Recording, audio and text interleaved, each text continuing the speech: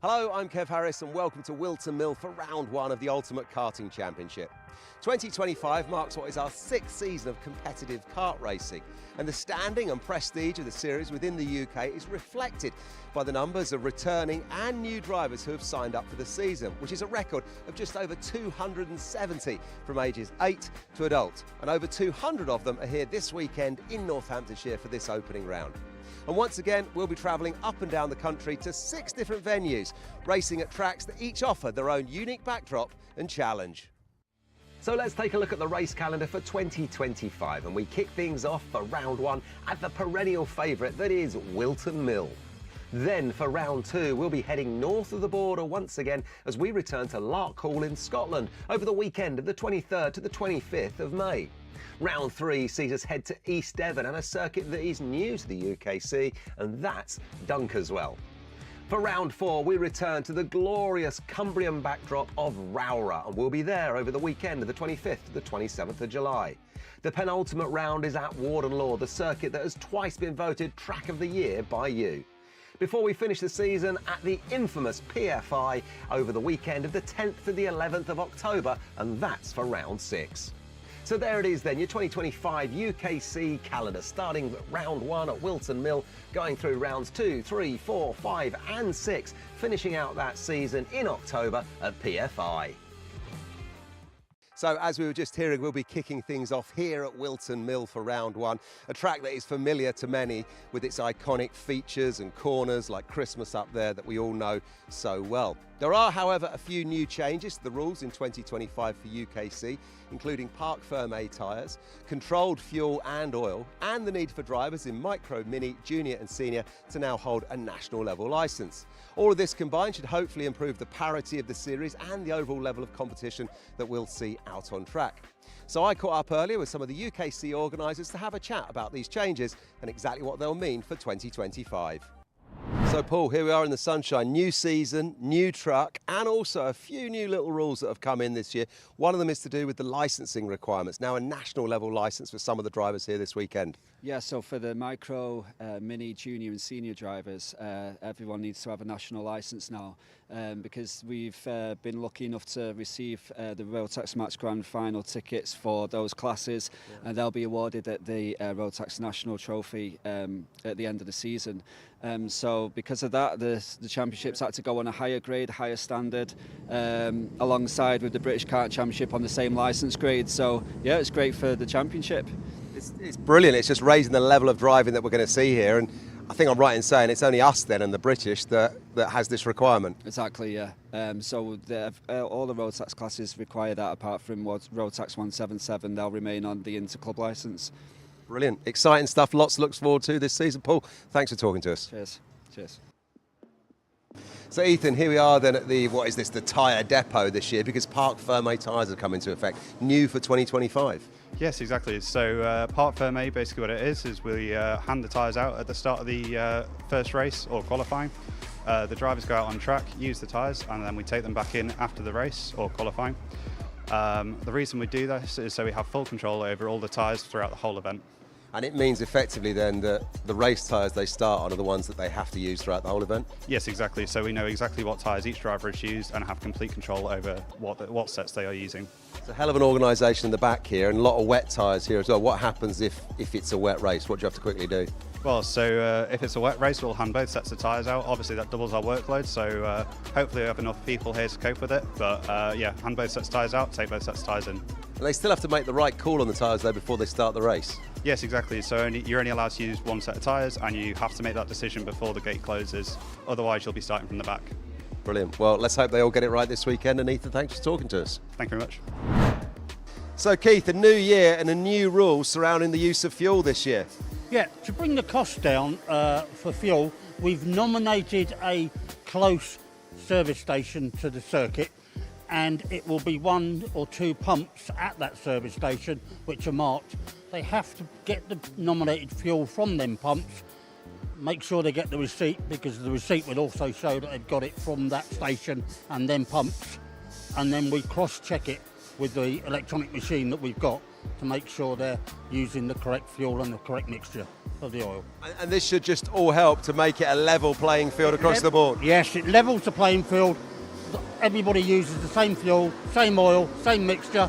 It's easy for us to cross-check with the sample that I take as I approach the circuit at the meeting. Well, best of luck with it, and thanks for giving us the info. No problem at all, Kevin. Thank you. Well, thanks to the UKC team who chatted to me earlier. I'm sure all of these changes will only add to the professionalism of the series as we look ahead to the rest of 2025. One thing that won't change, however, is the level of hard-fought competition that we're going to see out on track. The format for the weekend is as usual, but now with the addition of a Repercharge for classes of over 34 drivers. So let's take a look at how that will work and the overall road to the podium.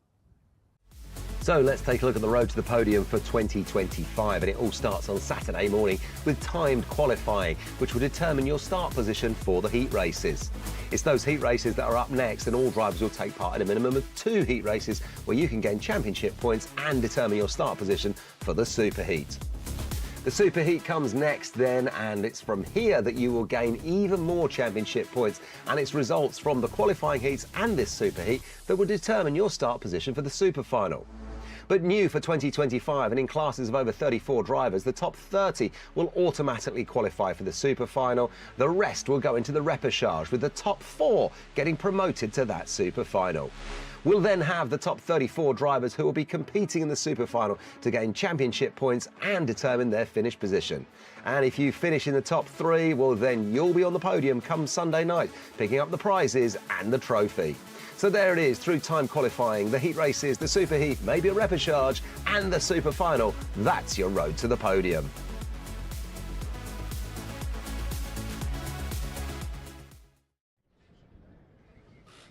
Themselves onto the podium then as we take to the first round of the Ultimate Karting Championship in 2025 here at Whilton Mill. My name is Zach Sweeney, and alongside me in the commentary box, of course, is Kev Harris. Thank you for that amazing bit of info to start off this season. How are we feeling? Yeah, good to see you, Zach. A new year, a new season, of course, and yeah, some changes there with Park Ferme tyres, the controlled fuel, and the national level licence for those micro, mini, junior and senior drivers. There's a lot to look forward to, and record numbers as well, Zach. We've got a lot of drivers to get our heads around for this one, and indeed for all of the classes. Yeah, definitely so. Well, we're going to go to the grid because they're out on their formation lap. We're going to be heading to the first superheat for junior Rotax this morning, of course, to all dictate their starting positions for the finals a little bit later on for the first round of the day.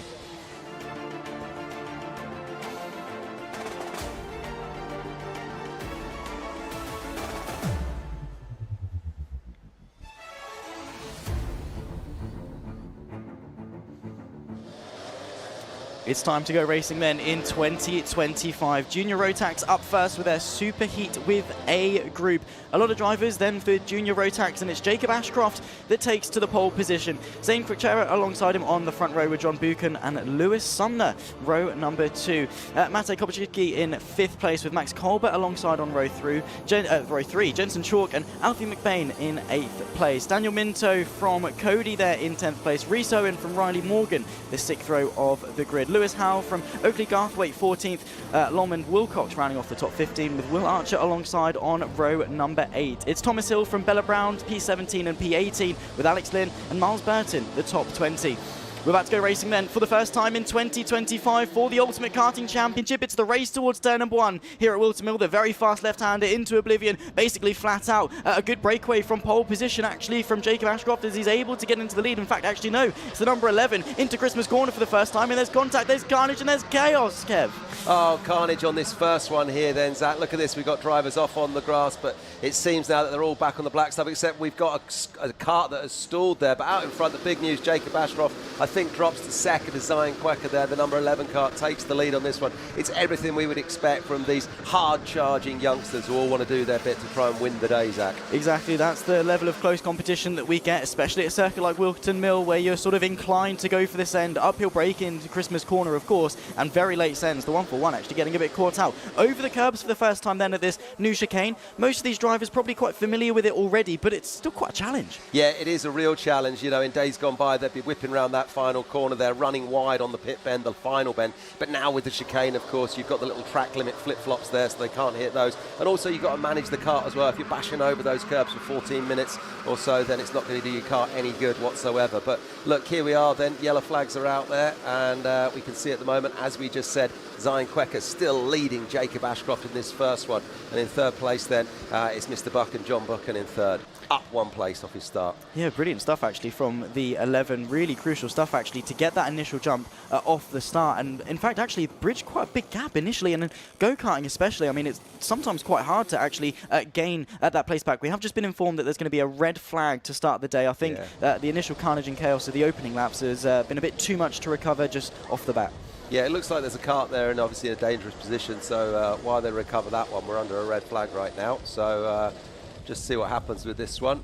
There must be so much adrenaline and excitement running through the veins of these youngsters as they come to a halt on the start-finish straight there. We can see the marshal holding the red flag while we get things underway.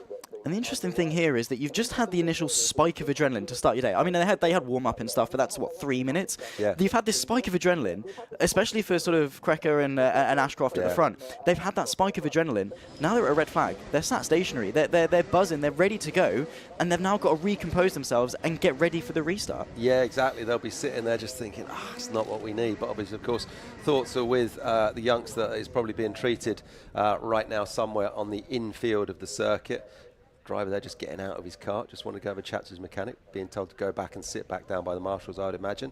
But yeah, it's tricky for them, isn't it? Because you've had all weekend. It's the first weekend of a new year and a new season, and it all has led up to this moment.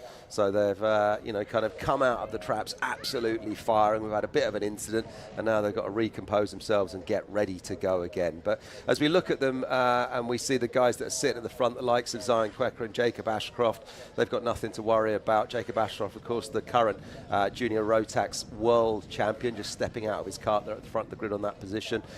They've been in positions like this before. They know what it's all about. So they have the experience and the confidence to relax and sit tight. Some of the newer drivers perhaps will be feeling a little bit out of sorts at this point in time.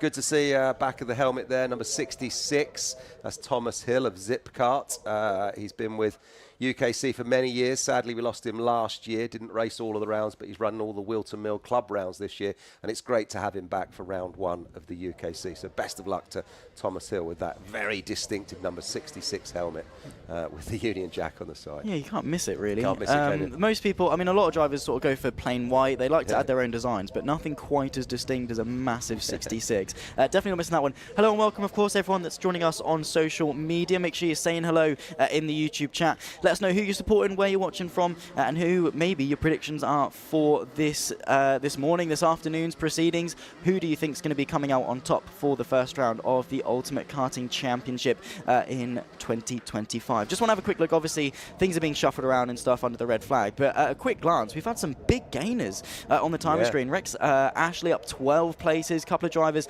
up sort of 7 or 8. Thomas Hill, speaking of, up 8. Yeah, Thomas Hill up 8 places there.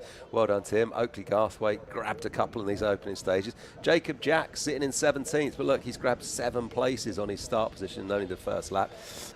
We'll see what happens, though, after the restart. They'll have to go back around. Obviously, they'll get re-gridded at the moment. There's Sue, one of the scrutineers, one of the team here at Whilton Mill, working for UKC this weekend.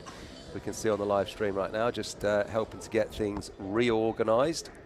As number 58, that is, where are we? Bella McConville there, I think. Is that her?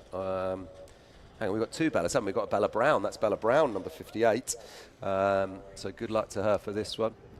As we see, who have we got at the front here now? A little bit of reshuffling going on. Hopefully then, we'll get things back underway very quickly.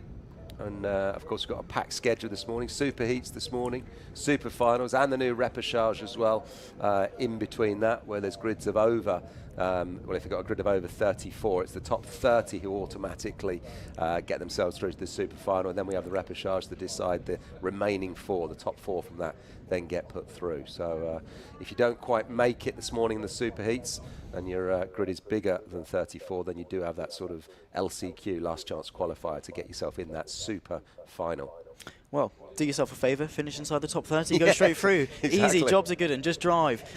Simple as that, right? Surely. No, obviously not. It's quite intense. I mean, especially at sort of this level of karting. This is no longer grassroots corporate karting where they'd have started off. You know, these are the big leagues. These are sort of national championships that you want to go and win and progress your career. So it's stressful, and you know, juniors, I mean, especially obviously in the mini and micro, they're between 8 and sort of 12. These guys upwards of towards sort of 16, these are young kids essentially having to deal with this stress. Yeah, exactly. This is when we get to junior Rotax, the jump from Micromax and then Mini into the jump up to junior Rotax is quite something.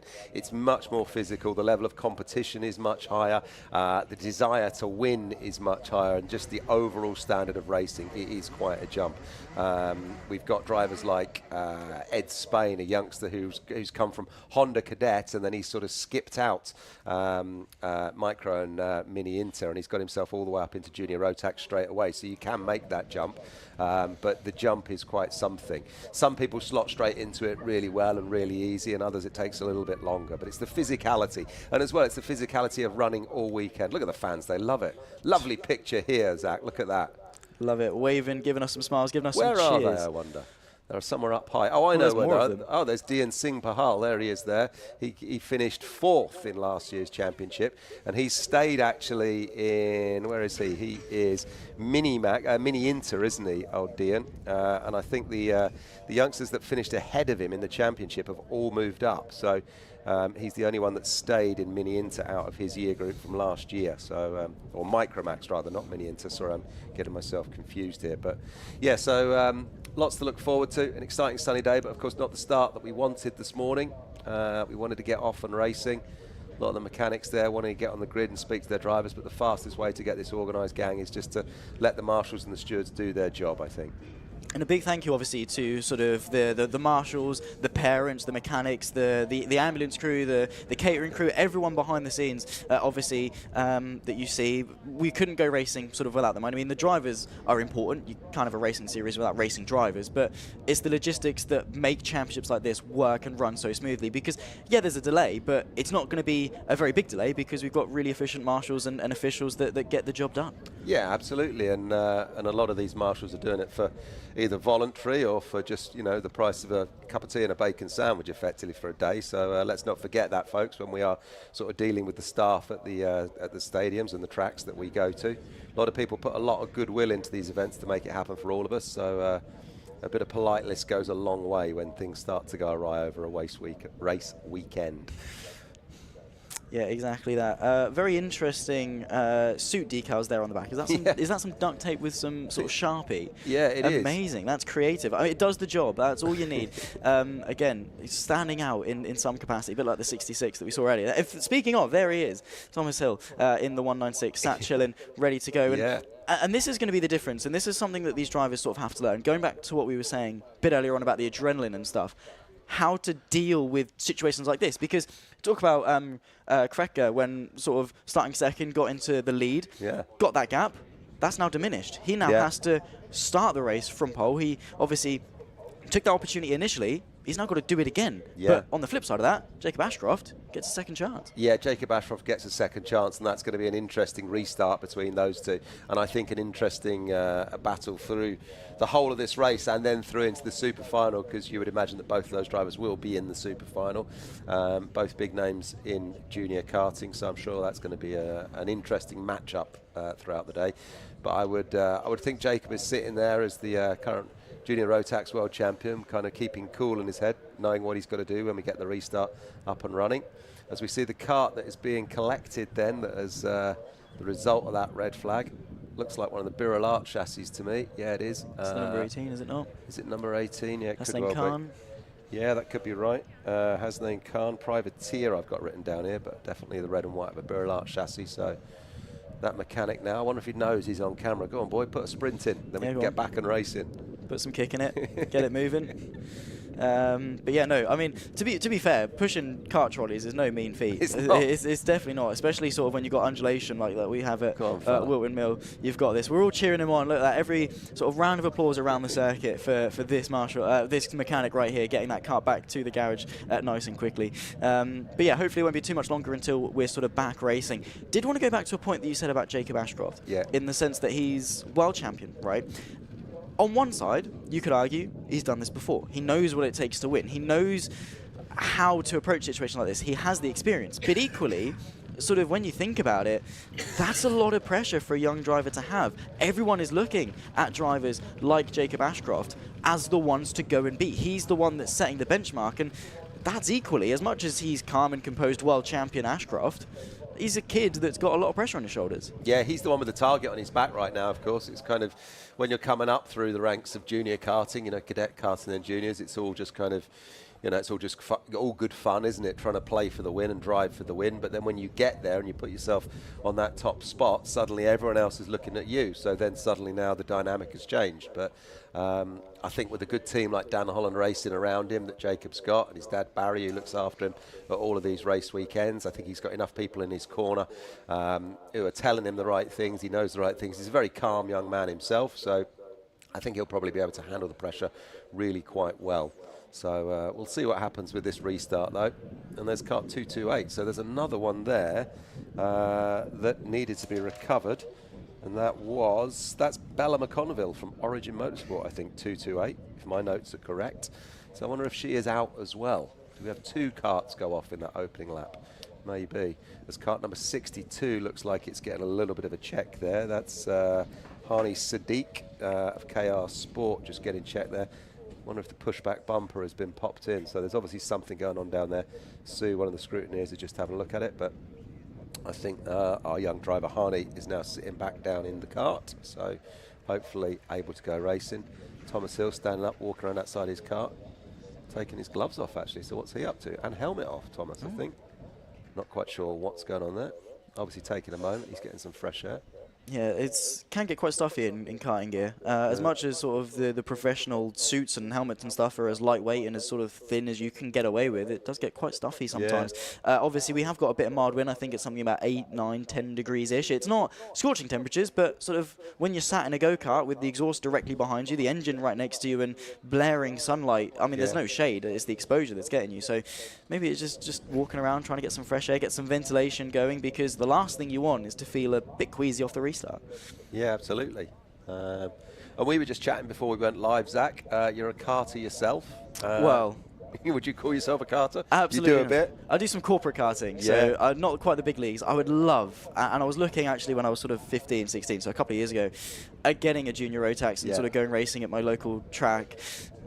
It just never happened, and I'd love to. But I've been sort of around people that race karts. I mean, Super 1 2020 champion Jack Tritton, he ran it in the senior Rotax and in the Mad Croc chassis. He's now racing in the British Superkart Championship. And have you seen Superkarts? Yeah, they are insane. Yeah, they are insane. The courage of those those guys is unparalleled. He's racing off at Silverstone this weekend, actually. So best of luck to him. But that's sort of where my experiences is, I suppose. But when it comes to karting, it's all this. I don't want to say it's all the same. It most definitely is not. The racing that I do compared to the racing that these guys do, very, very different things. But the mentality and the decision making and the racecraft, all of that sort of thing, is really sort of, I don't want to say transferable, but there's an element of progression that you can take with that.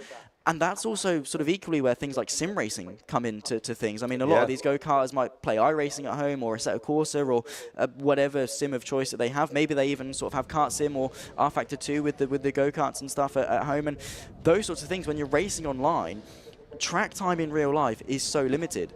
Yeah. Track time in sim racing most definitely is not. So when it comes to those decision-making processes, when it comes to racecraft and consistency, that's a perfect training tool. Yeah, it really is. It really is.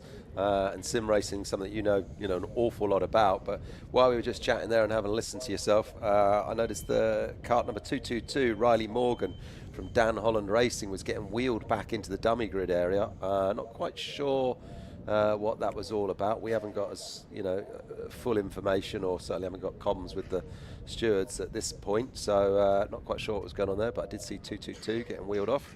and that was our man Riley Morgan going back into the dummy grid area. As we are now then just resetting kart number 62, getting pushed up and forwards. That's Hani Sadiq of KR Sport. So we should hopefully be back and racing. It's not the delay we wanted really here this morning. As we see another zip kart driver there, just having a chat to some other youngsters, Mr. Ashley.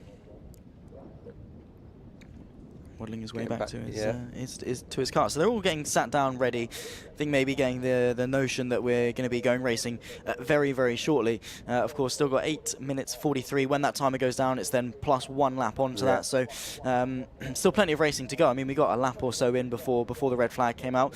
Like I say, not the way we particularly want to start the day, but it's been a pretty efficient cleanup. There we go. Green flag for the formation lap again. Right, so we're off. Once again, get some heat back into those tyres, everyone, because you've been sitting quiet for a while there. They've got a little bit cold, so yeah, get some heat back into the tyres, get your head back in the game, start to find your line again and recompose yourself, because we are off and racing.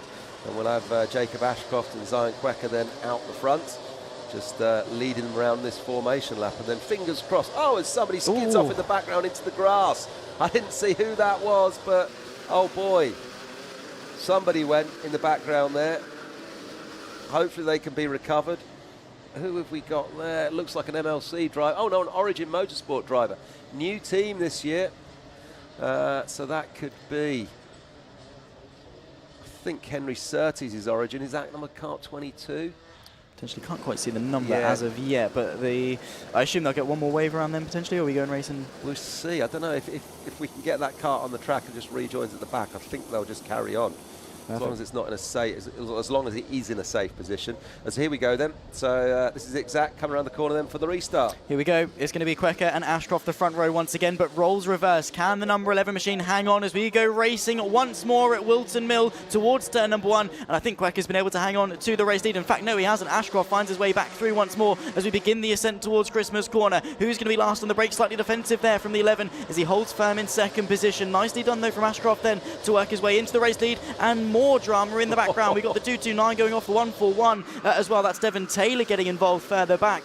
And once again, at turn 3, Christmas Corner strikes one more and a huge bump there. A bit of rallycross impersonations going on in the background.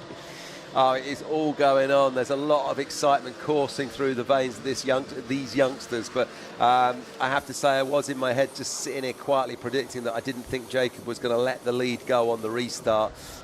His class shone through there. He's kept his head, but he's obviously still leading right now, but he's got Zone Quecker right behind him. And then I think that is Lewis Sumner in a TB kart there, just in third place, the green and white, the new livery that we're seeing here. And then number 13. Oh, here we go for the lead. The number 11 down the inside of Christmas Corner. Lovely stuff. Saw the inside, committed on the brakes, trail brake nicely in. Through the kink now, of course, towards the hairpin defensive once more. Covers off the inside. Gives Ashcroft the choice there to say you can send it to the inside, but likelihood there is it's better to tuck in. Straight work, straight back on the counter-attack though. The 246 Ashcroft, and through there. Was that Lewis Sumner to take the lead? Yeah. That little battle out front, they've got themselves all wrapped up, didn't they? Jacob Ashcroft and Zion Quecker, they were so busy worrying about each other. They let the door open there for Lewis Sumner, who's the benefactor of that one. He now leads. What he's got to do here, obviously, Zach, is just extend that lead and let those two behind him keep squabbling. Yeah, meatball flag there, mechanical flag. As you'll know, at the 118 of Jensen Chalk, just been updated for race control there, but that is capitalisation at its finest. Sumner, quick look over his shoulder, bit of contact potentially as well there between the 13 of John Buchan and, of course, the race leader, the 38 there of Sumner. But now the top 3 have changed hands completely. I mean, Quecker and Ashcroft down in 6th and 7th now in this race because of that battle. Yeah, I just glanced at that myself. I'm looking at Jacob Ashcroft now down in 7th. Not entirely sure what's happened there. So that squabble really didn't do him any favours whatsoever. And now we've got a top 4 that is completely different. We find Jensen Chalk gaining positions up to 4th right now. But out in front, here we go then. Lewis Sumner, kart number 38, leading it in this first one this morning here at Whilton Mill. Yeah, don't forget though, of course, unfortunately, Jensen Chalk has got that mechanical flag, so that P3 might be short-lived. Bit of a breakaway though from the top 2. The 13 though looks to go to the inside later on the brakes. Saw coming from the 38, but the outside line not quite able to prevail on that particular occasion. I don't think actually Sumner saw that coming. I thought he had a little look over and was like, yeah, no, I'm safe. And then Buchan up the inside. Yeah, absolutely. For me, he just ran too wide there. I think that was just a lapse in concentration. He was just feeling a little bit too comfortable and he just opened the door, didn't he? And John Buchan, well, it was too easy for him, wasn't it? Jensen Chalk, like you say, had that mechanical flag, still sitting in third. And then we got Matti Kobiedzy there just in fourth place right now. Jacob Ashcroft, though, climbing the ladder, now up to fifth. Zion Quecker then just behind him in sixth. This is a really exciting opening superheat here at Whilton Mill for the opening round of the season. I'm loving this. Yeah, Jensen Chalk, of course, comes into the pit lane, then following that mechanical flag. It's then Buchan that leads the 13 into Christmas Corner. One of the most challenging sort of corners on the circuit, really. Heaviest braking zone, particularly uphill as well, and definitely between the different chassis. I mean, the Tony Karts, the OTKs, quite snappy on the brakes, but sort of other chassis, you can sort of trail brake it in a little bit more. So different driving styles will start to prevail, and that's where we're going to see sort of differences when it comes to overtaking. The fight at the front then continues to rage on. We've got battles all the way through the grid, but now we're at this stage of the race. You've sort of found your couple or your triple, sometimes even your quartet. You're settling into this race. The question remains, do you go and catch the pack in front, or do you settle for the pack you've got? Yeah, that's exactly it. And what we will see now, Jacob Ashcroft, who's just set the fastest lap in fourth, now his class should start to show through as he just climbs himself back up into a podium position. This one has a long way to go, just under 6 minutes plus a lap. You're going to see Jacob Ashcroft get himself back in the top three, I'm sure, as we've got some overtakes taking place there in Christmas in the midfield. And just before Jacob Ashcroft took the fastest lap, it was that man Thomas Hill who was fastest lap moments before him. So Thomas knows this circuit well through his club round performances. And do you think the people that sort of race the club level of Whilton Mill will have an advantage? I mean, they're at the circuit sort of every other week or every couple of weeks compared to those that race more on a national level. This is their time to shine. Yeah, absolutely. You can't beat that home advantage, can you? As we look in the back of our picture there, another driver going rallycross, spinning off and then just trying to bump it back onto the track, but couldn't quite make out the numbers on that one. But another driver on the grass rejoining. Looks like a Dan 266. It's going to be Rory Dan Armstrong. Holland. Yeah, there he is, Rory Armstrong. Dan Holland Racing gets himself back in the mix. He's going to be gutted. Got to keep his head though. As we get a little move done up the inside, we're going to see so many overtakes at Christmas once again, Zach. We are indeed. There were Noah's Ark for a second, too wide, too deep, very momentarily. And of course, it's then the setup through the left, then the right that set you into that hairpin. So if you can get a good run, you can have a look into the right-hand hairpin that's getting all sorts of busy through the left-hander, then into this one as well. Because of the line you take, you really sweep wide round the left to cut in for a late apex. Opens up the inside quite nicely on the inside. So if you're inclined, you can actually send quite a late move to the inside of that left-hander. Now, of course, through the boot with the changed chicane that we saw last year. Got to be careful of track limits, but equally not just track limits, the safety of your go-kart as well. You don't want to be bending a chassis or knocking anything off, maybe losing any sort of components or knocking your exhaust loose, anything like that. That curb can be lethal if you're not careful. Slightly defensive into Christmas Corner from a couple of drivers. The gap at the front seems steady as we're over halfway through the race. Yeah, it does, and you're absolutely dead right about that final chicane there. If you keep banging off those curbs, it's not going to do your car or your chassis any good whatsoever. As we take a look at the live timing on your screen here, Jacob Ashcroft with the fastest lap once again. I think yesterday he set the lap record. Unofficially, he did a 45 and change, where previously it was 46 and something. His dad Barry filled me in on that one in one of the heats yesterday. But look, he's back up to second. Now gets himself up to first on the timing, as I think we're following a mid-battle here on our pictures. But out in front, Jacob Ashcroft now leading, according to the on-screen graphics. Yeah, don't know how he's done that. He went from sort of fourth or fifth all the way up to the lead of the race, but there is the 246. He's on track. It's not a timing error. He is leading this race now ahead of John Buchan and Lewis Sumner. This race has been absolute carnage. I mean, we saw Ashcroft lose the lead, regain it on the restart, lose it again during the battle. He's now back through. The pressure is on for the world champion, but he is keeping himself calm, composed and collected with 3 minutes and change to go. Yeah, exactly. That's what you'd expect from a youngster with the experience that he's had. He found himself down in seventh, but he's kept his head, come back up through the field, and now he's leading from John Buchan and Lewis Sumner there. Matti Kobiedzy and Zion Quecker gets back up to fifth. I'd be keen to see how well Zion Quecker can do to get himself maybe on the podium in this one, because he obviously started out in second place, didn't he? He was on that front row of the grid in number 2. As we get a contact warning from Ollie Garthwaite flash up on the screen there at the top. Really quick racing from these youngsters. Great pictures as well, thanks to the guys at Alpha Live. I'm loving the coverage.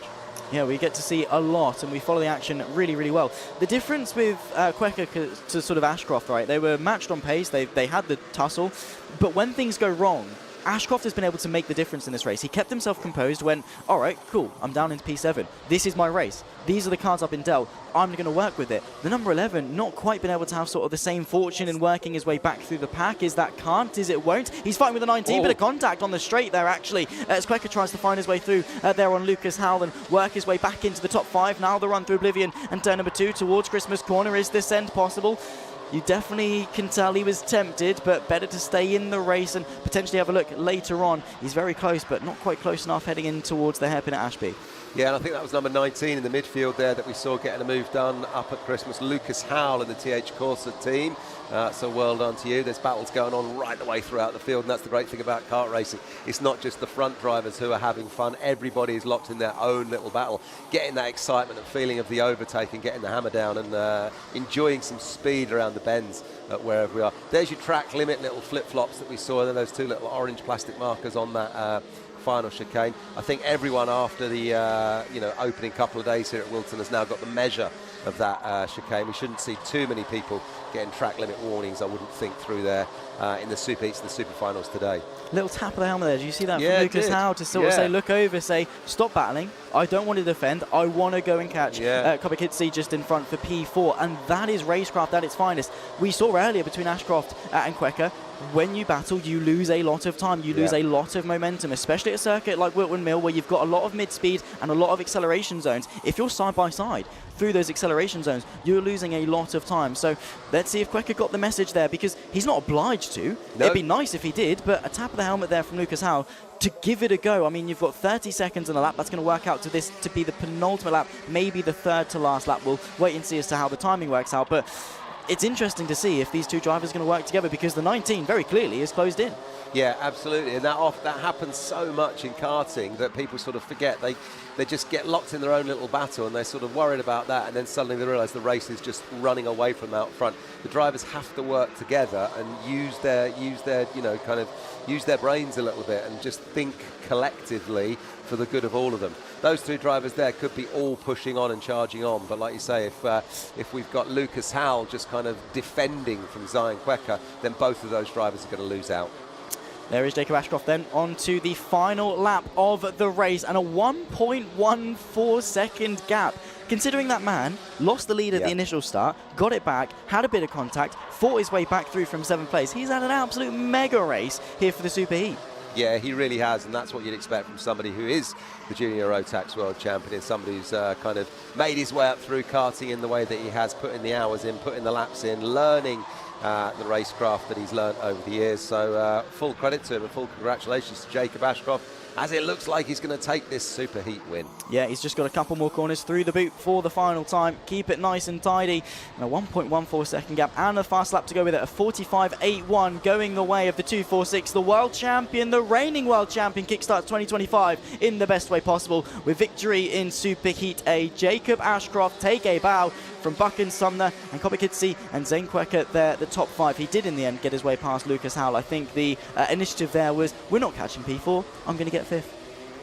Yeah, well done to him and all the other drivers that just round out that top 10. Nice youngsters there, good drivers like Dan Minto, Thomas Hill, Will Archer and Alfie McBain. Those are your top 10. But yeah, brilliant sort of few minutes of excitement to kick us off in the sunshine here at Whilton Mill. Things are warming up nicely with 4 more Super Heats to go, then the Repercharge and then the Super Finals this afternoon. But there's your results, Zach. Jacob Ashcroft then victorious in Super Heat A from Buchan. Sumner the podium then for the first heat of the day. Kobakitsi then from Quecker the top 5. Lucas Howell in P6. Daniel Minto from Thomas Hill, Will Archer and Alfie McBain the top 10. Behind that you've got Hani Sadiq, Rhys Owen, Oakley Garthwaite with some contact warnings throughout the way gets himself in 13th. Laputrell in 14th from Max Colbert and Daniel Hartley. Ryan Rapini from Alex Lynn, George Fountain and Bella Brown the 20th driver to take to the checkered flag. Jacob Jack from Rex Ashley, Rory Armstrong and Lomond Wilcox. There comes Miles Burton, Joseph Mills, Ed Spain, Devin Taylor and Elliot Powell from Jensen Chalk, the top 30 and final driver. And of course there Hassan Khan, I think one of the drivers that we lost at the beginning of the race. Won't be very long until we're back out on track for the second Junior Rotax Super Heat, of course, with Group B. There they are, of course, the juniors all getting their sort of drop nose cones inspected, because that is a big thing. You've got to be careful, and it's not necessarily sometimes contact. It can sort of be going off-road, and that pushes the nose in. as we're going to get ourselves ready for race number 2 of the day, the juniors back out on track.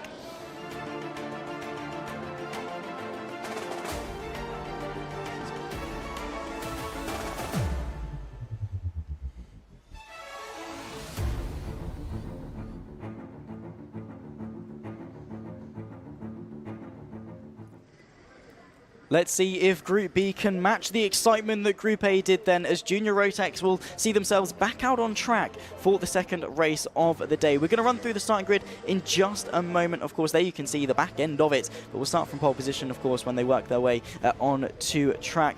Kev, what are we expecting from this second group then as well? We'll get to that in just a second. Kai Clark, pole position for OTK from Zach Starbuck in second. Albert Friend, is he going to be friendly as he works his way forwards, potentially eyeing up a race win? Daniel Kilpatrick then will join him on row number 2. Albie Lapper from Ellie Baden in P6, from Riley Bishop and Shane Chandaria in 8th place. Matteo Palzo from Louis Radcliffe, the top 10. William Webb and Ava Morris keep each other company on row number 6.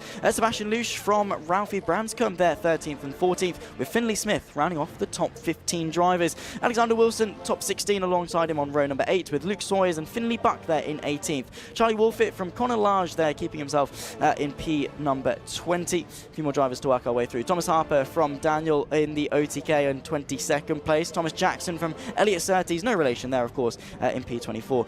Lloyd Palmer from Vlad Tomanchik there in 26th. Maya Simpson from Kieran Stewart in 28th. Blair Smith from Salva Solonchenko in 30th place. Zach Jennings from Molly Mizzen the 32nd, with the final driver on a very lonely row 17, Scott McDowell there, with 33 drivers to take to Super Heat B.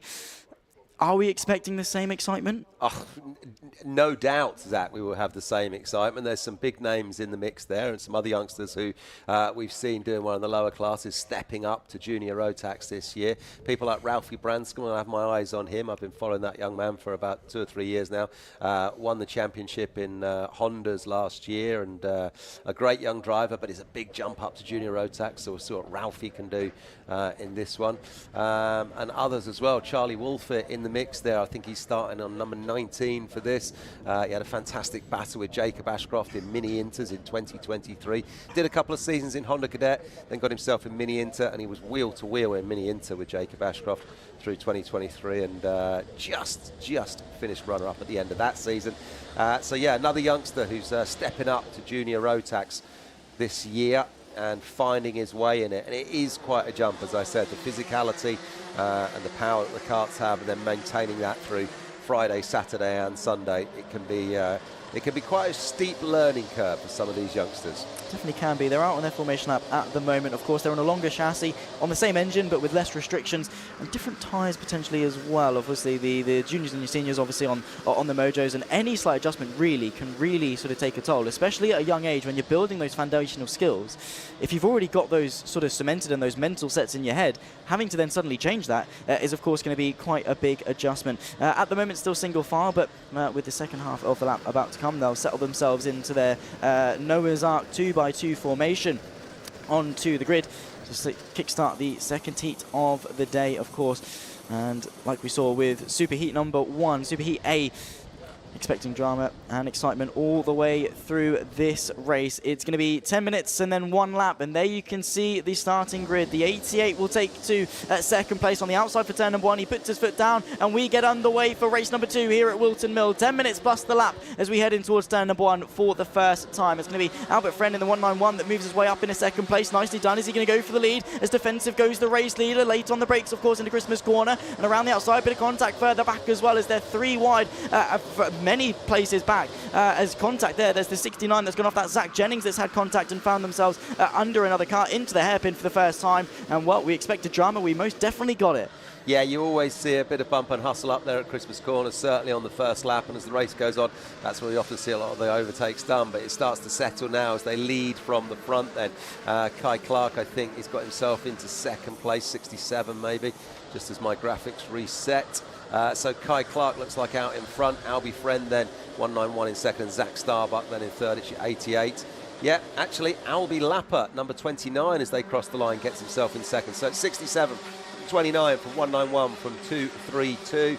Zach Starbuck then now in fifth. Albie Lapper, the winner there, climbing 2 places on the first lap as we fall into a bit of a formation just we've got bumper to bumper then, and this opening sort of 6 drivers out in front. It's going to be an exciting one, Zach. Yeah, they're nose to tail, as we always come to expect in kart racing. The 67 leading then from Albi Lapper, who actually made quite a decent start, up a couple of places off the initial get-go, and that's how you've got to be aggressive but fair, very punchy, and having your wits about you. I mean, you've got 32 other karts all around you, all vying for the same bit of tarmac. You've got to be very careful as to how you position your kart, especially with the momentum through the very fast turns 1 and 2 and the ascent towards Christmas Corner. We kickstart another lap, and, well, nose to tail once more in the fight for the lead. Kai Clark with Albi Lapper all over him. Defensive goes to 67, pulling out to the outside. Goes to 29, tries to go the long way around a Christmas Corner, but held firm there from the 67.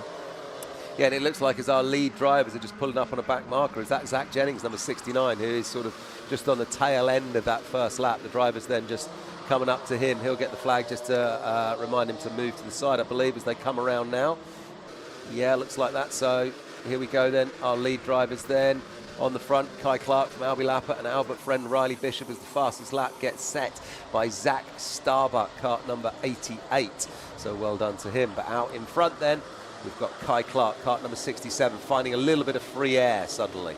Yeah, for anyone wondering, by the way, why sort of Jennings might still be out on track despite the fact that your race is essentially over. First of all, it's track time. Second of all, points go all the way down to P34, so you might as well do it. Points mean prizes, and fair enough, this race is a bit of a write-off. You're going to be grateful for those couple of points a little bit later on in the season when you look back and wishing you had a couple of extra points here and there. So definitely showing some good determination and strong will there to continue on there in the 69 machine. 7 minutes plus a lap still to go, so going to translate to about 9 or so laps left to go in this race. Clark still from Lapper, Ellie Baden then the top 3, getting himself ahead of the 191 of Albert Friend thus far.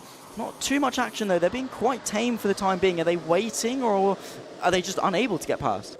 I think they're just these 2, 4, 5 drivers who find themselves out in front. They're just keeping their heads and playing it cool, I think, at the moment. All running their own race, all realising. As we get a bit of action here, who have we got here? Albi Lapper from Strawberry Racing just flicking it wide in his Tony kart there, trying to get past Kai Clark, but Kai Clark shuts the door on him. So, yeah, we have got action out in front. Look, they come 3 wide into the infield here then, as we see a KMS driver there. I think that's Ellie Badnan there, number 155, sitting in third. So battling going on in the front 5, it looks like, Zach. So plenty of excitement, actually, as we were just trying to say that they're keeping it cool and just running their own race. They're not doing that at all. They are out to win, and they're having a go. Lovely little move there to the inside of the boot from Zach Starbuck there. Saw the gap, of course. If you can get on the inside, you're so late on the brakes going into the boot that you basically just jam it on, get some rotation, and eat that curb on the inside. So if you can take that track away, like the 88 did with the fastest lap, you can very easily move yourself up a position. Great battling, though, and great spatial awareness being shown. Trying to sell the dummy, though, Albi Lapper. This is getting very feisty very quickly, but all this is doing is reeling in the pack of walls behind. That's going to be Baden and Starbuck, who we've already seen is very feisty. Defensive driving, though, defensive masterclass from Kai Clark, who keeps the lead, but we've seen before it's a short fuse, and that can very quickly change. Yeah, this is brilliant racing from these youngsters. They are really, really going for it. It's like they're driving like they've got nothing to lose, which is great for us as the fans. But this battle between Clark, Lapper and Baden out in front and then Starbuck in fourth, well, it's intriguing, isn't it? They are all doing their absolute level best to put themselves out in front on this one. The steering wheel is getting seesawed left and right. They're soaring it left and right. Look at this, as we've got now. What's going on here? Positions don't change, but it looked like they did. They sort of run wide and then they come back in. Is someone going to have a go at Christmas? Yes, look, the Strawberry Racing driver then of Albi Lapper, but no. Finds himself dropped down to third. Ellie Badnan then up to second. That was a mistake there, trying to go around the outside, and look at that, it's killed his momentum. You try and go around the outside, the track is always going to be taken away from you. The racing line naturally invites karts on your inside. He tried to go the long way around of Christmas Corner. He's now got to regain his composure, regain that rhythm that's so important at Whilton Mill, and like that snap of a finger, blink of an eye, Albi Lapper has gone from eyeing up the race lead to trying to stay inside the top 4. I think he's been able to settle himself back in. We'll see when, of course, the timing tower ticks back over. He's dropped not just to third, but to 4th place there, the 29. Ellie Baden now inherits 2nd place. That's what Kai Clark wanted. He wanted Lapper to make a mistake, invite more people into the battle, so he can have a lap or 2 to breathe. Yeah, and Kai Clark does have some breathing space right now as he's out in front, and he just needs to keep his head. But behind him, a real benefactor of this there, number 155 from Kato Motorsport, Eli Baden. now sitting in second place. He's now got his eyes firmly fixed on the target that's on the back of Kai Clark. He's going to be doing everything he can to get himself out in first, but back down in fourth place then now Albie Lapper of Strawberry Racing will be just sitting there absolutely ruining himself in his helmet, just probably cursing what's just happened. He's got to just compose himself and get back in the race. And that's the difference between sort of a good driver and a great driver. How quickly can you take that reset? You've made a mistake. How do you then work with it? I mean, we saw it with Ashcroft in race 1, of course, having that mistake, having that battle, working his way back through a fight for P5. I think that's going to be Riley Bishop potentially, or Albert Friend under pressure from Bishop in that fight now for the top 5. As you can see, the top 4 starting to break away a little bit. I think his Friend is sort of dropping down the anchors, really, for 5th place. It's interesting because the top 4 are right there.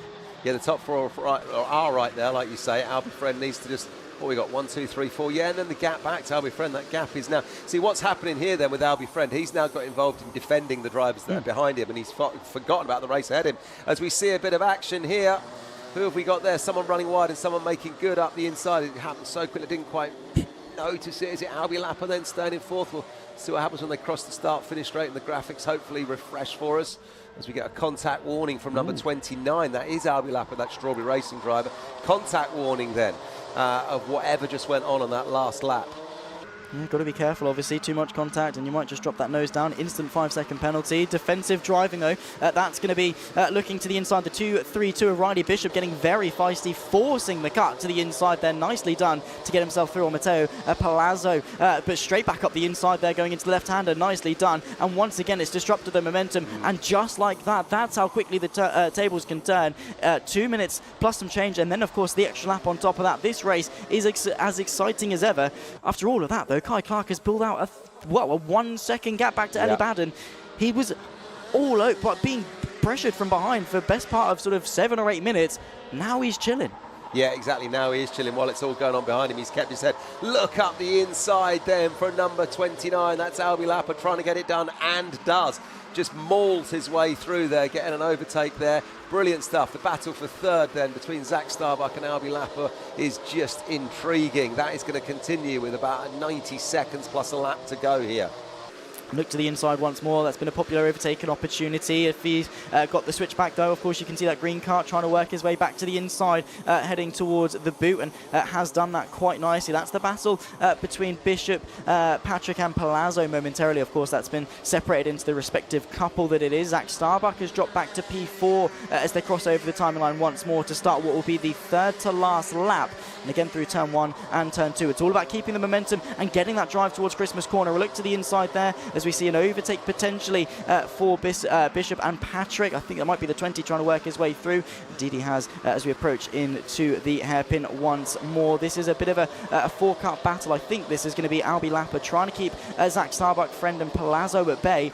He's done a pretty decent job of that, but what could have been for Lapper if he hadn't made that mistake? Yeah, absolutely. 40 seconds left on this one then, plus a lap still to play for. The real winner at the moment is Kai Clark, who is out in front. It's a 1.23 second gap back to Eli Baden in second, and Albie Lapper in third. So yeah, Mr. Clark then has made the most of what's going on behind him and just kept his head and started to stretch his legs a little bit in this one, extending that lead. Look, the battle is back there. Look at this as we come up into Christmas. That is the number. Oh, we've got a driver off, and we've got, it's the 116. That's Thomas Jackson. Thomas Jackson, look at him, head in hands there on the helmet. He's gutted. Ah, you would be. Yeah, this late on in the race, there's not much that you can do to recover from it, and that is so unfortunate. One more lap left to go then. Did just want to bring up the topic of tyres, right? They get one set for the weekend. Yep. Right now, how hard do you push if you're Kai Clark? You're going to need those tyres for the final. Yeah, he absolutely is. I think at this point in time, though, if he's out in the lead, yeah, he might be sort of conserving his tyres a little bit. Green flag goes.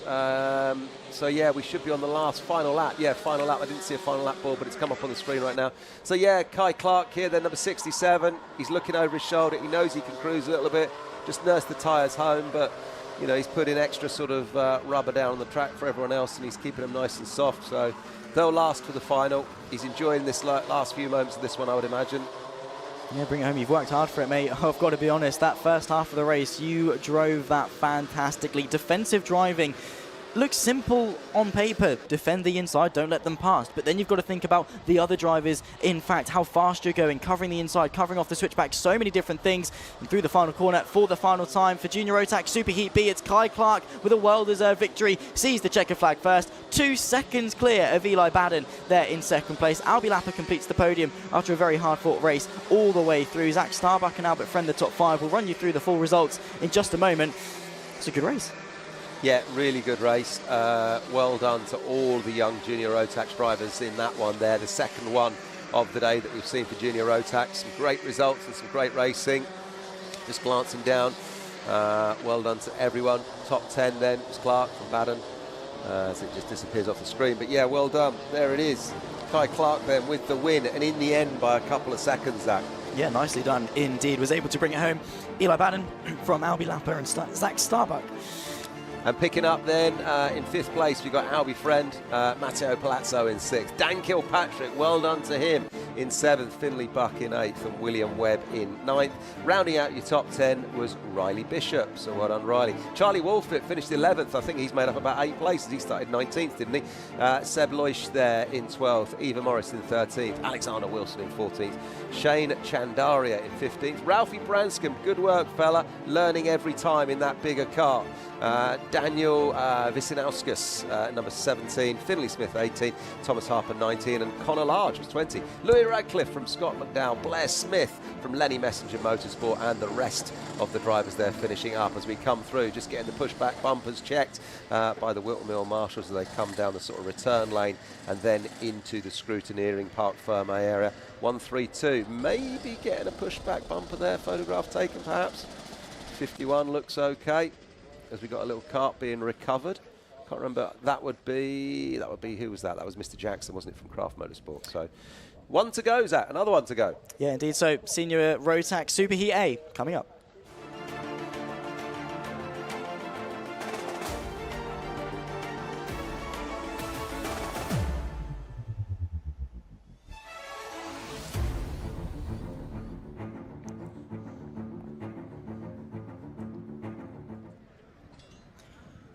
Well, the juniors have concluded. We move on to the seniors for their first Superheat. Of course, group number A about to get themselves on to the track. There is the grid. Ewan Charman from Lewis Goff in second place. Jack West from Neo Clark keeping him company on row number 2. Jack Thompson from Reese Bale, the top 6 with Ben Donkin and Rachel Robertson, the top 8 drivers. Lewis Harvey from Gabe Fairbrother at the top 10. Kieran Ives from Marcus King there keeping him company on row number 6. Caitlin Seabrook from William Antrobus there in 14th place. Tristan Rennie from Nathan Smith in 16th. Mac McGilvray there in 17th from James Wood. Archie Buttle and David Mitchell keeping him company on row number 10. Maxime Smith from Alex Moody, Ethan Head and Elliot Foster there in 24th place. Ben Horner from Lewis Merica in 26th.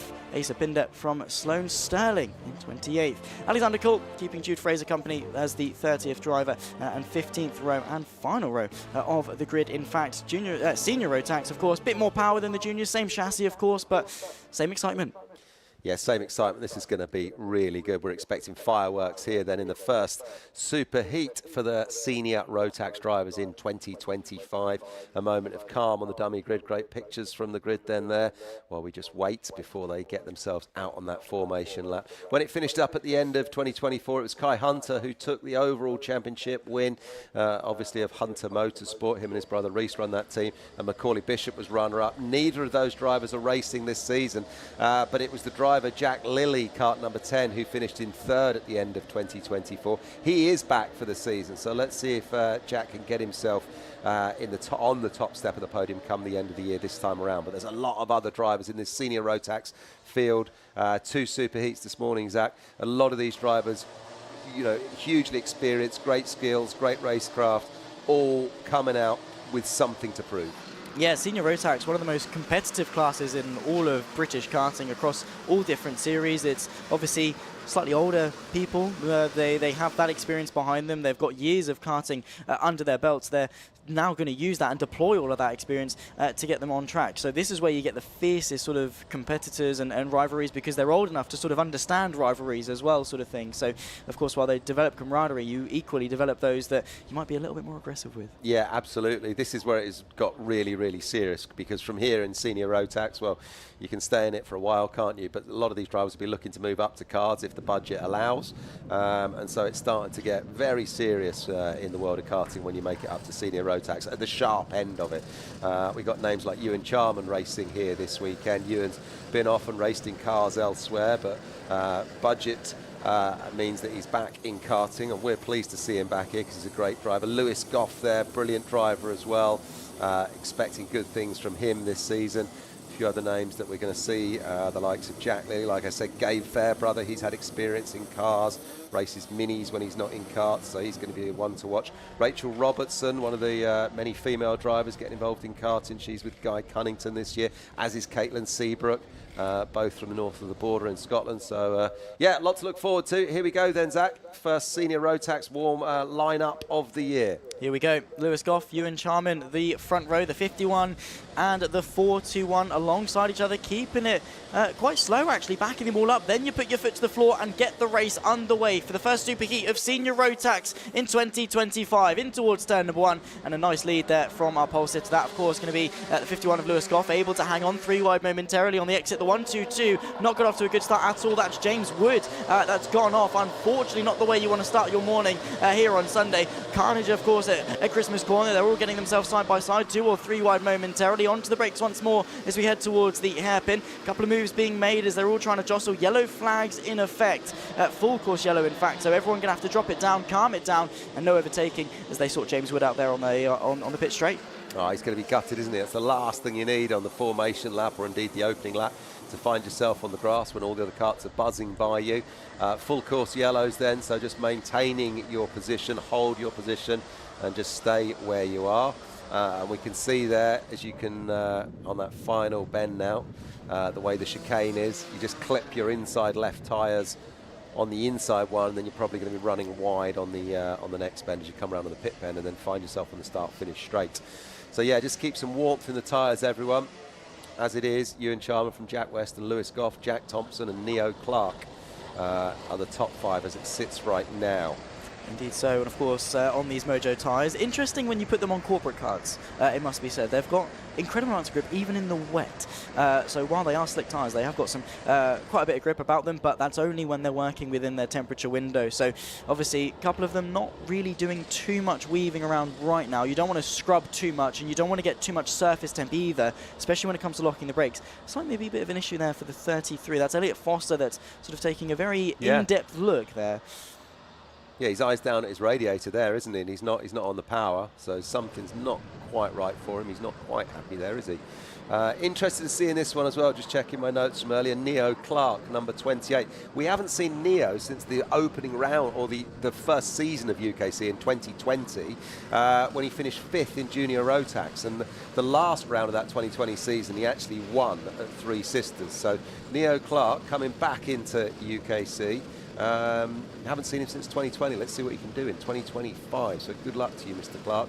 Sitting in 5th at the moment as they keep the tyres warm, waiting for the restart. Yeah, not doing too bad of a job either. Top 5 in a grid of 30. Yeah. Not bad going at all on a return. Just goes to show that those skills very much do remain there. Not sure what he's been doing sort of in the interim, whether it's been a sabbatical from racing or racing other stuff, but he's back in the UKC. Obviously one of, if not the most competitive karting championship in the UK. This is the one a lot of drivers want to come and win to prove their worth, and of course then progress their racing careers onwards and upwards onto the ladder, potentially towards Formula 1 or adjacent racing series, wherever they sort of end up, wherever maybe budget allows, or wherever the aspirations and skill allow these drivers to get to. Still waiting, of course, for the green flag to wave, but it's Ewan Charman that leads, the 192 of Jack West. So I thought the 51 got off to a good start. Unfortunately, fell back initially to the 192. Charman then has to keep those tyres warm and has to capitalise on this restart. Yeah, he really does. And he's the one that's sort of calling the shots. Here we go. Here we go.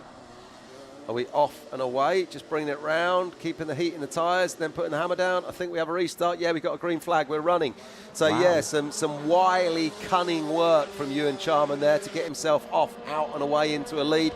And it's Jack West, the DHR driver, who is chasing him from Jack Thompson, number 65. Good work, Jack. Keep it up, fella. In third. Neo Clark then up to fourth. And Louis Harvey then, number 74, is currently in fifth. The 51 there, that's Lewis Goff, is it not? That had an issue, I think so, on the pitch straight. That's going to lock him out of contention, promote Jack Thompson into third place. He's tumbled his way down. I saw him sort of looking at his radio, maybe an issue for the 51, but he most definitely is not still running in the podium places by any means. Charman leads from Jack West then, and what a restart that was. Puts West on the back foot, but as a driver, you see the driver in front of you. You unlock an instinct that you can go and chase them. Bit of side-by-side action going through the chicane. That is not something you often see at all. That's going to knock the sort of momentum of those drivers, bunch everyone back up again. It's the top two that break away. It's Jack Thompson that tries to retain third place, locking the rear brakes going into Christmas and staying in third. Yeah, this battle for third, look at this. This is where the action is right now. Out in front, Ewan Charman and Jack West are in clean air. But look at what Jack Thompson is having to deal with as he runs wide. Behind him then, it's Neo Clark, Louis Harvey and Gabe Fairbrother. All three of those drivers hugely experienced, so Jack Thompson really has his work cut out to hang on to that third place right now. This is where we're going to see the action for the next few laps, Zach. Yeah, indeed. So I think they've sort of realised they're not catching the top two by any means, so you might as well try and finish third place. Jack Thompson then is able to hang on to it, single file through the chicane. It's all about just trying to get that exit onto this pit straight, because you're flat through turn one, slight lift for turn two, and the ascent towards Christmas up the inside though of turn one. That's Neo Clark working his way through up in a fourth place, I believe, or Gabe Fairbrother maybe making his way through in a fourth place. Look to the inside for Christmas corner, covered off by the number 5 of Gabe Fairbrother, who's now all over the rear end of Jack Thompson in that battle for third place. We've got 1, 2, 3, 4, 5, 6 carts all battling. At some point, probably, they're going to be breaking maybe into 2 packs of 3, maybe into 3 sets of 2. At the moment, though, they're nose to tail, and this is what we love to see. Yeah, we really do. This is exciting racing. It's everything you'd expect from senior Rotax, mind you. Hugely experienced drivers, you know, very fit young lads and girls out there today doing their absolute level best to take the win in the sunshine here at Whilton Mill. This is karting at its absolute level best, but out in front, there's that man, the 421 of Ewan Charman. Jack West then of Dan Holland Racing, the 192, chasing him down. That battle is going on its own out in front, and it's the battle for third then that's taking place back here. Oh, Jack Thompson runs wide, and he opens the door for number 5 of Gabe Fairbrother, who says, thank you very much, I'll take that one up the inside, I'll have a place, I'll go to third. As we've got a Dan Holland Racing driver then now going up the inside. What's going on? Jack Thompson is going backwards. That's Neo Clark then up to 4th. Yeah, nicely done. I think, again, it just goes back to that momentum and rhythm thing in karting. When you've got nose to tail, all of these drivers that want that position, if you get sort of nudged wide or sort of overtaken, you're shaking. You're like, oh my God, what's going on? I've just been overtaken. And then before you know it, there's another driver queued up, says, you know what, mate? I want that inside as well. I want another position. And then you just get absolutely swallowed up until you can regain said momentum. That's what's happened to Thompson. He's lost the position to Fairbrother. That's going to be Lewis Goff's cart there, beached in the middle. We lost him a little bit earlier on. A shame for the driver that started on the front row. He had a lot of potential. Look to the inside there. That's the fight a little bit further back. That's going to be Thompson, Harvey and Bale, I believe, fighting with the 74 now in between the pair of them. Going in towards this hairpin corner there. Sort of 3 wide. The 173 of Tristan Rennie with the fastest lap down in P9, trying to fight his way through. Just goes to show each of these drivers towards the back end of the top 10 have the pace to fight at the front. It's just circumstance and battles that prevent them. That's the fight at the front, though. The 421 leading the 192 of Jack West. Yeah, and that fight seems to have closed up there. The 192 of Jack West right all over the back of Ewan Charman right now. They did have clean air between them, but now Jack West says, no, thank you. I want to get myself up into first. I'm not going to let you go, Ewan. Oh. As he has a look up the inside, Ewan runs wide. Yeah, a little bit later on the brakes from Jack West there, takes the lead and now just starts to stretch his legs a little bit. Ewan Charman's going to have it all to do here then, because if he lets Jack West get ahead just an inch or two every corner, then before you know it, at the end of this lap, that gap is going to really extend. Yeah. You've got to recompose yourself very, very quickly. You've got to say, okay, cool, I've been overtaken. You've got to get back onto the front footing and get back on the counter-attack. You've got to apply pressure. Even to a driver that's quicker than you, they're not going to be quicker than you if they're having to defend. No. So put them under that pressure. Even if you think they're slightly quicker than you, you can still be the better driver as such by applying that psychological pressure, applying that physical pressure, and not letting them get away. That's what Charman needs to do. He needs to be applying pressure, but he can't apply pressure physically if Jack West just says, you know what, mate, I'm going to put my foot down and get on with it. Yeah, and he did have the fastest lap, Jack Wex, the 45.36, but he's just been pipped by Archie Buttle, who's now just done a 45.34. So Archie Buttle back in 9th, proving that he's got the speed. So in the midfield then, the racing is going on. Lots of fast drivers right the way through the field. As we see this battle then, I think we're picking up the pictures now. The battle for 3rd, I believe we're looking at right now. Here we go. Just trying to get a handle on those numbers on the carts there. Brilliant sunshine here. The battle for 5th, as we see on the graphics on screen, is tight between Jack Thompson, Rhys Bailey and Louis Harvey. Tristan Rennie in the mix from Scotland there, and Archie Buttle then back in 9th with that fastest lap. So that's where the action is then, as we see our top 4, West, Charman, Fairbrother and Neo Clark out in front. 2 laps to go at the line. There's the fight for the front. There's the fight going on in the background. Oh my goodness me, the 65 Jack Thompson is under a world of pressure. Yeah, there's a lot of bump and hustle going on with that group in there. You've got to be careful of those bumpers, of course. You don't want to get a pushback bumper penalty there by running into the cart in front of you. 2, 4, 6 drivers then. You can almost throw a blanket over of them. This is the battle that we're looking at. Just running wide, keeping their heads at the moment through the infield. Look at this. This is really exciting stuff in our opening senior Rotax in 2026 Super Heat. Just watching then the battle. Pictures have left us at the moment from Charman and West, who are stretching the legs out in front. And I think this is number 5 of Fairbrother that we've got our eyes on here. Indeed it is. They're working their way. Obviously, they're under a little bit of pressure. That, of course, going to be the 65, I think, of Jack Thompson. Still under a little bit of pressure. You can see the 74 there of Lewis Harvey, just trying to sort of find his place in this battle. Defensive, though, really nicely done. But the 173 of Tristan Rennie forces that gap open, pushes the switch back on, has the inside for the left-hander, works his way through nicely into P5, and it's all bunching up now because of the battling. We've got the best part of the second half of the top 10 all involved. We've got one more lap left to go in this race. It's the 192 of Jack West versus the 421 of Ewan Charman. It comes down to the last lap. This is fantastic racing from these young drivers, both of them hugely experienced. Like I said, Ewan Charman has been off and away racing in cars, now back in karts with us this season. Throws it out wide, tries to do the undercut up the inside. It's not going to work for him, but look, he's carried speed. Can he get it done in the closing stages of this one? This is brilliant. This is brilliant from West and Charman. This is why karting is as good as it is. It's the best form of motorsport for overtaking, surely.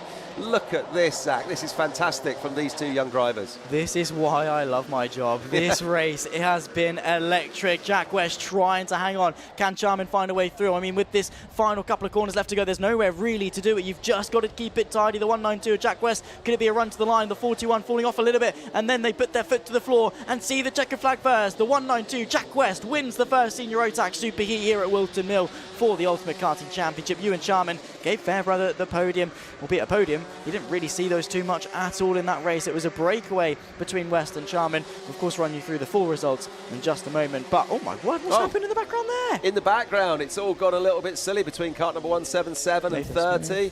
Oh, there's a few of them. Look at this. Kart 80, number 92. Oh, man, look at this. We've got the Smiths, Maxime Smith, Nathan Smith. I don't know if there's any relation. I mean, it's quite a common surname, but it'd be interesting if there is a little bit of a clash. We've got the 80 of Jude Fraser involved there as well.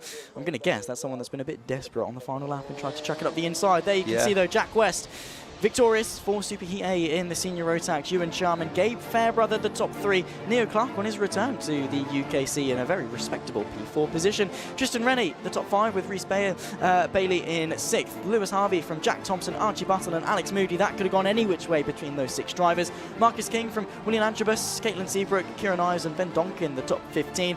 Alexander Cole from David Mitchell and Ethan Head, the top 18. Lewis Merica from Mac McGilvray, the top 20. Asa Pinder from Nathan Smith, Sloan Sterling, Ben Horner, Maxime Smith, Jude Fraser, Rachel Robertson, Lewis Goff and Elliot Foster there to complete, and of course a couple of DNFs along the way. Most notably, Lewis Goff, clearly a fast driver, qualified on the front row of the grid, probably did quite well yesterday in the heats as well, you'd imagine.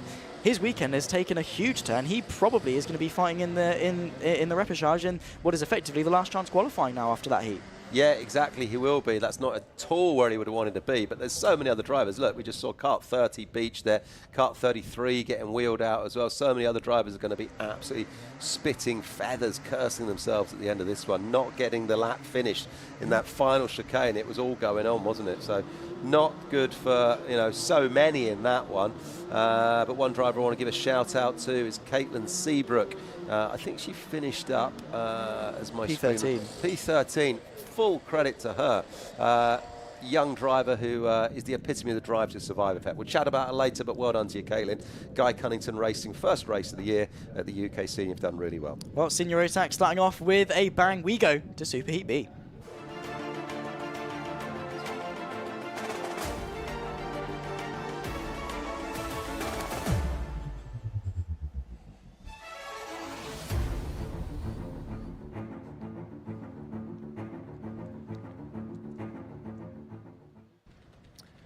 It was Jack West and Ewan Sharman that set the standard in Senior Rotax just a few moments ago. We go again for the seniors with Heat B, Super Heat B, of course, to dictate their starting position for the final later on. Jack Liley from Finley Jones, the front row, Joshua Turnbull and Jack Baker, the top four. Freddie Ingram there in P5 with Leviel alongside for row number 3. Keane Geraghty there in 7th place ahead of John Brown in 8th. Angus Scrivener from William Pemble there, Benjamin Lee and Jack Gillingham, the top 6 rows of the grid. James Philip King from Max Taylor, then comes Mikey Walker, the top 15. Callum Kinder there in 16th place as well. Zaki Hussain from Toby Lean.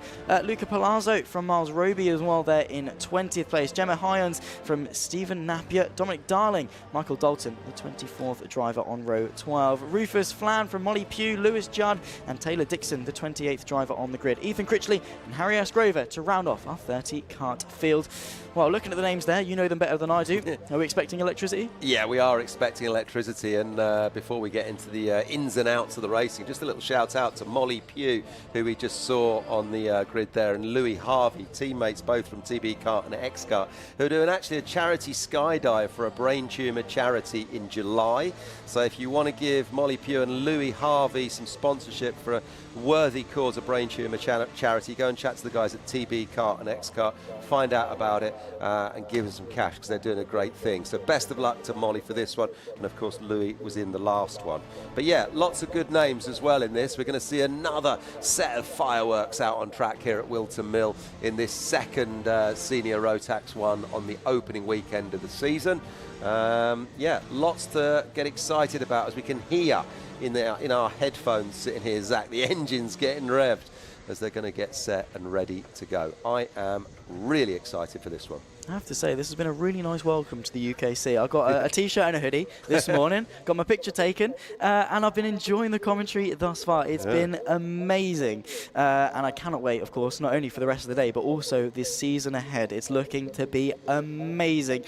But let's get through Super Heat B in just a moment, because the level of competition is insane. Yeah, it really is, and you know, it's kind of testament to the series and the reputation that it's built in what is 5 very short years. We've got 60 drivers turning up for Senior Rotax this weekend. We might have more next time out.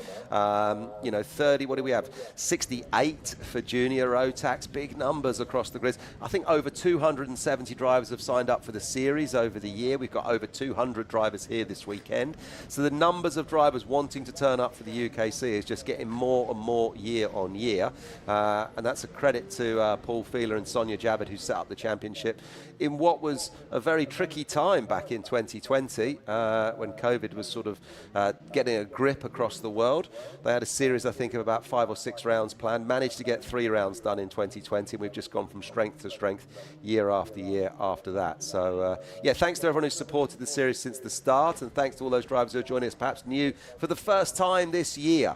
What you can expect is some really highly competitive racing, some excellent media coverage, and hopefully a fun weekend all round. So thanks for your support, mums and dads, and thanks for your support, drivers. Let's make it bigger and better every round if we can. Exactly that. I mean, karting is one of the biggest forms of motorsport, right? It's one of the easiest to get into. You buy your chassis, you buy your engine, you get your gear, you go to your local kart track, and then sort of the ball gets rolling from there. It can be quite hard, though, to make a competitive series out of nothing. I mean, there's quite a few across the UK, but to get the attraction of the big drivers, the big teams, you know, the likes of the Hunters, for example, to come and race in your series, it takes a lot of work and a lot of effort from, obviously, not only the drivers to turn up each and every week, the parents, the mechanics to make sure the karts are prepared, but like we were saying earlier, the marshals, the catering staff, the cleaning crew, the admin staff behind the scenes, making sure everything is running nice and smoothly. We get the easy job. The karts are already on the track. We just have to talk about them. It's brilliant to just show up and talk, but the preparation that goes into sort of this level of motorsport, I'm not saying that it's, you know, grassroots or anything. I mean, even at grassroots level, there's a lot to go into, but national level karting, there's a lot that goes into it. Oh, there's loads. There's absolutely loads. And, you know, as parents will know, sky's the limit on, you know, what you want to spend on it. You can try and do it as cheaply as you can, or you can do it, you know, as deep as your pockets are. So, yeah, this really is, it is grassroots motorsport, but it is the top end, the sharp end of grassroots motorsport. And we will see some of these names, you know, going onwards and upwards in the world of motorsport. And obviously, when we look at the current Formula One grid right now, you can easily trace back so many of these drivers to, you know, these karts and indeed these tracks that these youngsters are racing on. The pathway to the top of the sport is now evident, and it's easy for all to see. And it's interesting as well when you get relatives of people that have already established themselves at the top, sort of relatives of Ollie Behrman, who of course done really well this morning in the Formula One. Won't spoil it for anyone that hasn't watched it or didn't want to wake up this morning. Fair enough if you didn't.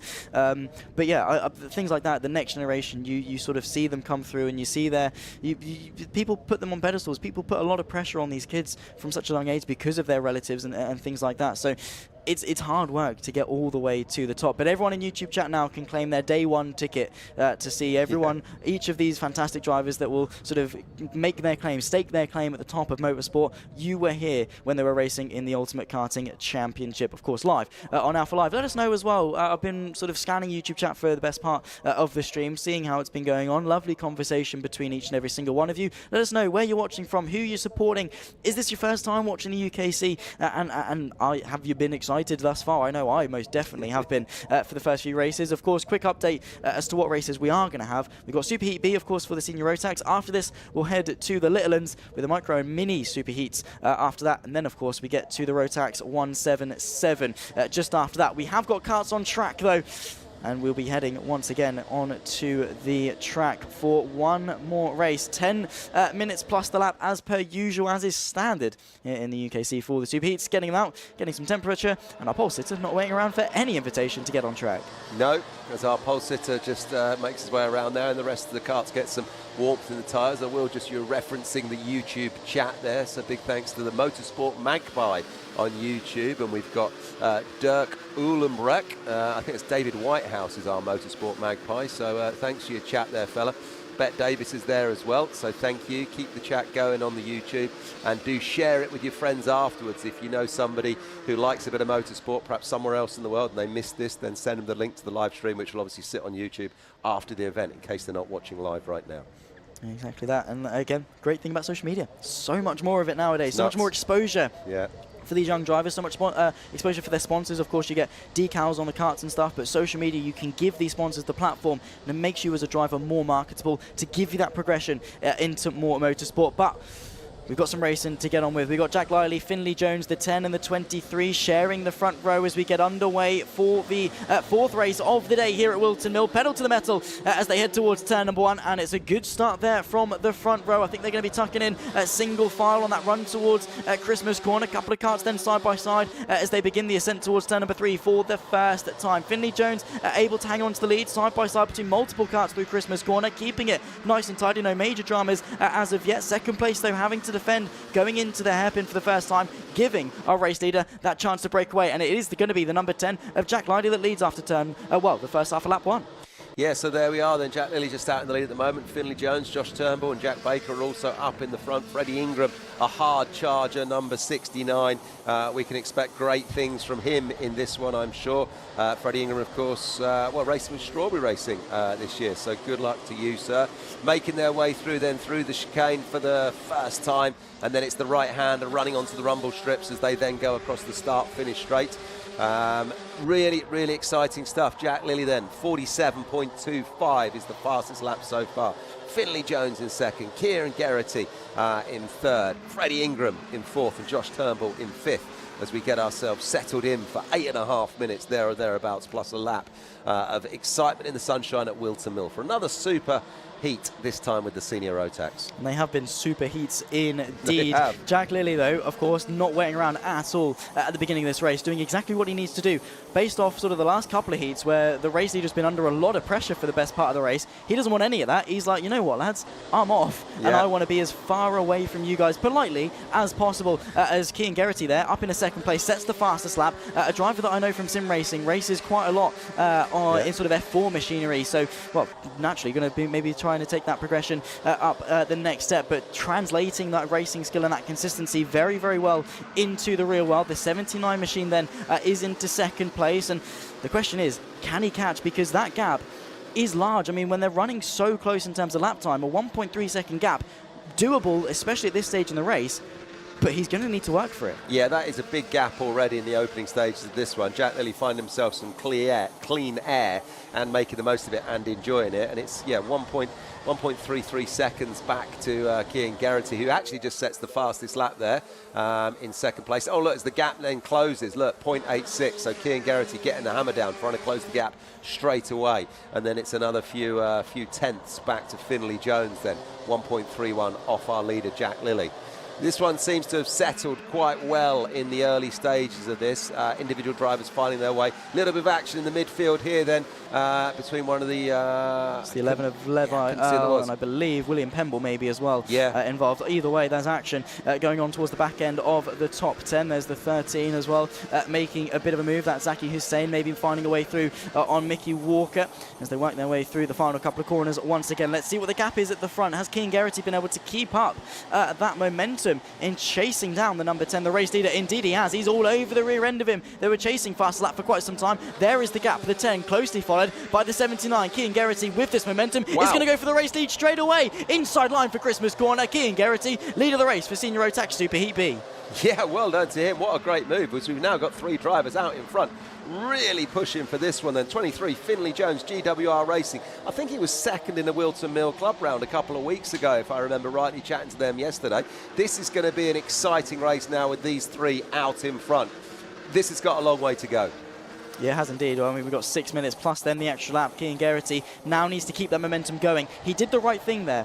As soon as he saw a gap, he went for it. He didn't stall behind the 10 and match his pace, because then you get stuck as such. He closed the gap in 2 or 3 laps, then saw, okay, gap, I'm faster, I'm going for it. Now he's got the job, not only to get in front, but then to stay in front. He's opened the gap up a little bit, and the crucial thing is, Geraghty brought Jones with him. The 23 was all over the rear end of the 79. He's brought in the number 23 onto the back of Jack Lilly, and that's going to now potentially promote this battle for P2 moreover, and do more favours to Geraghty. The more they fight for second, the easier the 79 has the job of getting away.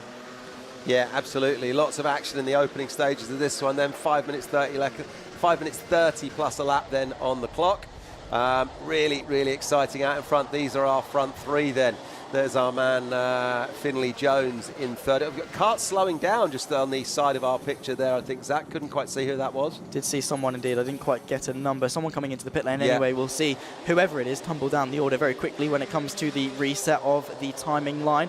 Quick update of the gaps. It's Geraghty. It's the 2:11. That's going to be James Philip King coming into the pit lane, and that is going to be race done for him. And straight to the Repercharge there, potentially for the last chance of qualifying. Kian Geraghty still leading, then from Jack Lilly and Finley Jones, who's unable to find a way through thus far. Interesting to note, the likes of Freddie Ingram and Joshua Turnbull not a million miles away either, if they were to fight for second.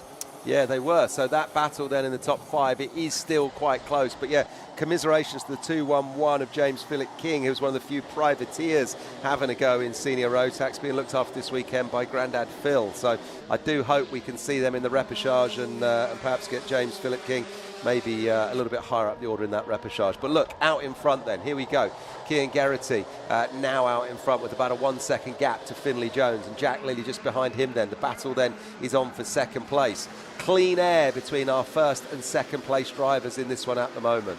Yeah, indeed so. The 69 there you can see, Freddie Ingram, no relation to the British Touring Car runner-up of last year of Tommy Ingram, but still flying the flag quite nicely there in P4. Got Joshua Turnbull and Angus Scrivener for company as they battle just in behind. Not quite close enough to contend too much so for the podium. I think this is settling itself into a race for second as they hurdle their way through the final couple of corners. There you can see the gap just in the background, a shot running his way through turn 1 now is Kian Geraghty, and as he's sort of just stretching the advantage. And at this stage, I don't think he's pushing as such. I think he's just maintaining that gap, keeping them at arm's length. Yellow flags out there going into Christmas. Yeah, absolutely. Like you say there, I think he is just keeping himself just comfortable out in first. He's going to let that battle go on behind him. As long as he can maintain his speed and maintain his laps as he's been doing, he should stay out in first. barring any sort of mechanical. But behind him, that battle between Finley Jones and Jack Lilly, well, that's going to continue with another 3 minutes, 20 seconds or so on the clock in this one. Lots of excitement in senior Rotax. Look at these 4 drivers. You could throw a blanket over the middle of them. That's probably the likes of, who have we got here? It's the Harry Hurst-Grover. 14 was that, I think. Yeah, it was. Harry Hurst-Grover in a TB kart, one of the new teams this year. European team TB kart, and you've got TB UK, and then X kart as well, which is all being run by Matty Street. And don't forget, that's where Molly Pugh and Louis Harvey are from, doing their charity skydive. So shout out to them once again. Go sponsor those guys, looking after that brain tumour charity, doing a great thing later this year in July. Yeah, indeed. So always good to see people racing, but also racing for a cause as well. It's fantastic to see. I remember at the British 24 last year, we had Chris Pedlingham, Pedals as they like to call him, broke the record for the most distance covered as a solo driver in 24 hours. Again, all for charity. It's amazing to see things like this come through and get the exposure they need. That's why social media is so important. You guys in the YouTube chat, push it as far as you can. Go and donate, of course, if you're able to, but just spreading the word is more than enough.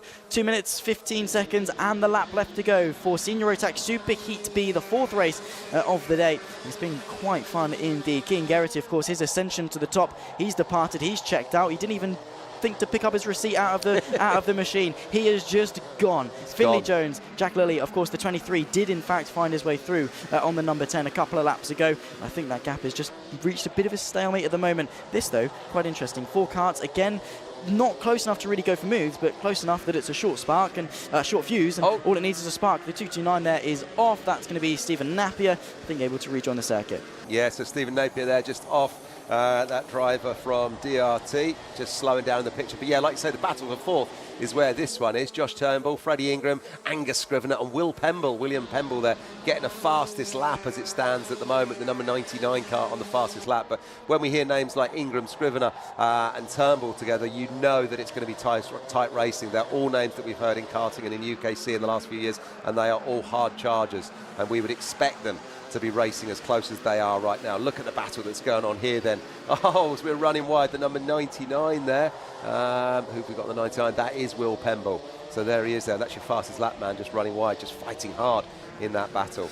Yeah, 45.58 as well. Very respectable lap time, to be completely honest. I think they were running early on in sort of Heat A in the high 45s, and maybe a tribute to the track getting a bit better as we move on. The track will warm up, more rubber will be laid down over the weekend, so sort of expect to see lap times come down as the sessions go on.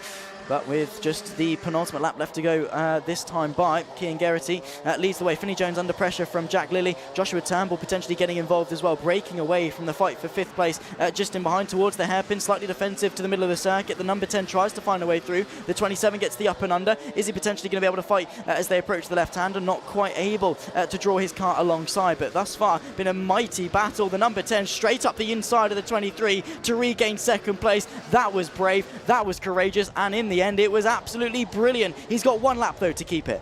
Yeah, he's got 1 lap to keep it, and Finley Jones there is going to be looking at that thinking, what was I doing, what was I thinking? And now he's going to be pushing hard on the back of him there, as then we see the number 27 of Josh Turnbull. This is going to be a really tight battle with 1 lap to go. This is brilliant. Look at this.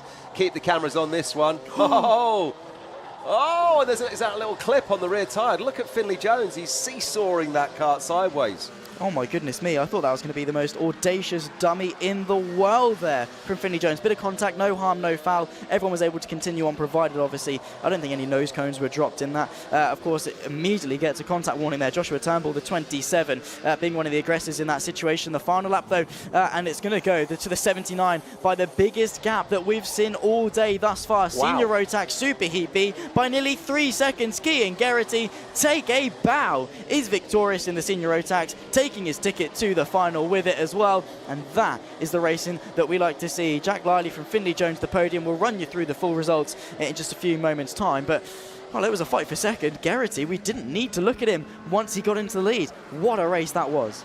Yeah, that was brilliant. He was, what, you say 2.89 seconds.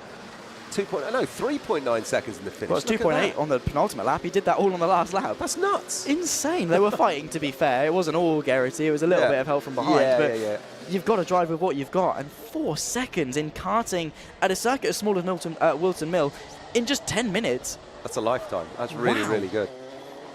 We are set for a great super final with the Senior Rotax a little bit later on this afternoon.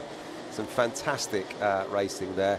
Jack Lilly, Finley Jones, Joshua Turnbull, Freddie Ingram, Scrivener, Pemble, Walker. Brilliant names, great drivers. And that's just half of them. So well done to all of you guys. Indeed so. We'll run you through the results as soon as every driver has crossed the line, which I think will be just about now. Keane Geraghty victorious then in his Tony Kart. Jack Lilly from Finley Jones, P2 and P3 respectively, with Joshua Turnbull making up the rear end of that 3-kart battle. Freddie Ingram completes the top 5 with Angus Scrivener, and William Pemble the top 7 with the fastest lap to go with it as well. Mikey Walker, Jack Baker and Max Taylor the top 10. John Brown from Jack Gillingham, Zaki Hussein P13 from Levi L. There comes Callum Kinder, the top 15. Luca Palazzo from Michael Dalton, Dominic Darling, Benjamin Lee and Taylor Dixon, the top 20. Rufus Flad completes P21 with Ethan Critchley, Mars Roby, Gemma Hyons and Lewis Judd there in P25. Toby Lean, Stephen Napier, who we saw pull off at some point during that race, Harry Hertzgrover, James Phillip King and Molly Pugh as well, I think we lost at some point, 30th and last to be classified for Super Heat B. Pretty nice race. We'll see these guys later on, of course, for their final. Well, we'll see most of them later on. Some of them are going to be eliminated if they don't make the top 4 in the Repercharge. Yeah, that's how it'll work. As we can see, great picture here from Alpha Live Pictures of the karts coming back in through scrutineering. One of the TB karts there just getting dragged in from the infield. But yeah, the marshals just checking the pushback bumpers there, of course. If you're new to karting, each one of those bumpers on the front has some sort of big rubber lugs that sit behind it that hold it to the chassis. And if you've whacked somebody hard and that bumper then gets pushed back and those rubber lugs are sort of reset inside of themselves, then I'm afraid you get that penalty, the pushback bumper penalty, and that's what's being checked here. So you've got to keep it clean when you're out on track. That's what that is all about. But you do have to be careful, of course, when you're running nose to tail with someone, that you don't end up running into the back of them. Indeed so. Well, we've completed the Senior Rotax Super Heat, so we're going to be heading to the Micromax.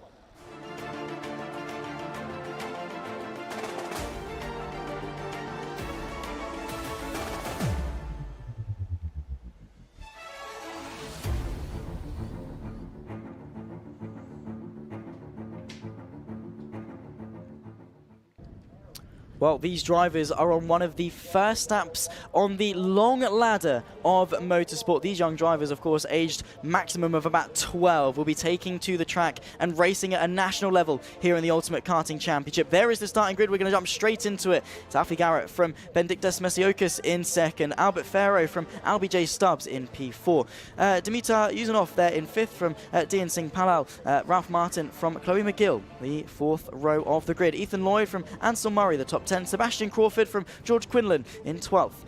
Arlo Campbell from Teddy Murphy, the top 14, ahead of Harris Barber, and Oliver Brunt, keeping him company on row number 8. Oliver Woodall, Freddie Walker, P18, William Davison and Ethan McLeland in P20, and last for the Super Heat about to come in front of us. Well, these races is going to, combined obviously with yesterday's heats and stuff, the points scored from today, which are slightly adjusted, of course, in the Super Heats. You score slightly more in the Supers than you do in the traditional final. So a couple of more points extra for first place and a couple of extra points going all the way down. For example, of course, in the Heats, you get yourself 36 for the win. When it comes to the Supers, you get yourself 40. So an extra 4 points there for winning not only goes a long way in the championship, but also is going to help you for your starting position a little bit later on. And with no Repercharge for these guys, it's all or nothing. This is the race to decide it. Yeah, it absolutely is. 20 competitors then lined up at the start of the week, and in fact 19 competitors lined up at the start of the weekend for this one, so all these guys can make their way through to that super final. But what position will they be in? Who will be on the front row of the grid come the super final this afternoon? Look, one thing's for sure, as we look at that, cobalt blue sky in the background there, we should have dry racing for the rest of the day. So just keep those tyres nice and warm and just get yourself settled, because this is what it's going to be like come the super final a little bit later on this afternoon. You can easily learn the conditions today.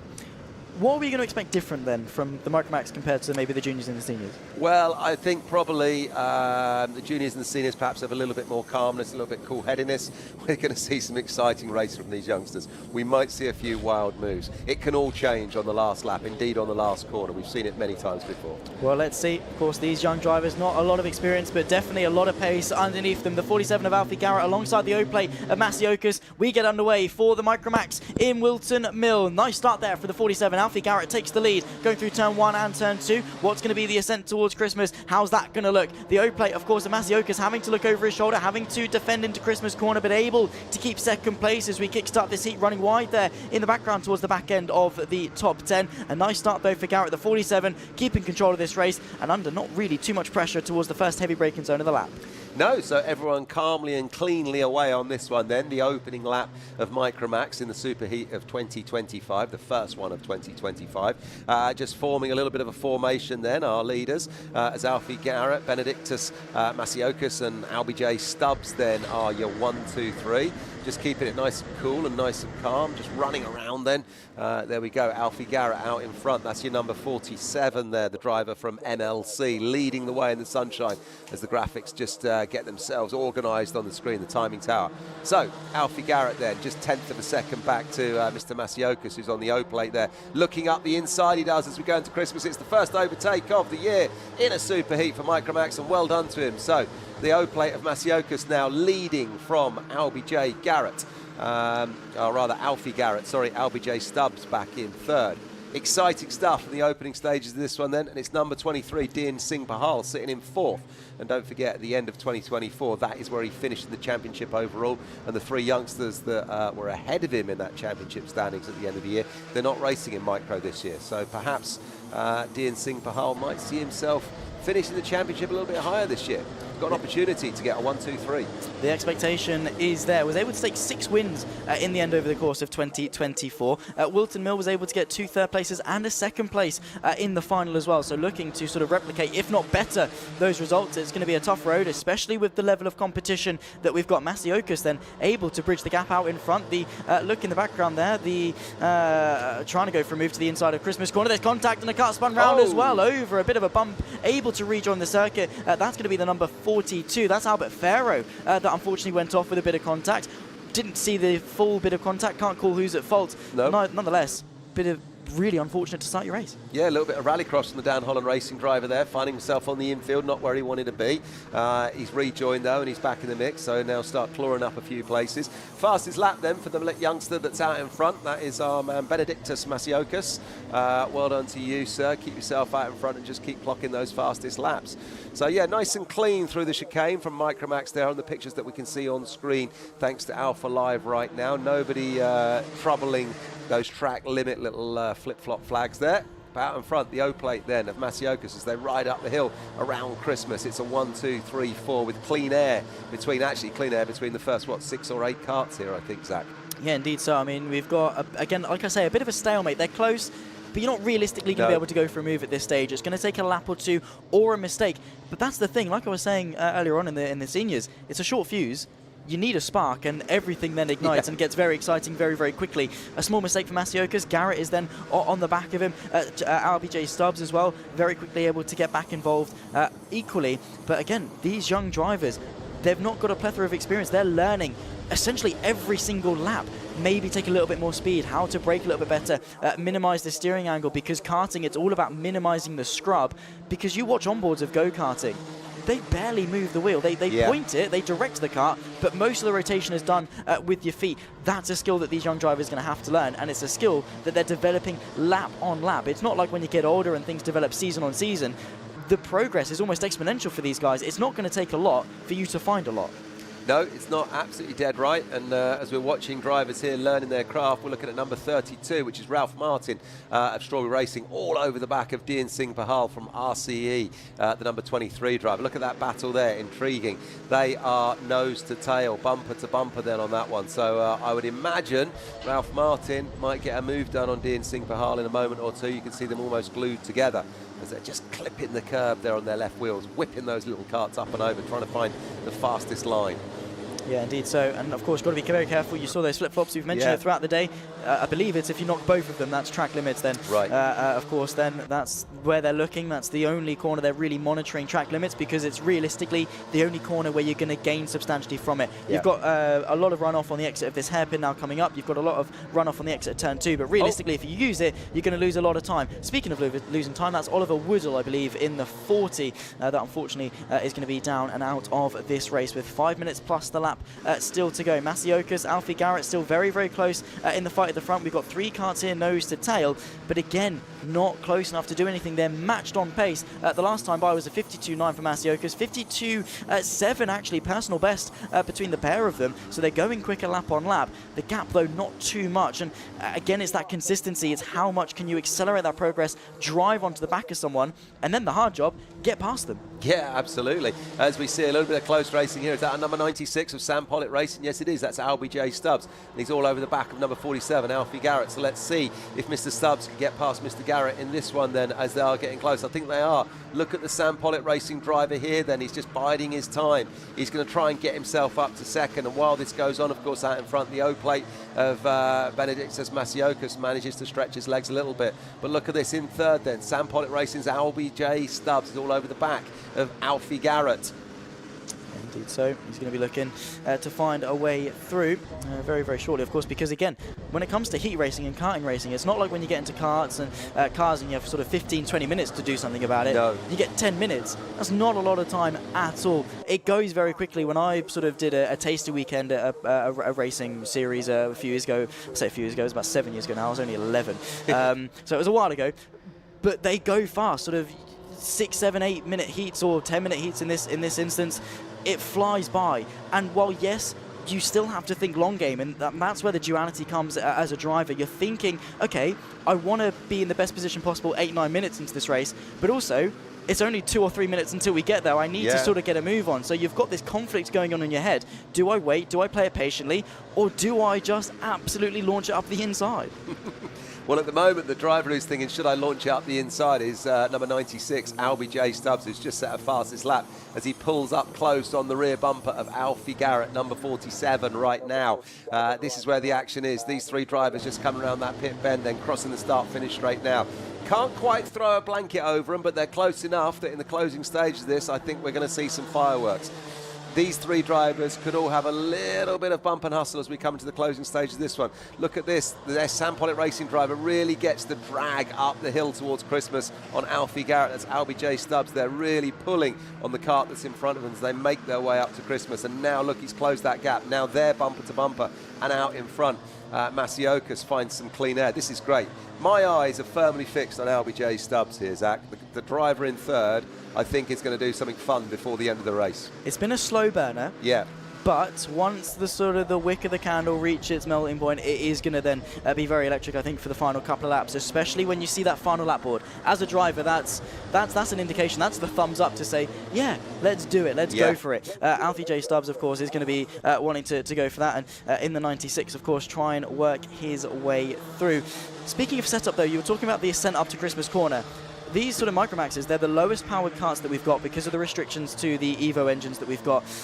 That's where setup comes in. Sprocket teeth, sort of driver preference, scrubbing too much speed, of course. If you've got too much caster on the front and the rear end comes around too much, you have to overcorrect. That can hamper your momentum. And in karts like this, where you haven't got the power or the torque just to put your foot down and make up for it, this is where those differences are going to be exaggerated. Yeah, absolutely. You're dead right there. And of course, also as well, going up into Christmas, getting a drag on the kart in front of you, just sitting in their slipstream and then just determining when you brake, just being late on your brakes a little bit. That's where we see the overtakes get done. Setup is so important, though, like you're saying. And, you know, if you're not into karting, you might not realise just how many micro adjustments these karts can make, and it can win or lose your race on a weekend. Well, I can tell you how to sort of realise setup. Go on to your sim, even the F1 game.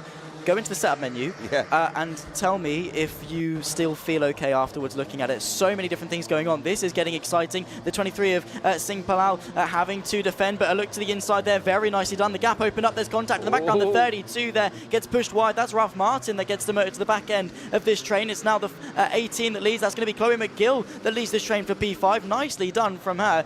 She now finds her way ahead of the 73 there, in fact, that's going to be just in behind. They're all fighting for position. This is magic stuff. It's the 23, I apologise, of Singh Palal that unfortunately fell in behind. This has been a race and a half, and again, pack racing in karts like this, where they don't take up much track space, you can get 2 or 3 wide, spaces can open up to the inside of Christmas Corner, and the 18 capitalised. Yeah, absolutely. Dean Singh Pahal, that's his dad there actually on the railing we just saw in the picture. He was under pressure. He had it coming from all angles, and Chloe McGill just saw a gap and went for it, and now she's leading the way, so now she's feeling the pressure as they come back round Christmas next time by. Singh Pahal looks back up the apron side, and he retakes his position. Well done to him. Huge congratulations. And who else have we got there then? We've got Harris Barber, Albie Farah, Ansel Murray and Ralph Martin all in the mix. Oh, look at little Chloe. She's dropped back now. She was doing brilliantly. It's all gone on. It's all gone on. Oh, and out in front, we haven't got it on our pictures, but on the screen, what we're seeing, Alfie Garrett and Benedictus Masiokas appear to have changed places. Yeah, indeed they have. Over the grass, wow, goodness me, Colin McRae reincarnate there as they were able to sort of take a very interesting interpretation of track limits. Last lap then is flown. 47 of Alfie Garrett was able to find his way through on Masiokas. This is it, crunch time. What can Albie J. Stubbs do as part of this battle? How is this final, this heat going to end for the final lap? The 47 goes defensive. The O-plate gets pushed wide. That's going to give the 96 the potential look to go to the inside. Ah, this is brilliant stuff. Albie J. Stubbs saw a gap there, went for it, but the door was closed on him. So at the moment, it is Garrett from Masiokas from Stubbs. That's your 1, 2, 3. 47 from O-plate from 96 as we come into the closing stages. But look, anything can happen on the final corner as they all go wide. Up the inside, have we got someone happening here? We have almost. What is happening here? Look at this. Has Albie J. Stubbs done it? I think he has. Yes, it's 47 from 96 from O-plate right now as they come into the closing stages, Zach. Yeah, they do indeed over the final chicane for the final time. The 96 finds a way through on the O-plate, but it's going to be the 47 that wins in Micromax for the Superheat. What a battle that was. Well defended. And again, at such a young age, he gets the win and the fastest lap to go with it, a 52.33. Marginally quicker, by the way. The best lap times for the top three, 52.33, 52.35, 52.34 for the top three. That's the level of competition that we come to expect at the UKC. That is absolutely outstanding. Full credit to all of these young Micromax drivers, giving us the excitement that we love from karting, and they're some of the youngest drivers here. Good work, everyone. We love it. We love it indeed, and well, that's why I love being a commentator, to be completely honest. Getting to watch races like that. A very smiley Alfie Garrett, I'm sure. Albie J. Stubbs there in second place. Benedict Masiokas on the O-plate finishes in P3, with Dimitar Uzanov there in fourth. Albert Ferrer completes the top 5 ahead of Dean Singh Pahal in 6th. Ansel Murray from Chloe McGill, Ralph Martin and Harris Barber, the top 10. And then comes Crawford, Ethan Lloyd and Teddy Murphy there in 13th place. Arlo Gamble ahead of George Quinlan in 15th. Oliver Brandt from Freddie Walker, William Davison and Oliver Whittle, the top 19 and final driver to cross the line for the Micro Superheat and their first race of the day. We'll see them a little bit later on for their final. After that, I can't wait. Yeah, I can't wait. And I just want to give you a little shout out. I'm looking at the YouTube chat thread here. Martin Lloyd, who's obviously grandparents of Ethan Lloyd, who finished 12th, wishing him good luck. So there you go, not bad. 12th on the day. Other people wishing Albie J. Stubbs, good luck, Mr. Stubbs, good luck to you. And in sunny Somerset, we got Kerry Probert there wishing all the best to Alfie Garrett. So yeah, great stuff. Thank you on the chat to keep it buzzing along there on the social media. We're loving it here at Whilton Mill live this morning in the sunshine. Yeah, indeed. So it's been a lovely day. But of course, the Micromax, we saw a fantastic Superheat. We'll be back out for the minis.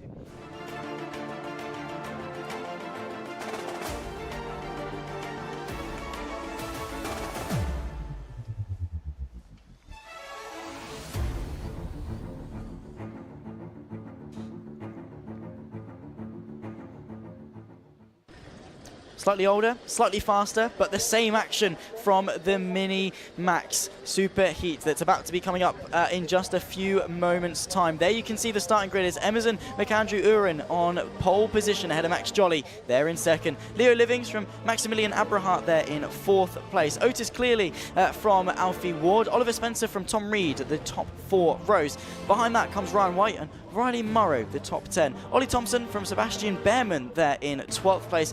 Josh Hushka from Arthur Farrow there in 14th.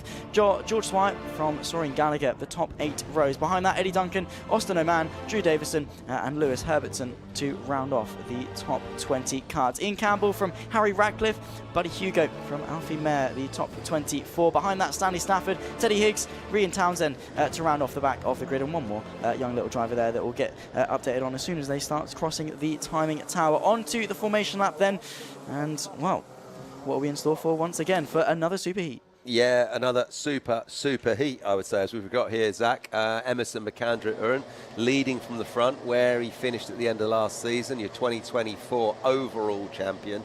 Don't forget, in rounds 5 and 6 last year in 2024, he won everything. Heats, super heat and super final. So yeah, we're going to expect great things from Emerson this year, I'm sure, staying with Dan Holland Racing. The formula for success has been good for him the last few years, and other drivers in the mix that we would expect to do well this year in Mini Inters, likes of Riley Murrow from Sam Pollitt Racing, Austin Oman, a real hard charger, Sam Pollitt. 2024 Micromax champion, of course, was Austin, so now stepping up to Mini Inter. Yeah, so exciting stuff then as we go into the formation lap on this one, Zach. Let's see what they can do. Got a bit of experience under their belt, so we should see a nice clean start, I would imagine. Let's find out, shall we? Of course, it's the 01 plate of McAndrew-Uren from Max Jolly alongside the Mini Inter Superheat, about to get underway here at Whilton Mill. They put their foot to the floor and we get underway towards turn number 1. A good start from the front row. I think momentarily a slight bit of contact between the pair of them as well. The 01 plate able to hang on, is off there, going wide at turn number 2 as they emerge towards the ascent towards Christmas Corner. Is there going to be a change for the lead? No, it's the O plate of Max Jolly working his way forwards from second into the lead of the race. They settle in nicely for the best part of the top 6 or 7, but it's a bit exciting in the background there, side by side towards Christmas. Couple of sends going on as well. The 03 trying to work his way through. That's going to be Riley Morrow working his way forward. And now towards the left-hander, these infield sections, the quick flick to the left and the quick flick to the left once more. Use all the curb on the right. The O plate, though, leads the way from the 01 of McAndrew-Uren. Yeah, so Max Jolly out in front then, taking the O plate in wet conditions just a little few weeks ago, as we got a little picture-in-picture there. I can't quite see who that was, but one of our leaders certainly, or one of our kind of front runners, shot out of our screen on that first corner after the start. We'll see who it is in a moment, because we'll try and work out who's missing. But as they go through the start-finish line, the timing graphics, the timing tower of graphics just get themselves sorted. We can see that Max Jolly leads Emerson McAndrew-Uren from Maximilian Aberhart, from Tom Reed, from Riley Murrow, Leo Livings, Ryan White up there. Done brilliant in Honda Cadets as Ryan White, and now stepping up to Mini Inter this year. Otis Cleary in 8th. Arthur Farrow and Alfie Ward then are your top 10. So there we go. Yeah, excitement. I wonder who it was. Was it Louis Herbertson maybe who shot off? I'm not sure. Potentially. I don't want to say with confidence and it'd be completely wrong, to be completely honest. So actually, it might be Oliver Spencer. Potentially, yeah. Oliver Spencer. Yeah, the number 8 down and out. Of course, if we see a picture, we'll be able to confirm with the number plate. That is always nice and helpful. To complete another lap and begin another one. It's actually Aberhart that's got the fastest lap as things stand. It's Jolly from McAndrew-Uren, from Aberhart, Reed, Livings, the top 5. Couple of big movers though, a few drivers up a couple of places that were able to sort of work their way through with the initial excitement of the opening lap. That's the best place to make moves, especially if you've sort of suffered a bit in qualifying. Make the most of the start where the pack is nice and bunched up, because as we see very quickly, you get a big spread. You get the sort of the front group that break away, you get the mid pack, you get the rear end. You don't really want to be isolated in between either of those. You want to be making moves quite early on. Yeah, get yourself up on the back of those front three, as we see some overtaking getting done in the midfield here. One of the drivers, it's that Sam Pollitt Racing driver, just making up a few places in the mix. Can't quite see the numbers on that one, but there's action to be had right the way through the field here. But out in front, Max Jolly, an O-plate holder. Emerson McAndrew-Uren, former champion in this class. And in third place, Max Aberhart, who's runner-up in Micromax in 2024. 3 class drivers are out in front then. That is going to be an intriguing battle in this one, and indeed this season. As up the inside goes Emerson McAndrew-Uren then from Max Jolly. Max Jolly just gets back on his rear bumper then, and behind him, yep, there we are. It's the number 61 of Maximilian Aberhart, the RCE driver, or rather Coles Racing driver. This front 3, this is going to be brilliant, this, Zach. Yeah, I hope so. Of course, they're nose to tail. The O-plate maybe having to look backwards. I don't know. Aberhart looks very feisty in the rear view of McAndrew-Uren, just there in that fight for second, but they don't want to allow the O-plate of Max Jolly to get away, and that again is the conflict that the 01 is going to have. Do you sort of, or sorry, the O-plate of there in second place, having to then look forwards to attack, backwards to defend? You don't want to lose time to the leader, but equally, it's going to get to a point where Maximilian Aberhart says, well, no, it's my turn to attack for the lead. I don't want to sit here in third. No, he won't either as well, and he's got enough racecraft under his belt now, Mr. Young Aberhart, to know what he's doing and to make a move on these drivers as this race goes on. And let's not forget as well, the O-plate holder sitting there in second place right now, racing for Strawberry Racing this year, Max Jolly, only in his second full season of karting. Started this time last year, and he's done some incredible things on and off the track. His social media numbers are off the chart. I think he's got over 74,000 followers on Instagram, which is just nuts. But his driving is doing the talking on the track, because he's also pretty handy on the pedals and the steering wheel of one of these Mini Inter karts. And that is a following that is going to follow him. Well, funnily enough, who'd have known?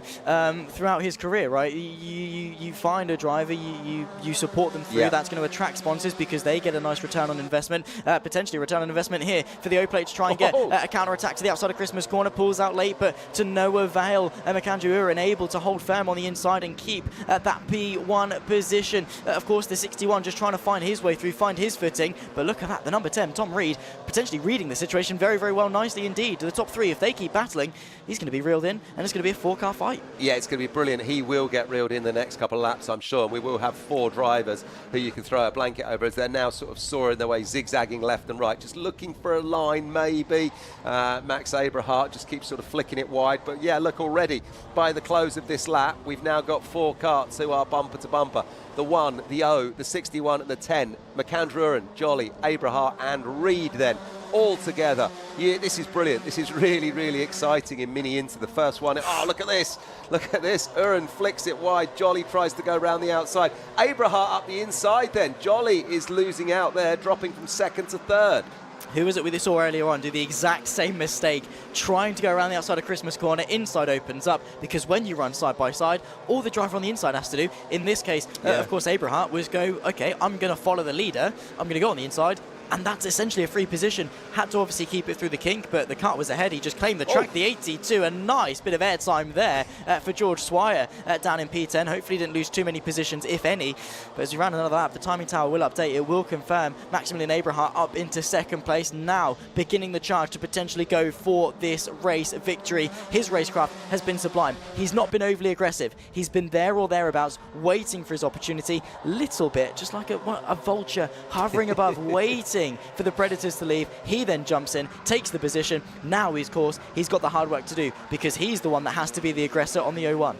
Yeah, full credit to these 4 out in front, but also full credit to Ryan White, who is sitting back in 6th place right now, just clocking a fastest lap. What have we got? A 48.93 from Ryan White in what is his first season of Mini Inter racing. He's done great things as he started out in karting in his early years through Honda Cadet, being supported by his dad Paul, who drives him up and down the country, coming from, I believe, Aberdeen in Scotland, going all over the country every weekend. So well done, Ryan and Dad Paul, doing great things in this Mini Inter race, currently sitting 6th.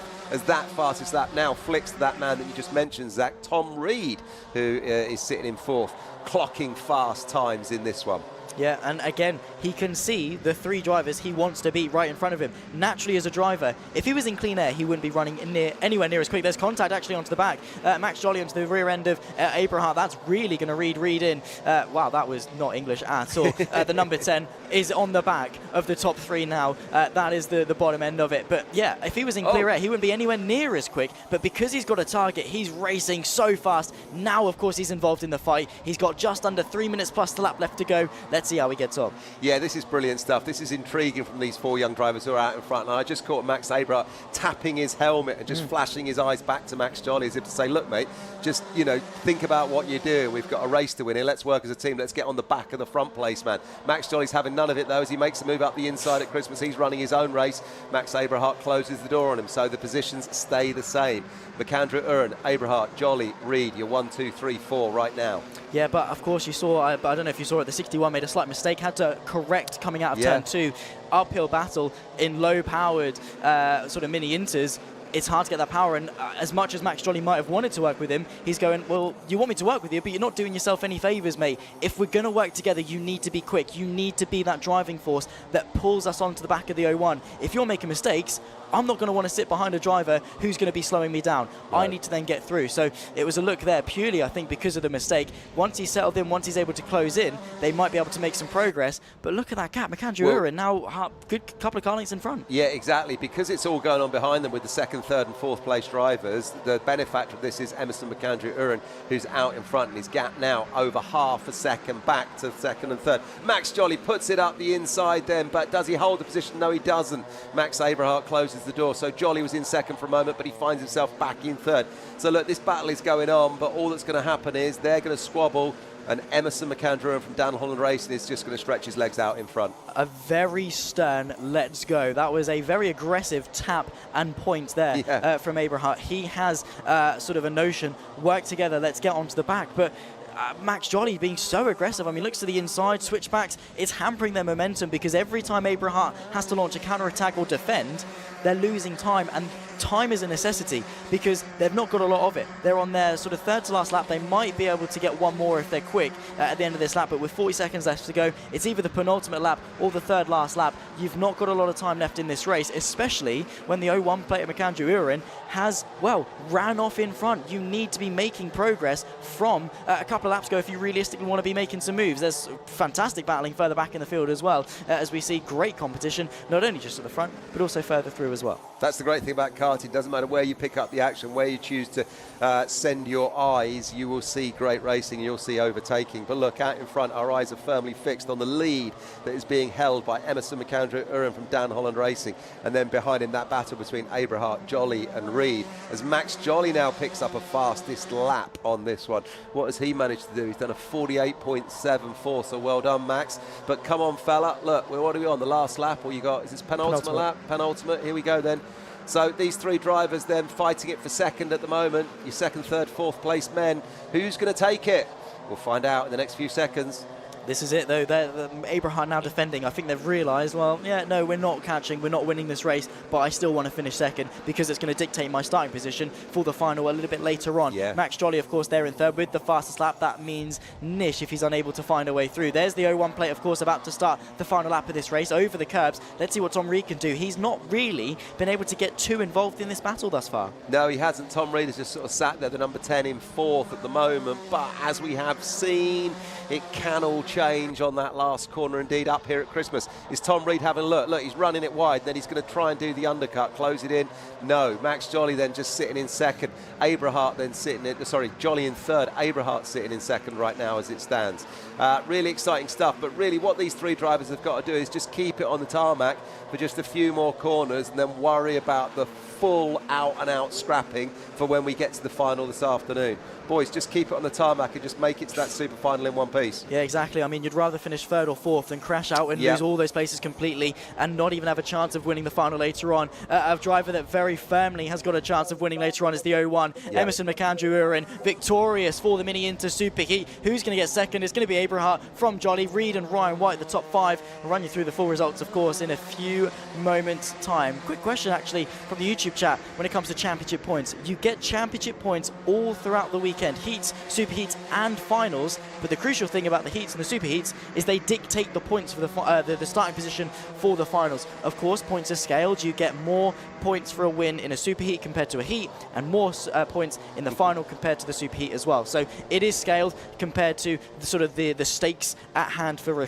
the respective races. Emerson McAndrew-Uren, though, holds on very maturely to win the Mini Inter Superheat. Maximilian Aberhart from Max Jolly, the podium places. Tom Reed from Ryan White, the top five. Leo Livings from Alfie Ward and Otis Cleary in 8th place. Riley Moreau and Sebastian Behrman there, emulating his cousin's P10 finish a little bit earlier on here at Whilton Mill. Arthur Farrow in P11, George Swire in 12th. Alfie Mayer from Eddie Duncan and Austin Oman there in P15. Ollie Thompson from Soren Gallagher, Drew Davidson, Buddy Hugo and Ian Campbell, the 20th driver to cross the line. Lewis Herbertson, Stanley Stafford, Teddy Higgs, Rian Townsend and Harry Radcliffe, the top 25 from Hamish Gordon. Hugo McCloskey from Hakeem Bart, Amelie Davey and Adam Bart, the 30th driver to cross the line. Christopher Simon and Oliver Spencer there, the 32nd and final driver to be classified. Approval checks for drop nose penalties going through on the sort of service road into the pit lane before we get going once again for the final superheat of the day. What has happened there to the 126? Who is that? That's Harry Radcliffe. I don't know about you, I don't think it's meant to look like that. No, it's definitely not meant to look like that. That front NASA panel there just flapping up. Does happen quite frequently, but yeah, not meant to happen. Yeah, no, definitely not. That's not how it rolled off the Rotax factory floor by any means. But of course, we've got one more heat. It's the Rotax 177s coming up.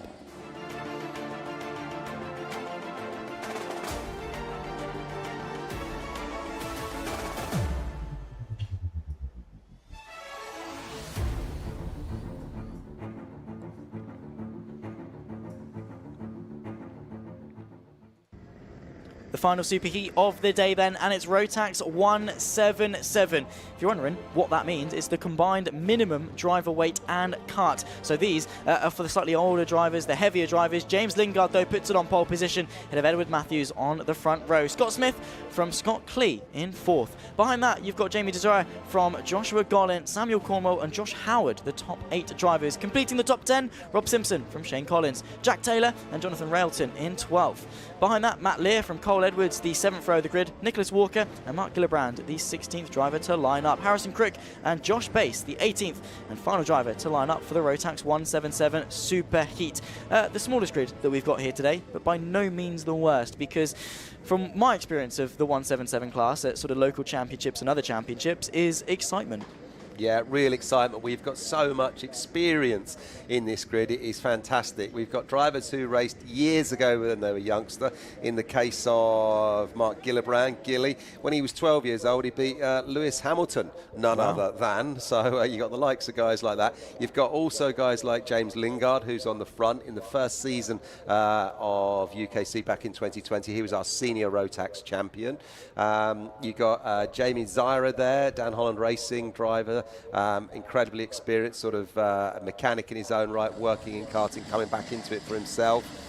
There's so many. I had a great chat to some of these lads a little bit earlier on, in fact yesterday, and I learned an awful lot about them. I'm really looking forward to watching this class develop over the season.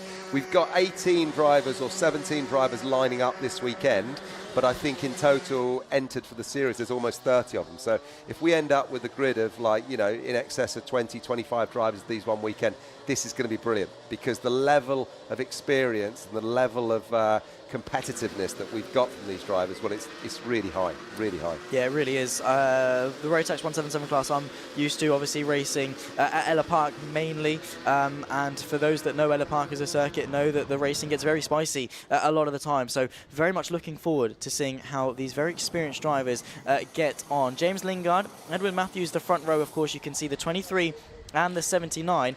Of course, pole starts on the inside for turn 1, but that's not always been beneficial. We've actually seen often being on the outside, having that sweeping nature to take the track away through turn 1, because of how fast it is, can actually be beneficial to start second place on the grid. That, of course, is going to go the way of the 79 of Edward Matthews, but what can James Lingard do in controlling the pace in the 23 machine? Can he put his foot to the floor, get us underway for the superheat of the Rotax 177s? Jumps up and down in the background trying to maximise the start. I think we might well be able to see our pole sitter hang on at the front. Bit of a slide and a cut off in the background there, going shooting backwards towards the barrier, in towards Christmas corner for the first time. The 23 is able to lead. That, of course, James Lingard hanging on at the front. It's getting quite exciting in the background. The 72 as well of Harrison Crook getting involved towards the back end of the field. Not entirely sure as to who went off. I think that was number 24, Rob Simpson, KR Sport driver. Don't quote me, but it's definitely KR Sport colours that I'm seeing there.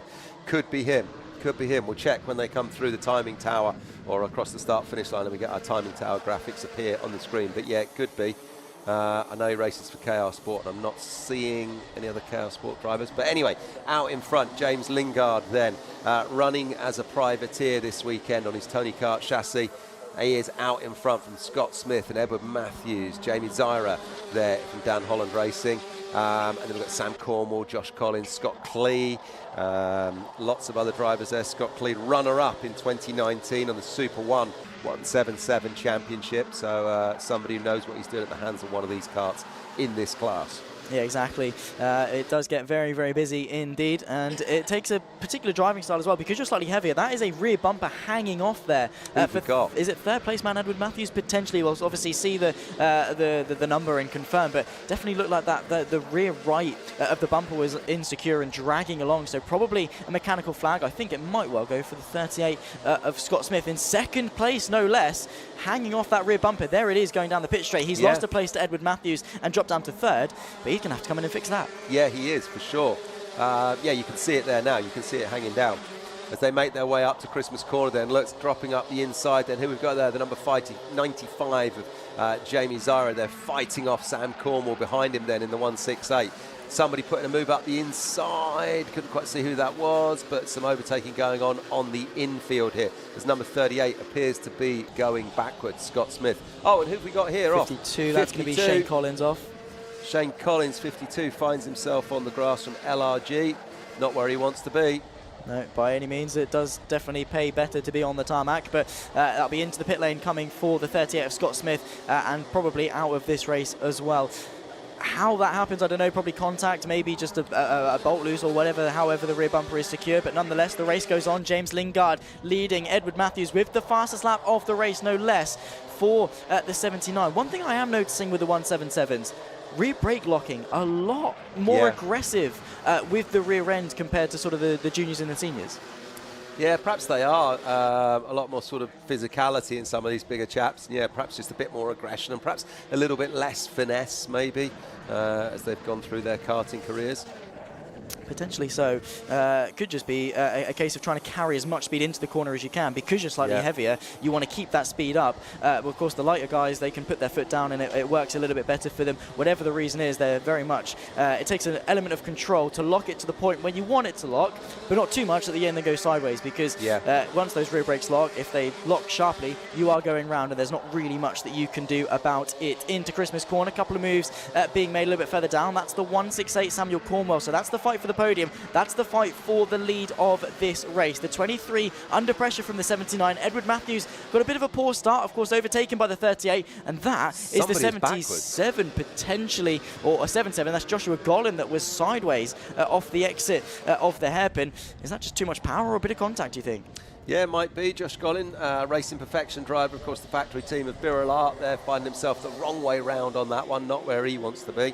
All of these drivers paying attention to the track limits there, making their way through the chicane safely, and then round that final bend as our live stream pictures then pick up the race that is out in front. It's James Lingard from Edward Matthews. Edward Matthews, though, puts it up the inside as James Lingard runs wide, and that is why Edward Matthews currently has the fastest lap, because he is the quicker of those two karts as it stands right now. Yeah, indeed. So, of course, the 79 goes through, of course, on the LN kart chassis, and the OTK just in behind as well. What I have noted from sort of speaking to drivers is the OTK very sharp on the brake, so you do sort of stamp on it, get the rear end out, compared to maybe a Mad Croc or something adjacent, different, where you sort of trail brake in. So you saw there the 79 of Matthews able to be very aggressive on the brakes, get it done. You heard the rear tyres completely lock, similar to sort of ripping the handbrake if you watch drifting. It's the exact same thing, but it got the kart stopped, it got that rotation he needed, and it got him to the apex first, crucially, which in karting, what I've learned is the outside can work, most oftentimes doesn't. If you can get to the apex first, you can seize control and you can get the position. There is an example, though, where momentum wins. The 168 of Cornwell able to keep Jack Taylor at bay in the fight for fourth. Yeah, Jack Taylor thought he'd done it there, didn't he? We saw Cornwell run wide. Taylor went up the inside and tried to get himself there, but like you say, momentum carried Cornwell safely around that corner, shutting the door of number 99, Jack Taylor. Scott Clee just behind him then, the 116. Currently down in sixth. This is great racing. This is everything that we expected from Rotax 177. There's close racing right the way through the field then from some of the most experienced drivers here. Some of these guys have been in the game for many, many years. Could tell you quite a few stories, I'm sure. Yeah, and that's what I love about talking to people in paddocks and stuff. They all have their own respective stories and backgrounds, and for a lot of them, it's mainly modest. You know, they're not super rich. They're not super financially inclined. They've had to fight for their passion, and that's why each and every single one of these drivers is here. They're not here working the long hours, putting all the work in, spending all this money because it's a chore. They're here because they love it. They're here because they're passionate. They're here because they want to win, and that translates onto the racetrack because you see that passion come through in their driving. Yeah, absolutely, and lots of different experience as well, not just with karts. Some of these drivers went off and did other things, as in the case of number 71, John Railton, started out karting 20 years ago, but he's raced superbikes at 1,000cc level, racing against the likes of Davey Todd. If you follow the bikes these days, you'll know Davey Todd, and John Railton's gone wheel to wheel with him around the track on a bike, and you know, then continuing with karting. When he started out in karting, winning a cadet trophy back in 2001, he's sort of come full circle then now back into karts in 2025. Really nice chap. Lots of stories from all of these drivers as well. So much experience that they're bringing to the table, and it's going to make for great racing in the UKC this year. It is indeed. I'm very much looking forward to seeing how this championship progresses. And the good news is we don't really have to wait that long between rounds either. I think it's 4 or 5 weeks before we go again at Lark Hall. 4 or 5 weeks after that. It's not that very long indeed. And it's great when you can have frequent racing and keep that excitement up all the way through. Just under 3 minutes left to go, plus, of course, the lap at the end. And it's Edward Matthews that leads. A few tenths clear of James Lingard, so keeping a couple of car lengths distance. Look over the shoulder, of course, just to sort of assess the situation. Do you need to defend? Oh my goodness me, the 99 there, Jack Taylor. Well, he thought he was safe. Most definitely wasn't. Harrison Crook straight up the inside, almost stole that position from Jack Taylor as he works his way through. That is the sort of the level of conviction that you need to see a gap and send it, because when Crook saw Taylor look over his shoulder, he thought, oh, he's going to defend it. Then he realised he didn't and went, well, you know what, I'm going up the inside, and that got him through to 5th. Yeah, so great racing from those drivers there. Out in front, though, here we are picking up the pictures. Oh, Dan Holland racing. Oh, hang on, we're off. We're off. So just picking up in the midfield there, Scott Clee, the 116, who is currently in 7th. Dan Holland kart there in front and centre right now, number 79. That's Edward Matthews. So this is our lead group. So this is Matthews from Lingard. Battle them for 3rd between Jamie Zyra and Sam Cornwall. 1 minute and 45 seconds plus the lap left to go in this race. Time of the essence, the 95 of Jamie Zyra under pressure from the 168, of course, of Cornwall, but it's getting very, very feisty indeed. The 168 is actually dropped behind the 72, I believe, of Harrison Crook, who is just getting these positions left, right and centre, fighting his way forward. In fact, the 72 now leads this train. Harrison Crook has wormed his way onto the podium, very deservedly so, and we'll see, of course, the confirmation when the timing screen updates, but that is the gap. Harrison Crook, he's not just scraped into 3rd, he has bolted away. Yeah, he has. I'm just looking at our graphics on screen right here at the moment, but it's telling us that James Lingard, kart number 23, is in 2nd, but I'm not seeing that. I'm not seeing him there in 2nd. Can't quite work out where he is. He's gapped back to... It's about 4/10 of a second. There they are. There's the leaders. Here's our leaders. Right, here's the leaders then. I'm confusing myself. So here's our lead group, Edward Matthews, and there's James Lingard out in front. Yeah, of course. And then we've got that gap back to Harrison Crook, Jamie Zyra, Sam Cornwall and Jack Taylor. So this is our lead pairing then as we come through to the closing stages of this one. 79, Edward Matthews picking up a fastest lap. We got a car that was just slowing in the infield somewhere there, maybe. But out in front, yep, there we go. So it is Edward Matthews from James Lingard, 79 from 23. Edward Matthews then still with the fastest lap. Should get probably 2 more laps, maybe. Yeah, we will do. The timer will run out around about the boot, I think. Then it will be the final lap next time by. So we've got a lap and a half left to go in this race. Edward Matthews from James Lingard, and then 6.5 seconds back to Harrison Crook. Yep. That fight for 3rd has been raging on for the best part of this race, but that's a big gap for the top 2 to get away.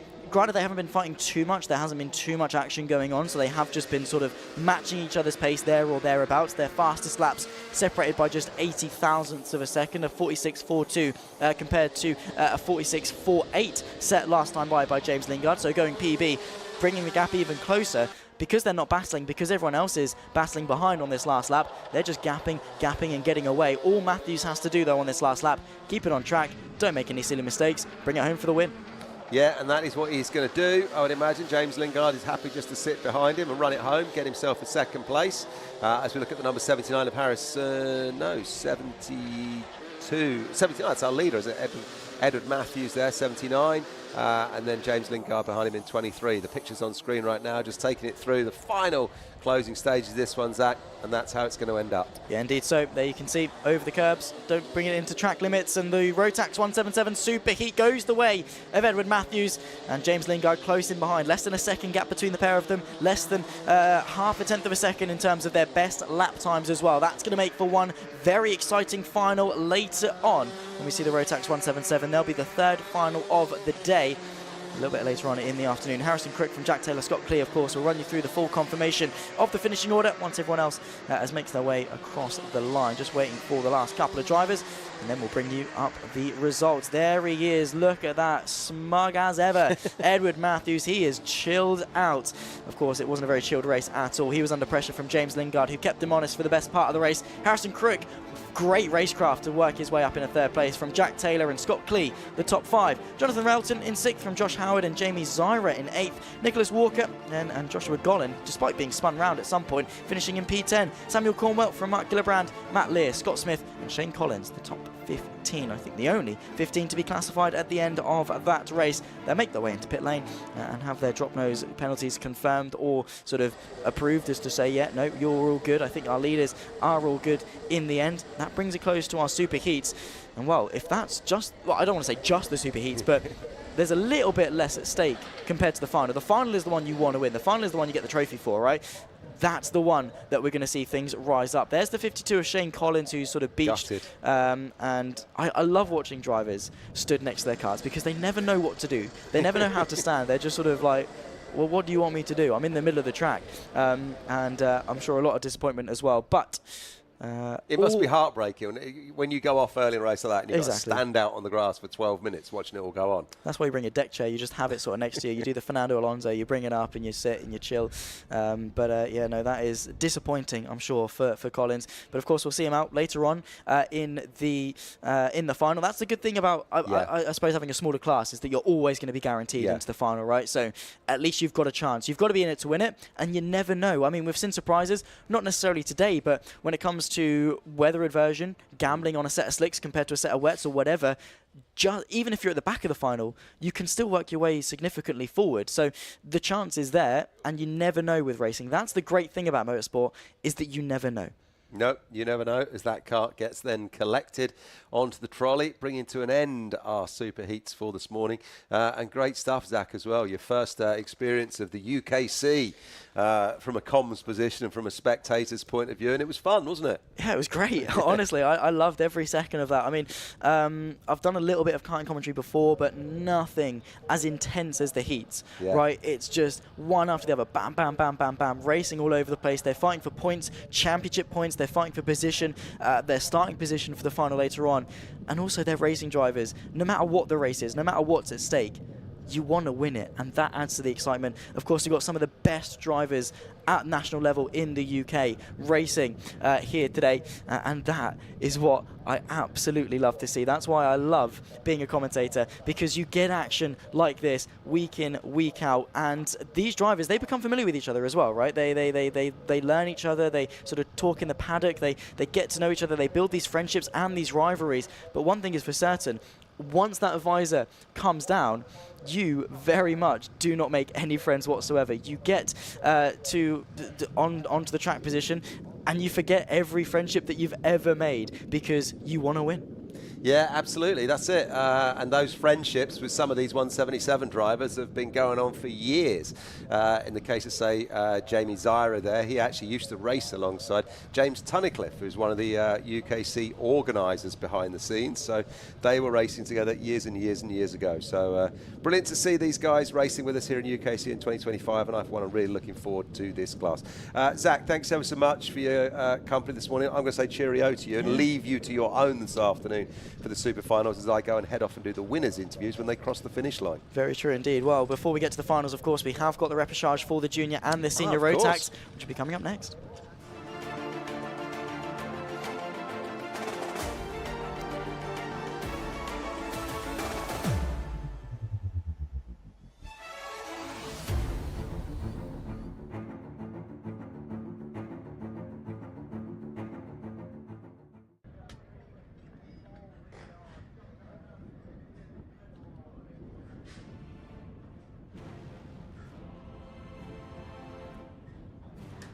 Well, there you can see the drivers ready for the junior Repercharge on the dummy grid, waiting for their final chance, effectively last chance qualifying to get a place in the final. Jensen Chalk from Finley Smith, the front row, Eli Bazhan from Alex Lynn, and don't forget, it's the top 4 that go through, so those top 4 in the best starting positions possible. Loman Wilcox from Bella Brown in P6, Conor Lage, Thomas Harper at P8. Then we get Daniel Wisnauskas in 9th from Ryan Rapini in the top 10. Hani Sadiq from Luke Sawyers, the top 6 rows, with Riley Morgan, Miles Burton in P14. Daniel Hartley from George Fountain in 16th place. Thomas Jackson from Jacob Jack, Lloyd Palmer, Bella McConville in 20th place. Kieran Stewart from Elliot Surtees, Maya Simpson and Sava Solonchenko in 24th. Hasnain Khan from Blair Smith, Elliot Powell and Rory Armstrong, the 28th driver to take to the grid. Joseph Mills from Devon Taylor, Scott McDowell and Ed Spain in 32nd place. Rex Ashley, Molly Misen in 34th. Going to be hard work from the back end of the field. 30 places you need to gain if you want to make a seat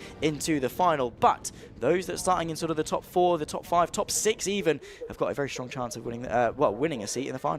Yeah, they absolutely have. This is your last chance qualifier. You've got to do it here in this Repercharge if you want to make your way through to that super final. So we can expect, I would imagine, Zach, in the closing stage of this one, for any of those drivers that are sort of up in, 5th, 6th, 7th, maybe, they're going to be pushing, aren't they? We could see fireworks in the closing stages. It's all about the final 4 places when they cross the line in this one. Of course, obviously, if you win this, you'll then be sort of, I assume, P31 for the final. That'll obviously be your qualifying position, right? But at that stage, you just want to be in the final. So if you're first, second, or third, why battle? Because you've got a lot to lose and not a lot to gain, right? I'd rather start P32 as opposed to P31 than not be in the final at all. So we might see quite a tame 1, 2, and 3, but quite a very fierce battle for sort of P4. Even sort of 4th place, knocking on the door of P3, because, you're 4th, but you're not really safe, are you? So when you add an element of elimination into this, you rise up those stakes, and those in P5 and P6 are going to be very, very excitable to say, well, it's right there, it's do or die. It's either my day ends now, or I get a chance at the final. Yeah, absolutely. So, you've got to get yourself up there, haven't you? And like you say, kind of your 1, 2, 3, where they're going to be at the back end of that super final grid, but for everyone else, it's just about getting in that super final, isn't it? So if we could have sort of half a dozen or more drivers pushing at the front of this one, quite close together, the longer it goes on, the more fast and furious it will be, I'm sure. I have no doubt of that. This is going to be really quite exciting, I think. Obviously, other drivers who are sitting there, the top 30, are just cruising right now, knowing that they're already in the final. They've kind of got their sandwiches on the go and their cups of tea in their hands, just waiting for that super final a little bit later on. But for these guys, well, this is it, isn't it? It's either have one more race or go home after this one. So let's see what you got, everyone. Yeah, exactly. Well, we'll find out. Of course, we've seen some very fun racing from the junior and senior Rotax. Of course, we get the 2 Repercharge from these guys before we head off to lunch.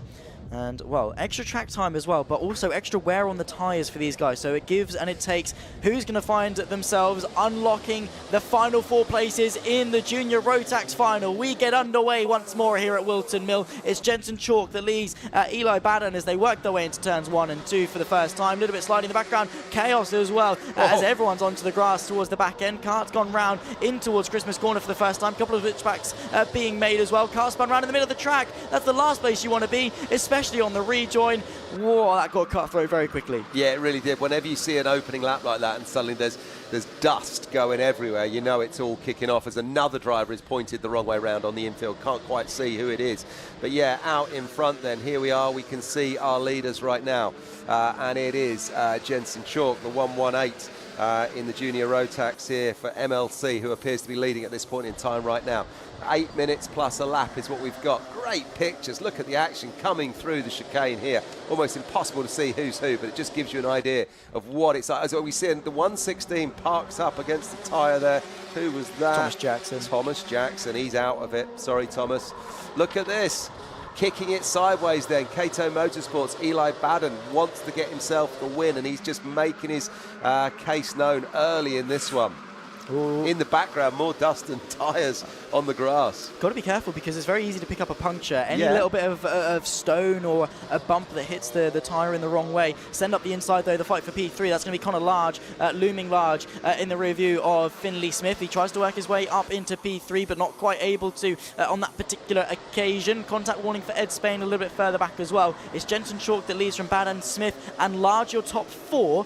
Those are the transfer spots. They get their ticket to the final. Thomas Harper goes through on Wisnauskas as well into 5th place, 1 spot away, and that's the gutting thing. You're so close, you're so far. It's all kicking off towards Christmas Corner. There goes the inside look there from the 44 of Connor Large, trying to work his way in his 2nd place. Well, basically everything I said before the race about the top 4 being calm has been ripped up and thrown out the window, because they are fighting tooth and nail as if it is the final. They absolutely are, because for these guys, it is the final. If they don't get in the top 4 in this, then they are going home. So it is all about this race for all of these drivers. As we see a driver run wide and drop back to 5th, is that our man Jensen Chook? It is. Oh, mechanical, 118. That's why he's going backwards. Race control says mechanical. Wonder what he's got going on there, but he's going backwards. As out in front, it's the KMS, Kato Motorsport driver, that is Eli Baden out in front right now. Yes, look at Jensen Chook dropping down our timing tower on the graphics. And that is heartbreaking, because earlier on in the day as well, he was quick. I think let down equally by a mechanical flag earlier as well. And, well, to have 2 in one day is heartbreaking. There's a move to the inside. That's Riley Morgan in the 222, working his way past and trying to work his way up into 5th place as well. Halfway through this Repercharge already, the 62 of Hani Sadiq is out of this race as well with some technical problems. Contact warnings left, right and centre. The stakes are high, because you do not want your day to be done. Eli Baden, though, able to secure P1 as things stand. Connor Large, though, all over the rear end of the 155 machine, able to stay through in towards the chicane, and there is a driver off. That's the 39 of Lorman Wilcox, and that, again, is essentially your chance at the final over. This is absolutely insane. This is so exciting, Zach. There are karts going everywhere in this one, as Thomas Harper then sets the fastest lap of 47.43, and he's sitting in 3rd right now. But everywhere you look in this one, kart drivers are just saying to themselves, it's go big or go home. I'm going to do anything. So that's why we're seeing karts going off here, there and everywhere. Yeah, exactly. I mean, there's an element of you've got to have that initiative. You've got to be able to fight, and when the stakes are this high, be able to maximise it, because some of these drivers, right, yeah, fair enough, you know, they're in the Repercharge, the last chance qualifying, they're not even inside the top 30 of the grid. But still, some of them have a chance to do something in the championship, if not win it, right? So when you get to sort of rounds 5, 6, and we get to PFI at the end of the season, and you look back and you think, well, what if I got into the final? Yeah. That's an extra couple of points that I wouldn't have had, that I'm going to be grateful for in a few months' time. Yes, it's easy to get complacent now. There's a move to the inside there, going into Christmas. Once again, the 222 of Riley Morgan fighting away for 5th place. Still not quite good enough for a transfer spot, but when you look back in hindsight, do yourself the favour now in the present. Yeah, absolutely. And I tell you what, Riley Morgan, the 222, Dan Holland Racing driver there, he is doing a great job. He really wants a place in that super final. So good luck to him, fella. Keep it going. You're keeping us entertained. Out in front, though, the 155 of Eli Baden still leads Thomas Harper and Connor Large. Finley Smith, at the moment, according to timing graphics, is in 4th as it stands. Although, hang on a minute, when they cross the line, let's have a look. So Riley Morgan then is in 4th right now. So as it stands, it's Baden, Harper, Large and Morgan who will be in the super final. Yeah, Riley Morgan not going down without a fight one bit, and we've seen that tenacity in the 222, not backing down at all. But Daniel Hartley equally deserves and wants that space themselves. There's the move, the 222 now demoted outside of the transfer spot, but Hartley gets promoted, and with just 3 minutes left to go plus the lap, time is running out, time is ticking down, and that fight for 4th is going to boil down to the end. Yeah, it absolutely is. And you know what? If Morgan and Hartley start scrapping for that 4th place, then we're going to see the drivers who are currently in 6th, 7th and 8th start to push on. The likes of Wisniewski, Rory Armstrong and Bella Brown currently. Could they get themselves up on the bubble in the mix? You never know. You never know. As Rory Armstrong clocks the fastest lap from 6th position right now. That's your 266 car of Rory Armstrong from Dan Holland Racing. What's he done? He's done a 46.97. It's a remarkable lap time indeed. Finley Smith with a mechanical flag as well, the 34, who we did see fighting towards the front earlier on, but a mechanical flag shown for him basically dwindles down any chance of hopes and dreams for the finals. And here we go, is a battle. That's the 46 going slowly. I think maybe a back marker towards the back. Indeed it is. Lloyd Palmer, I think maybe just relinquishing places to some of our race leaders. There's the 263, Daniel Hartley, the last driver that wants to be held up by back markers in this race, because the 222 looming large just in behind. Those two, fortunately though, are in a good position because it's a 1v1. They've not really got many people. Rory Armstrong is closing, but he's still got the back marker to get through. Yeah. It's a 1v1 for the transfer spot. They haven't got too much to overwhelm them to get too worried about. No, you're right. You're absolutely dead right there, Zach. As you can see, our picture's on the screen right now. There we go. There's your 222 of Riley Morgan, then just chasing down that 263 of Daniel Hartley. That's where it's all about, isn't it? Don't forget, this is your Repercharge. It's the top 4 from this that will go through to that super final. So you need to be in that top 4. If you're on the bubble right now in 5th, 6th, 7th or 8th, what can you do in the closing stages of this one to give yourself a half chance? Who knows? We'll find out. We're going to be going on to Eli Baden as well. Lost the race lead, but I don't think was too fussed about that again. No. You're in P2, you're inside the top 4. It doesn't make that big of a difference. Yes, of course, your starting position, but realistically, you're going to do the same impact whether you start P31 or P32. As long as you're there, there's no point risking your entire weekend based on the fact of finishing P1 and P2. Question coming in from the YouTube chat as to how many people go through. It's the top 4 at the moment. It's Harper from Baden, Large and Hartley that go through, but look in that fight for 4th. The 263 versus the 222 of Riley Morgan. It's far from over as we're on to the penultimate lap of the race. It'll be the last lap next time by with just 10 seconds on the clock. Harper then leads Baden and Large, but don't expect too much heavy hitting going on towards those guys. Do expect maybe the 222 to try something. I mean, he's half a second back for P4. It's a long way to close in just a lap, but never say never, especially when you give a driver motivation. Yeah, absolutely. Is out in front. Look, this battle continues. Eli Baden and Thomas Harper are going wheel to wheel, and Baden gets himself out in front. So, look, they're still scrapping at the front. Anything can happen with a lap or so to go. And if those guys have a scrap and put themselves off, then suddenly it all changes, doesn't it? Exactly that. I mean, I understand it, the competitive nature in the starting position. There are bonuses to finishing in front in this race, but the risk that you carry is so large. The 222 of Riley Morgan trying everything to get onto the back of the 263, but I think just going to run out of time in the end. The final lap of the race, the 150 of Thomas Harper is then going to win and take the transfer spot. In fact, it's not. It's going to be 155. It's Baden that wins and on to one more lap, in fact, actually. So we've got a little bit longer in this race. Wow, that's going to be good news for the 222. They're fighting for second as well. The 150, Thomas Harper, having to defend to the inside of Christmas corner, nearly contact. This is madness. Those front 4 just need to keep it on the tarmac, because look at the man in 5th, Riley Morgan, the 222, Dan Holland Racing. While all this scrapping is going out in front, he is closing the gap. He's now got a half chance. Dan Holland Racing driver on that Lando Norris car has got a half chance of getting himself up to 4th. As 150 of Thomas Harper gets a contact warning. This is the battle that's going on out in front. And hang on a minute, have we seen a change of order here in 3rd or 4th? My eyes can't keep up with the pictures on the screen. We may well have done. There's your 1, 2, 3 as they round the final corner. Is that our man 222 got up to 4th? It is. Yeah, there we go. Riley Morgan, the hard work pays off. Connor Large with a contact warning, but it's Baden, Harper, Hartley and Morgan that take their ticket to the finals. Yes, so full congratulations to Riley Morgan there, doing the business. And like I said, with that battle that was going on out in front, Eli Baden, Thomas Harper and Daniel Hartley was scrapping. That allowed Riley Morgan to get up on the back of them, up on their rear bumpers, and in the closing stages an overtake must have got done. And there he is. So there's your top 4. Eli Baden wins in the Repercharge. Thomas Harper, Daniel Hartley and Riley Morgan, the top 4. They get their way through. Close, but no avail for Rory Armstrong. Connor Large in P6. Yeah. He was secure in the top 4. That's what I was saying when it comes to fighting, when you don't necessarily need to carry that risk. Wisnauskas in 7th from Miles Burton, Bella Brown and George Fountain in the top 10. We're going to be saying goodbye to those as we won't see them in the final a little bit later on. We then see Elliot Powell, Luke Sawyers, McDowell, Ashley and Lynn, the top 15. McConville from Smith, Wilcox, Solonchenko and Simpson, the top 20.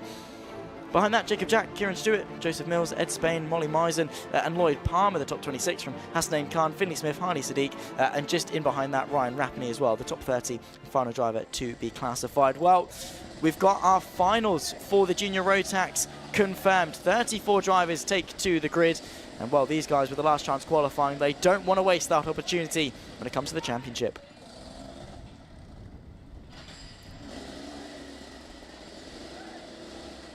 Once again, just seeing the checks being done by the marshals here on the return lane, coming through scrutineering, just checking those pushback bumpers because it could change.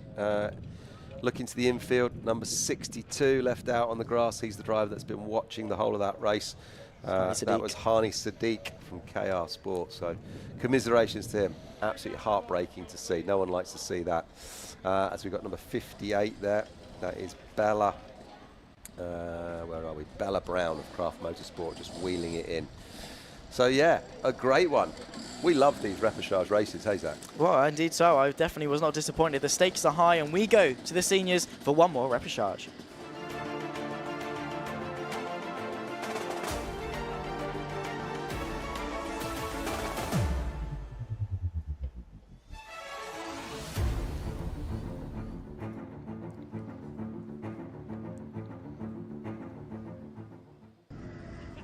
One more race before lunch break, and it's the senior Rotax Repercharge here at Whilton Mill to decide the final 4 drivers to take to the finals this afternoon. Saki Hussein from Callum Kinder, the front row, Alex Moody and Luca Palazzo in the golden seats at the start, the top 4, ahead of David Mitchell and Mac McGilvery, who definitely have some work to do. Nathan Smith from James Philip King, the top 8 we saw with a mechanical failure earlier on, looking to work forwards. Ethan Head from Gemma Hyans in 10th, ahead of Dominic Darling, and Toby Leon in 12th. Behind that, you've got the likes of Miles Roby and Maxime Smith, who had a bit of a spin at the final corner earlier on as well in the super heat, from Michael Dalton and James Wood in 16th place. Lewis Merica from Alexander Cole make up row 9 with Rufus Flan and Stephen Napier, the top 20 in this race. Ben Horner from Taylor Dixon, Asa Pinder and Elliot Foster, the 24th driver, there on row number 12. Behind that, Sloan Sterling, Ethan Critchley, Lewis Judd and Molly Pugh in 28th place. Rounding off the grid in 29th and 30th with Jude Fraser and Harry Hurst-Grover rounding off in 30th again, plagued by reliability issues I think thus far this weekend. And we've got one more Repercharge to decide the finals grid later on. Of course, there'll be the final race of the day, the Senior Rotax final, all the way towards at the start of 3:20 for their 14-minute plus 1 lap final. It's going to be exciting because the Senior Rotax we saw with excitement a little bit earlier on. And well, Kev, I mean, are we going to see something similar to what we saw in the juniors? I think we absolutely are. This is really, really exciting. And as we saw at the end of that junior race there, if those sort of front 3 drivers start to get locked in a battle and they continue to scrap till the closing stages, well, then those drivers that are sitting in, 6th, 5th, 4th, well, then that's where the action happens, because it is all about those top 4 places. This really does add to the jeopardy of the weekend, add to the excitement. It gives, of course, all of these drivers another race, so they're not just going home straight away after the super heat because they didn't make it to the super final. They're getting another run out on the track, but then they're also getting that opportunity, aren't they, to make it through to the super final, which is what it's all about. So yeah, we're definitely going to see excitement. We're definitely going to see hard charging, because it is, it's do or die. It's now or never, isn't it? It's go big or go home. What are you going to do? Well, it's either you send it and it doesn't work and you go home, or you don't send it and you'll never know if it works, and then you go home anyway. You go home anyway. You might as well give it a go. Come on. Obviously, with limitations, you don't want to damage the kart or anyone, more importantly, so you have an element of sort of obligation to be kind of sensible, I guess, but within the realms of the rules, send it, because you're going to need to. Interestingly enough, though, we saw obviously with Conor Large in Repercharge with the juniors being secure in the top 5, but not top 4, but not actually making it in the end. These guys won't have seen that mistake of fighting too hard. They'd have been on the dummy grid. So these guys will have sort of no idea as to what happened. They're going to have to go into this with a clean slate, their own knowledge, because this is probably one of the first times that they've experienced maybe a Repercharge, if they haven't experienced it earlier on. And that mentality, that switcher mentality, is one they're going to need to carry in, because it's not easy to deal with the fact of, well, do I want to finish P4, P3, P2, P1? What do I do if I'm in P5? What do I do if I'm in P4? It's a completely new format to most series that you're going to need to adjust very quickly to. Yeah, absolutely. And as they start to roll out, they'll start to make the decisions in their head right now about how they're going to play it, what they're going to do. It's obviously very hard if you're starting lower down the order in one of these Repercharge races to get yourself up into that top 4, but never say never. Who knows what's going to happen? If you're anywhere, I would say perhaps in the top kind of 12 on the start, then you've got to be kind of thinking, maybe I can do something here, and maybe you can. We'll see. And on a fast, hot track like this, where plenty of rubber has gone down all weekend long, there is the opportunity for some quick lap times and for some great drives and some great overtakes, as we've been seeing all morning. So there is a real chance of getting yourself in that super final. It is indeed. And of course, when it comes to motorsport, what I love about it, you're always just sort of suspended in anticipation, waiting for something to go wrong, something to happen, something exciting to happen, and you're never too far away from it, especially grids like this. It's a short fuse that just needs that tiny little bit of spark to catalyze a big chain reaction. We've got the 13, head of the 88, the front row. We get underway for the Senior Rotax Repercharge. It's the top 4 that go through to the super finals, and a false start, so they're going to go back round again. All that excitement for nothing. nothing. We're going to go back round again, and they get an extra lap to warm up their tyres. Yeah, that looked a bit twitchy for me when they were coming around that final corner there, getting themselves onto that start-finish straight. I just thought, nah, they're not going. There was too much going on. There was people pulling out of their lanes. There was people sort of jumping ahead. It was just, there's a nervousness, there's an excitement, there's a kind of, you know, you just got to keep it calm until you're off and racing. But that was a lot of people trying to do too much too soon, I think. A lot of nerves. Obviously, for those at home that maybe don't do a lot of karting and you see some funny flags, you know the obvious ones, yellow, red, green. When it comes to false starts, you've got the green flag with the sort of the yellow chevron. That's to indicate a false start. You do another formation lap. You'll often see drivers sort of twirl their finger as well to sort of warn the drivers behind that it's going to be a false start as well. So they get to go around again. Now, well behaved, this looks in better. Their lanes. Here we go. Let's go racing for the Senior Rotax Repercharge. Let's get excited once more. Zaki Hussein from Alex Moody, the front row. Let's go racing for Senior Rotax into turn number 1 and turn number 2. The top 4 fairly clean. The fight for 5th is raging on because you need to get some progress done quite quickly before the pack starts to fizzle out. Fight for 3rd, completely sideways there, locking the rear brakes. The 45 of Luca Palazzo unable to find a way through. There's turmoil in the background. They're cutting across the grass, able to rejoin the track at the back end. But you have to say, with just a 10-minute heat, or 8 minutes in fact for the Repercharge, you're not really going to be able to make much of an impact now. No, it's all over for those drivers. I couldn't quite make out all the numbers and all the carts that just found themselves on the grass and in the dust, but they were from actually quite high up the field, and now they end up at the back, so it's definitely all over for those guys. But out in front then at the moment, here are our lead group chasing their way through this chicane, just clipping it on the left, clipping it on the right, and then running it wide on the outside. I think I saw Asa Pinder in the mix there, purple cut. Somebody else takes a inside line. Who have we got there? It's all over. Bang in the helmet. Was that cart number 92 by the looks of it? I think it might have been. Commiserations for Ben Horner from MLC if it was. Potentially so. We saw a bit of a fight once again going into Christmas Corner for 3rd place. And that is bringing in the number 19 of David Mitchell, who now has a look to find his way into a transfer spot. The space doesn't quite open up going into the left-hander, but when you've got the 62 as well, not too far away, look to the inside contact, jumping up over the cart there. That's the 19 of David Mitchell going off. I think that was an aggressive move from the 62 to the effect. It was the 75 of Ethan Head that found his way to the inside. That's what happened when aggression boils over, and that is Repercharge at its finest, because they're fighting for the top 4, and well, in the end it's absolute disaster. They're going to be going home a little bit early today, and well, Zaki Hussein the 13 under pressure from Alex Moody, but realistically these two don't need to battle. They're going to do it anyway. The 88 to the inside of Christmas Corner gets the move done quite nicely. Yeah, well done to Zaki for getting himself out in the lead there, but he obviously did just lose that place going into Christmas. Just ran a little bit wide for me there.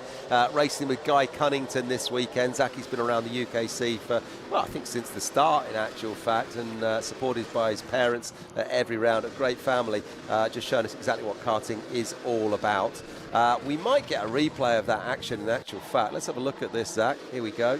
Just a look to the inside. I mean, that left-hander, like I said earlier on, you come wide and you try and get a late apex if you can. That opens up the inside and people look for it, but because it's a medium speed corner, if you're braking, you're not on the brakes for very long. It's a slight tap. There's not a lot of overlap for you to sort of go up the inside. There's not. And when there is, you turn across, you get tapped, and it's very sensitive, and up you go, and that's race done. Yeah, and I think for me, number 75 there, who ran into the back of, who was it? It was David Mitchell. David Mitchell, wasn't it, the number 19? Yeah, so for me, if I was David Mitchell, I'd be absolutely gutted. I don't think Mitchell's done anything wrong there. Gutted, I'd be fuming. Fuming, in fact, yeah, and you can sell it in his boggy lounge, can't you there? That's just overzealousness from number 75. Should be on the brakes earlier, not trying to do something silly at that point on the racetrack. But can you blame him for trying? No, I mean, it's all we've been saying. I mean, again, it's decision-making. There's side-by-side there. That's the 48. A little bit further back, this move, I believe. In fact, it's the 45. Sorry, it's Luca Palazzo fighting with Callum Kinder. They're inside the top 4. So there's your top 4. They've got a gap. They're got safe. a gap. Why? Yeah. Battle. Stop.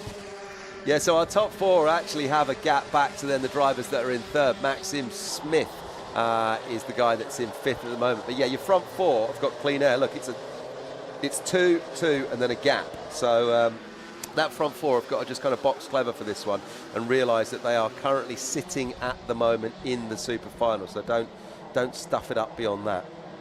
Yeah, exactly. I mean, again, like I was saying, P31, P32, P33, P34. These are the starting positions that this race decides. There's dust being kicked off in the background. But realistically, you're starting that far back anyway. You're scraping into the final. Are you realistically going to win it? Maybe not on a day like today. Maybe if there was changeable conditions and stuff, you could make a bit of an impact.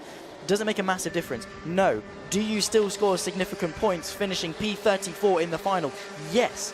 So get through. That's the bare minimum. A dummy to the inside, though. What a move that was to the inside of Christmas corner. Absolutely sensational stuff as they now work their way, of course, to the hairpin. That's the number 7 machine of Alexander Cole that made that move on the 30 of Maxime Smith up into 5th place, now leading the charge, especially if Palazzo and Kinder continue to battle. He wants to be the one to be able to pick up the spoils and get into that transfer spot. Yeah, he does. Really exciting stuff then in this one here, Zach, as we see ourselves then looking at, what, just over 3 minutes, 20 seconds to go. Fighting out for the top 4 places. Don't forget Alex Moody and Zaki Hussein out in front. Luca Palazzo and Callum Kinder then. Those are your 4 that are on the way to the super final right now. The 20. Number 20 is off into the tyres. Guy Cunnington racing driver. Who's that? Ethan Critchley. Ethan Critchley. Commiserations, Ethan. It's not what you want to see. And that's day done once more, unfortunately. But we go again in a few weeks at Larkhall. So chances to amend, chances to fight back, and that's the perseverance that you have to show in racing. You're going to have lows, you're going to have ups. There's a side-by-side moment there. The 25, Rufus Fan, I believe, fighting with a 43 as well of Taylor Dixon involved in that particular battle. There was more than 2 cars most definitely involved. 2.5 minutes plus the lap left to go. Seems pretty secure, actually, the top 4, unless Alexander Cole can do anything about it. His fastest lap is coming in very consistent. His fastest is a 45.8. His last, a 45.88. Compared to Callum Kinder, who's at a PB last lap, a 46.23. So he's consistently 3.5 tenths quicker. If he's got a few laps in pocket, Alexander Cole very easily could close into the back of the 53. Yeah, that's what we've got to be looking at, haven't we? That battle there for 4th, or between 5th and getting up onto 4th, between Alexander Cole and Callum Kinder. And like you say, with the fastest laps that he's clocking, he might just do it. 2 minutes then plus a lap left on the clock. Has he got enough time? Maybe, I'm not sure. Looking at the gaps back, what have we got? He's 5.71 behind the leader, and he's got a 1.43 second gap ahead of him to get up to 4th. I think it might be too much. It's going to be close, particularly if, of course, if Palazzo and Kinder, if they have a scrap or a mistake gets made. Never say never. It's going to be tough, but there you can see the number 7. That is the gap. It's 2 or 3 car lengths. It's not a lot. Not a lot. Especially now when you're chasing. I've said it all day long. As a driver, you sat in the seat. You see your target. You don't get tunnel vision, but you sort of close in. Everything else sort of comes around. You're focused on them. You're chasing a target. You're racing towards it. And you unlock more pace that you wouldn't do if you were just by yourself going round and round. You have something to work for, something to push yourself with, and that is the gap. He's all over the back of him now. Yeah, he absolutely is. As we're picking up the action on our screen here then. It's the number 53 of Callum Kinder. There we are. Yeah, this is what we're talking about then. So here we are, fastest lap again for Alexander Cole, of 45.69 now. Really exciting stuff. Here's the number 7 kart. We can see it. This is great stuff. This is really, really exciting stuff. The driver that's in 3rd then, Luca Palazzo, kart number 45. If I was him, I'd be the one that's feeling, I'd be feeling a little bit nervous. He's a DRT driver, and I think this is his first time. Look to the inside, the 7. How has he pulled that off? Goodness me. And fair play to Callum Kinder for giving him the space. Sorry to cut across you there, but that was a move from Alexander Cole to launch his way through into the transfer spot onto what is going to be the penultimate lap of the race, this time by completely sideways through the final corner, though. And Callum Kinder is now all over the rear end of him. Palazzo, he doesn't have to be scared any longer because it's going to be a fight between these two for the final spot. The 53 on the back of the 07. The timer ticks down towards 0. This is the penultimate lap, and now Alexander Cole has put himself into the position to get into the finals. Yeah, he absolutely has, and we can say that was coming for a few laps, wasn't it? Because he kept on clocking those fastest laps. He was turning the time screens purple, so we knew it was coming. We knew he had the speed, but we just didn't know if he had the time to do it. Well, evidently he did. But can Callum Kinder now do anything in the closing stages of this one? He's going to be sitting there inside that race helmet, absolutely cursing himself, isn't he? As the driver in front of him, Alexander Cole's just kind of sitting there thinking, I did it, brilliant. Have I got one more space in me? I think he has. I think he's going to try and get up to 3rd. Well, he's got one more lap to do it. Yeah. Does he want to carry that risk, though? Because if it goes wrong, all of that hard work is then for nothing. He's However, the do space it. opens up to the He's going up inside. the inside. If it's risk versus reward, he gets the move to the inside of Christmas corner, gets into third place. The 45 then demoted to fourth. Can Callum Kinder do anything on this last lap? I don't think so. He's going to be hopeful. He's going to push the checkered flag, but where can he get past? This is just brilliant. Well done to him. Really, really exciting race into the top 4 again, proving that this is what it's all about with these Repercharge races. The excitement comes knowing that you've got to be in that top 4 to take the win, or either to get yourself in that super final, and that is what we're seeing then. Checkered flag for Alex Moody. Zaki Hussein makes the super final. Well played, Zaki. Alexander Cull then in third, and Luca Palazzo in fourth. Callum Kinder, the one who is going to be just the most disappointed out of all, I would imagine. I just want to say, it's been pointed out in the YouTube chat as well, but I've just looked on the timing screen. Alexander Cole, what a drive. He was such a silent horse. I didn't expect him to come from that far back. 15 places gained to finish P3. Oh, Alex Moody from Zaki Hussein, P1 and P2. But the legendary drive from P18 on the grid up into third. Luca Palazzo from Callum Kinder. Maxime Smith from Nathan Smith. Of course, we won't be seeing the two later on today. James Philip King from Stephen Napier. Taylor Dixon, the top 10 in that race as we work our way towards the rest of the results. Rufus Flan, Heorns, America, Lean, Darling, the top 15. Asa Pinder, Michael Dalton, Ben Horner, Molly Pugh and Elliot Foster, the top 20. Behind that, Lewis Judd, Sterling, McGrovey, Critchley, who of course we saw having off early on, Hurst Grover, Fraser, Mitchell Head and Roby, the 29th and final driver to be classified. Of course, only the top 4 progress. And what a race that was. I mean, that's the morning done and done, Kevin. Well, yeah. We were spoiled. We were spoiled. Really, really exciting. And I love these Repercharge races, the last chance qualifiers, effectively, to get the final 4 races organised and into that super final for this afternoon. What follows now then is a short lunch break, and then we're back out with those super finals this afternoon. Maximum grids of 34, which we will see then in senior and junior Rotax, and then in the other classes, all other competitors making it through to the super final. Mini Inter had a 34 grid anyway as well. So yeah, we've got some great exciting racing this afternoon still to come, Zach.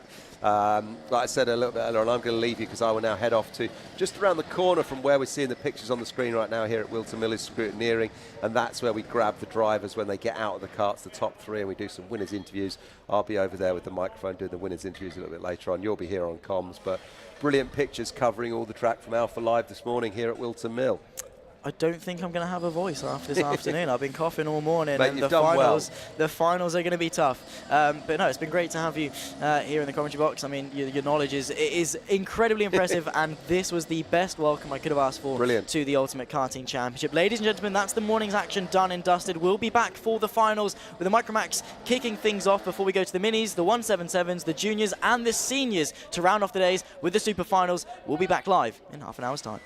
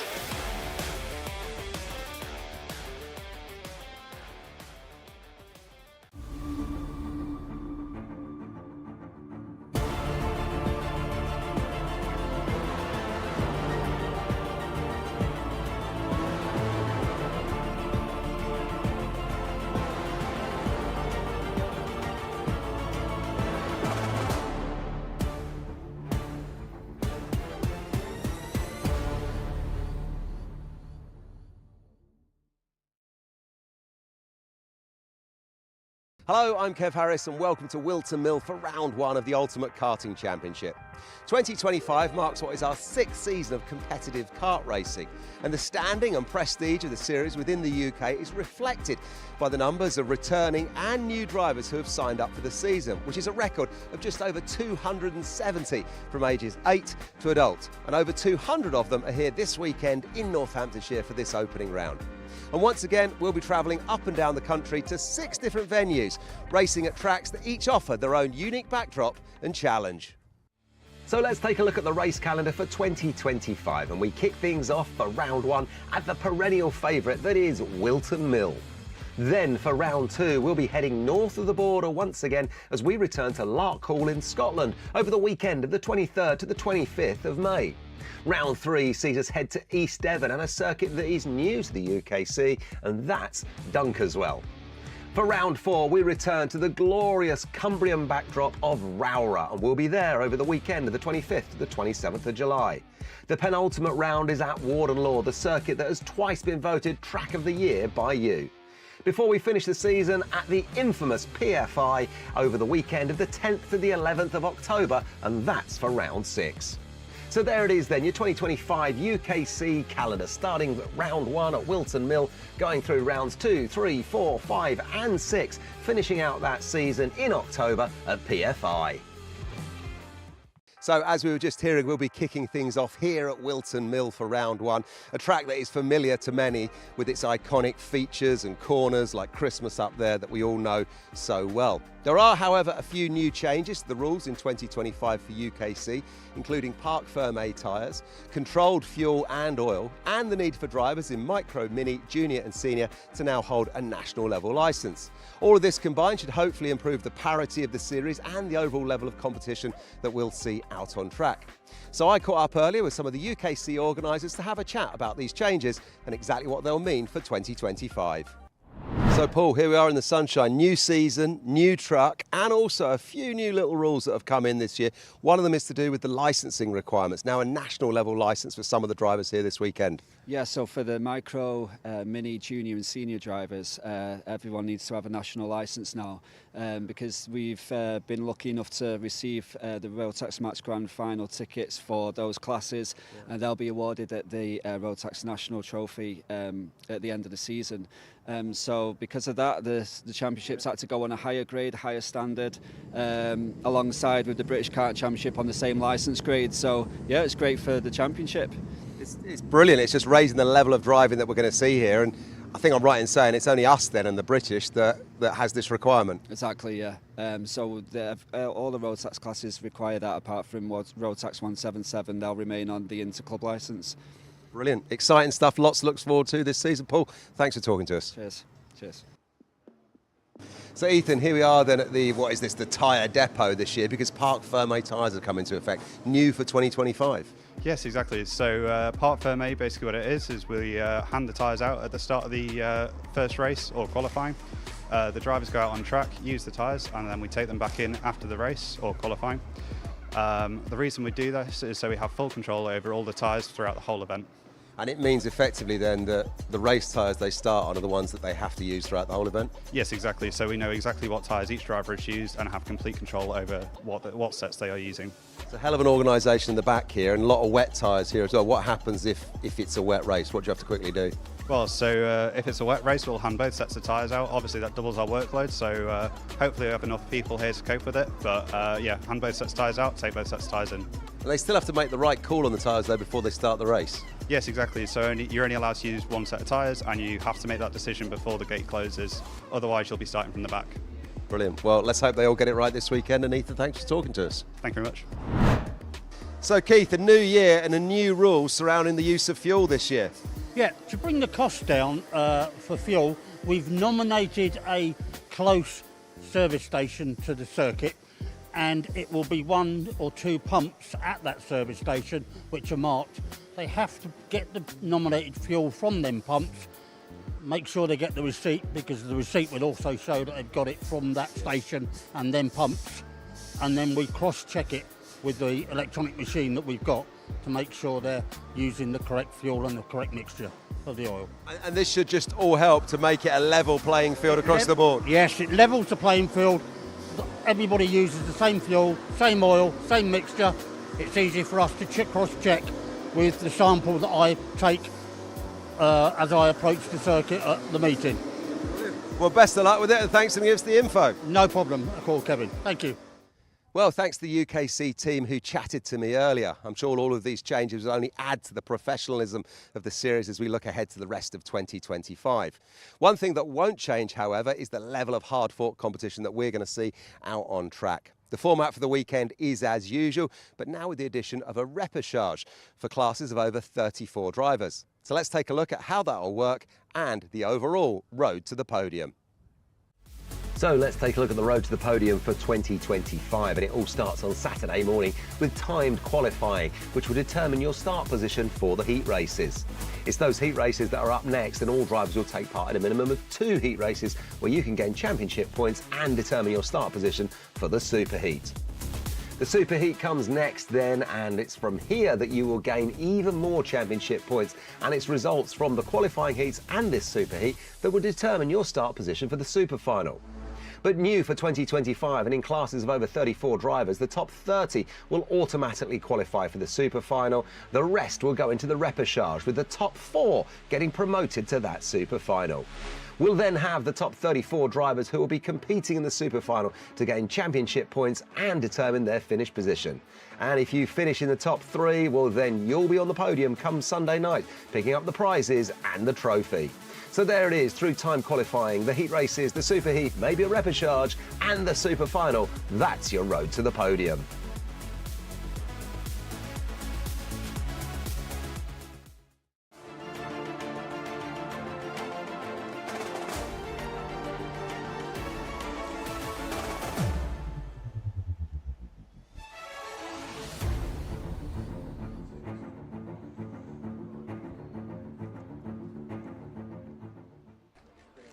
This is it then, ladies and gentlemen, what the weekend has been boiling down to. It's the Ultimate Karting Championship, it's round 1, it's Whilton Mill, and it's time for the Micromax final. Alfie Garrett alongside Benedict Das Masikos on the front row. Albie J. Stubbs on Albert Farrow for row number 2. Dimitar Usanov from Dian Singh Pahal on row number 3. Ralph Martin from Chloe McGill there in 8th. Ansel Murray from Ethan Lloyd, the top 10. Sebastian Crawford from Harris Barber, the top 12. Behind that comes George Quinlan from Teddy Murphy, row 7. Arlo Gamble, Oliver Brandt, the top 16. Behind that comes Freddie Walker, Oliver Whittle, William Davison, and Ethan McClelland in 20th and final place for the final of Micromax here at Whilton Mill. We saw absolute excitement during their superheat a little bit earlier on. And these young drivers, one of their first steps on the ladder of motorsport. They head round for their formation lap. Now we saw them just lined up on the grid, getting ready to go. And these young drivers with very little experience in terms of racecraft are going to be looking to gain their craft, refine their craft, and get ready to go racing. These Micromax kids, of course, they start around 8, and the class is capped at about 11 or 12 years old. So they are very, very young. Most of them not even sort of in high school, if not their sort of year 7, their first year of high school.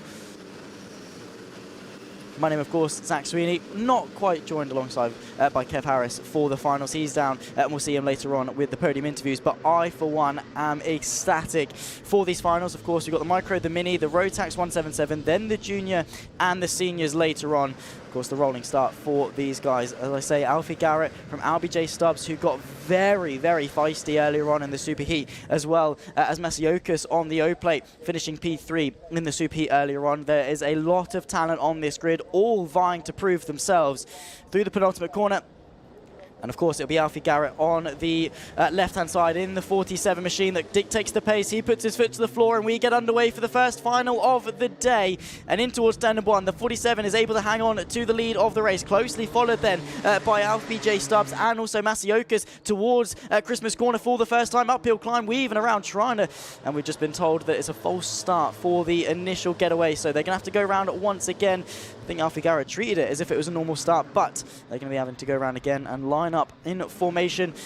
And then we'll give it another go for the second false start, of course, of the day. Saw it earlier on in the Rotax 177 Superheat. And not what we want to see, but there you can see the flag, the green with the yellow chevron to dictate the false start. And these drivers, of course, they're going to have to get used to plenty of these throughout their long and lustrous motorsport careers.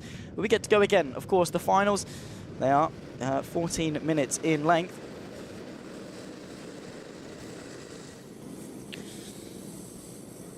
Plus, of course, the lap. So once the timer ticks 0, whatever lap they're on, they still get one more the next time they cross the timeline. In formation then, some people must have just been ever so slightly ajar. And while they line up once again, the O-plate alongside the 47 who dictates the pace. Here we go. Can we get it done properly this time by? The Micromax final is underway and racing. Alfie Garrett then leads into turn number 1, but it's side by side for P2. It's RBJ Stubbs versus Masiokas in the battle for second place. Now we begin the ascent towards Christmas Corner. The O-plate then on the inside having to defend the 23 of Singh Palau, trying to go from 6th place and launch his way up into P4. Absolute. We got about 4 cars off in the background there. Not entirely sure as to who was involved. We'll obviously check that when they come around the timing line once more to see who's down in last place. Couple of people then able to recover quite cleanly, but for the most part they were spun round and almost beached in the grass. Alfie Garrett then leads Masiokas, but I think a couple of changes as well as they're battling in 3rd place as the 23 of Singh Palau makes up 3 places here on this opening lap. Absolutely sensational stuff. Then in towards the boot for the first time. Garrett in control, but under hot pursuit from the O-plate, who's all over his rear end through the final couple of corners. It's all about momentum in these Micromaxes. Of course, the most restricted Rotax Evo engines of the classes, so they're the slowest, so you need to keep that momentum up, keep that minimum speed up, especially at a circuit as fast as the first sector at Whilton Mill and also all the acceleration zones. You need to be having that minimum speed kept to as high a number as possible. Garrett from Masiokas to no avail on that particular attack there from the O-plate. The fight for 3rd, but there's the launch to the inside. The O-plate gets himself to the inside. Masiokas takes the lead of the race away from Garrett, who has a quick flick over his shoulder just to assess the situation. Can he fight for the lead? Has he got the room to be fighting tooth and nail? Still 12.5 minutes left to go in this race, as it's still not quite settled down at all. The 12 there, that's Harris Barber making contact, I believe, with the 66 of Ethan Lloyd potentially as they go off through the left-hander of the infield, and that's something we saw a little bit earlier on as well in the day. Drivers mounting each other's carts, just getting a little bit too aggressive. Fastest lap and race lead for Masiokas, who leads Alfie Garrett and Singh Palau there in 3rd place in the 23, practically being pushed by the 96 of RBJ Stubbs. What is the consensus going to be? Do we work together and try and catch the leaders, or do I fight you now for P3? Of course, it's the final, it's the last race of their day, and they want as many points as possible, because points mean prizes at the end of the season. And of course they want that trophy on the podium as well. Who doesn't at the age of 9 years old want a nice shiny trophy to take home and put on the cabinet? But at the end of the day, you'd rather sort of a 2nd or a 1st place trophy than you would a 3rd place. A look over the shoulder there from Pahal just to see what the sort of situation is with Stubbs. Again, analyse if he's going to be going for a move, analyse his body language, see if he's going to be looking to try and go for a move. We've got about sort of, what's that, 1, 2, 3, 4, 5, 6, nearly 7 carts at line astern, trying to chase after the 2 leaders. Still Masiokas from Garrett. They lead and are pushing each other sort of to new heights in terms of their lap times. A 52.44 at the front, matched by 2nd place. Side by side, the 62 of Dimitar Uzanov tries to work his way into 4th place, and Tib LBJ Stubbs for 4th place, but to no avail. I don't quite think on that particular occasion. In towards the hairpin once more. Who's going to be last on the brakes? And no way through there for the 62. Stubbs able to thwart the attack. The 42 of Albert Ferro, who we saw get very feisty earlier on as well, is looking to continue that theme into this race. Up the inside then of the 62. Uzanov having to turn offense into defense, and there is the way through. There's contact as well. The 32 of Ralph Martin trying to get involved as they head towards the boot. Still on the inside. Further contact between the pair of them as well as they settle in single file towards the chicane, because you do not want to be going side by side through here. It's all sort of settled itself down back into single file, but all this battling is allowing the top 2 to bridge their gap further and further away. Still 10 minutes left to go then in the first final of the day here at Whilton Mill for the first round of the Ultimate Karting Championship. Look to the inside once again, the 62 brave on the brakes into Christmas Corner. The up and under definitely is there, but I think he's been able to get a stop there. Has Uzanov up now into 5th place. Very nicely done indeed. Quick look over the shoulder, no need to defend into the hairpin. and through into 5th place, tipping the 42 quite nicely. But again, the race far from over. Still 10 minutes left to go, which, by the way, was the length of their superheats, right? So they've effectively got a whole superheat still left to go. That front nose cone looks mightily insecure on the front end of the 18 there of Chloe McGill, I believe it is.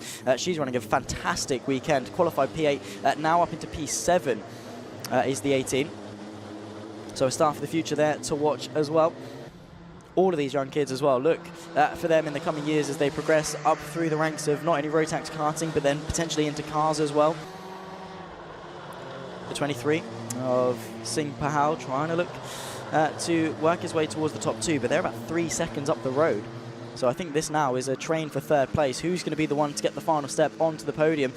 Any one of these sort of 5 or 6 drivers could win it. The 96 gets pushed wide, then LBJ Stubbs alongside now Chloe McGill, who's going to look to go to the outside of the infield section. She has to concede, but on the inside, very quickly to capitalise, is the 32 of Ralph Martin.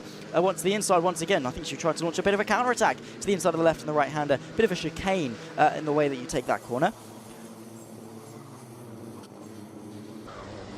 Through the boot once more. And this is the focus because the two at the front not really swapping places too much. We've not seen too much excitement between them. They're just sort of sat there. Bit of a stalemate. Garrett not quite close enough in order to find a way through for the lead, but they are virtually matched in terms of pace, pushing each other, like I said earlier, to new heights and absolutely gapping the field. The space opens up on the inside for the 62 of Uzanov, who we've seen very aggressive to the inside of Christmas corner. The space opens up for the switchback, but to no avail. The 62 finds his way through into 3rd place. Look out as well for the 42 of Albert Farrow, who could well be looking to capitalise on this as well. Not quite close enough into the hairpin. The 96 as well of LBJ Stubbs. There's Ralph Martin trying to get involved, and that's the thing in these go-karts. Karting generally, once a gap opens up for one person, the gap generally opens up for those in behind as well. You often find you lose one place, you can very easily lose 2 or 3 places, and we've seen that today in abundance. The 62 now takes the podium place away from Singh Pahal. With just under 8 minutes left to go in this final. Look at these young drivers. I mean, 8, 9, 10, 11, 12 years old maximum. And they're racing at such a high standard. This is national level karting. And the pressure on their shoulders, they're fighting in pack races. The 62 once again looks to go to the inside. It's the outside line for the 23, though. We don't often see that one work through Christmas corner. But Palau is back through now into 3rd place. Absolutely sensational stuff. The 62, though, tucked in behind, their nose to tail, practically pushing, practically bump drafting. You often see this NASCAR on ovals, let alone around Whilton Mill kart circuit in these Micromax Rotax karts. Now, 7 minutes, 10 seconds, and of course the lap left to go in this race. Masiokas gapping Alfie Garrett ever so slightly, so looks to be securing that position at the front for the final win. Of course, most points on offer for the final of any race in terms of championship points. So this is, of course, the one you want to win for the eventual championship battle. Through turn number 2, and once again the action zone. Look over the shoulder. The 23 goes defensive. I think the 62 goes with him just to cover off the attack from the 42. Is going to try and go to the outside, but again, that didn't quite work on that particular occasion. And very clever driving, actually, from Uzanov in the 62 machine there. You can just see behind. Able to sort of defend whilst also sort of not losing too much time. Looks to go to the outside, though, the infield section. Long way around, trying to fight his way into P3. That opens up the door now for Farrow to try and launch an attack into P4. And I think it's not quite worked on that particular occasion. I think it might actually. No, it has. The 42 is through into the boot. That's the 96 of LBJ Stubbs, who's made up 2 places on this lap alone, capitalising here, there and everywhere. The 62 has lost 2 places just like that, trying to go to the outside of the left-hander through the infield, and that has not at all paid dividends. It's still the 23 that leads this train for 3rd. A bit of a snap, though, from the 96. That's going to put him on the back foot once more as we ascend towards Christmas corner. Is the space going to open up there momentarily? 3 wide, nearly pinched in the middle there is the 32 of Ralph Martin, and it's going to be LBJ Stubbs that now works his way into P3. Sensational racing between these young drivers. With still 5.5 minutes left to go. The 62 once more tries to get the run to the outside. That did not work this time last lap. It's not going to work this lap either. He's going to be drawn alongside by the 42 of Albert Farrow and potentially lose another place because he gets pushed wide over the curb, completely kills all his momentum, and through then goes Ralph Martin. I think that's Ansel Murray involved as well, potentially Chloe McGill. She's at the back end of that train. I think she was able to work her way through. It's then the 16, of course, of Sebastian Crawford in P10. We've got the majority of the top 10. We've got from P3 down to P9. 9, fighting for the podium. And in the span of 2 laps, Uzanov has gone from 3rd to 9th. That's the level of competition these racers have to deal with. He's immediately going to try and launch to the inside of Christmas corner, and there's contact. And I think he's taken Chloe McGill with him. The 18 has gone spinning round, potentially contact, but of course we'll have to wait and see what the stewards think of that. But very aggressive driving into Christmas corner there from the young driver, Dimitar Uzanov, desperate to fight his way back towards the front of this train and work his way onto the podium. That's wide as well from the 23 of Singh Pahal, who was doing so well, maintaining that podium place, but through goes the 42 on the inside of the boot, through as well, potentially goes the 98 of Ansel Murray, trying to pick his way through this battle as well, and I think that's not quite worked on that occasion. The 23 was just able to hang on, but the 32 of Ralph Martin was unable to pick his way past. Now over the line to break the beam once more. 4 minutes plus a lap left to go. These finals, they are long, they're physical, and of course they are going to be taxing on these young drivers. Contact warning for Dimitar Uzanov, so I do believe that what might well have been for the contact down that we saw at Christmas corner. The O-plate from Alfie Garrett, though, this is the battle for the lead. Fastest lap swings the way in favour of Alfie Garrett, now a 52.12. Just 6/1000ths of a second, or 600ths of a second, I should say, between the pair of them. Masiokis was able initially to sort of bridge that gap and extend it for the best sort of the early part of the race, but Alfie Garrett has switched that Micromax into overdrive and trying to find some more pace to close the gap. Could we still see a fight for the lead? It was a fastest lap trade from Masiokis, 52.1, quickly beaten by 52.06. These young drivers pushing each other to levels beyond what they've seen thus far this weekend. They want to win this race. They're pushing like crazy in order to win this race. They've got 3 minutes and a lap left to do it. Translates to maybe about 4 or 5 laps depending on how they break the beam.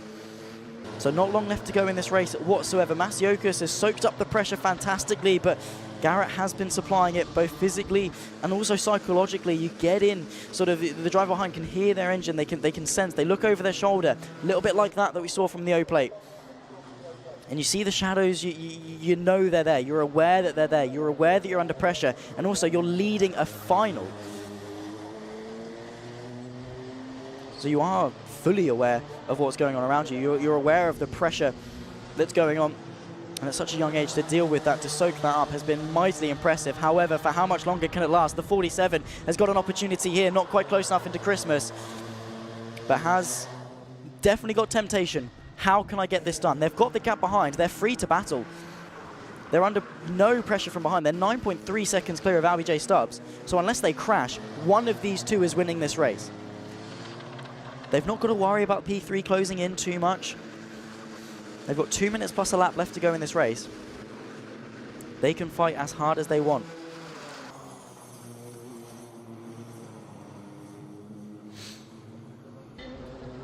Through the final corner, over the chicane, got to be careful of track limits. Very committed from Masiokis, able to extend the gap by half a car length or so. Under 2 minutes left to run in this race, probably the third to last lap that we've got for the final of the Micromax. And the gap has opened up ever so slightly. Alfie Garrett needs to sort of recompose himself and get back on it. Ansel Murray dropping down to 8th place. That's that fight for third that we continued to see. I think it's sort of broken up ever so slightly into respective sort of couples and triples, but for the most part still very, very close. So we'll track the progress of both the front and the podium battle. You've got to be careful of track limits there as well. You can see a very big divot on the exit. Of course, naturally the kart wants to run out to use that little bit of concrete between the two grass banks. But you've got to be careful not to run too far, because you can sort of drop the kart, it can bottom out, it can spin, you can get a puncture, you can damage and bend a chassis very easily, all in the pursuit of a little bit of extra lap time.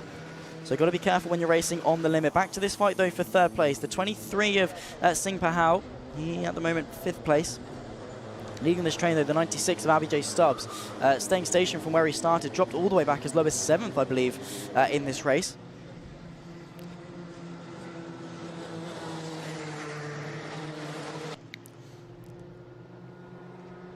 The 42 of Albert Farrow as well, closing in, wants that trophy for P3, but even then P4, very respectable position, especially in the championship.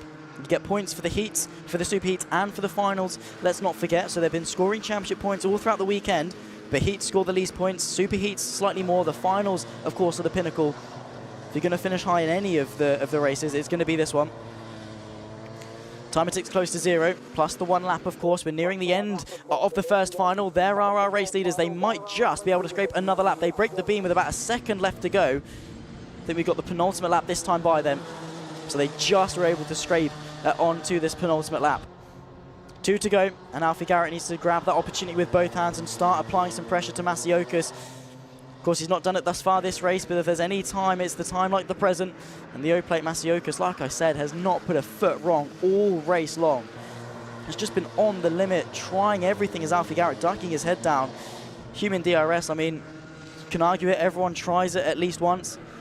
The benefit is probably more psychological than anything, but you've got to try it head down, desperate to try and find any little bit of pace that they can through the boot, chucking it in for one final time, this time by through the chicane.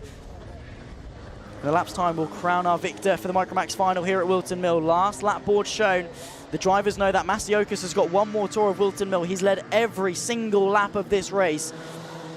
And Alfie Garrett has just been within touching distance, but not quite close enough to go for a move.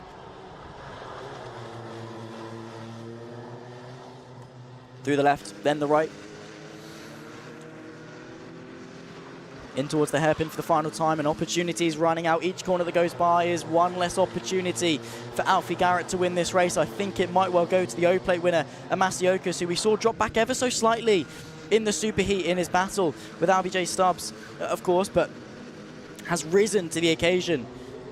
And he's just got to keep it tidy for a couple more corners. There's not really an overtaking opportunity for Alfie Garrett to capitalise on.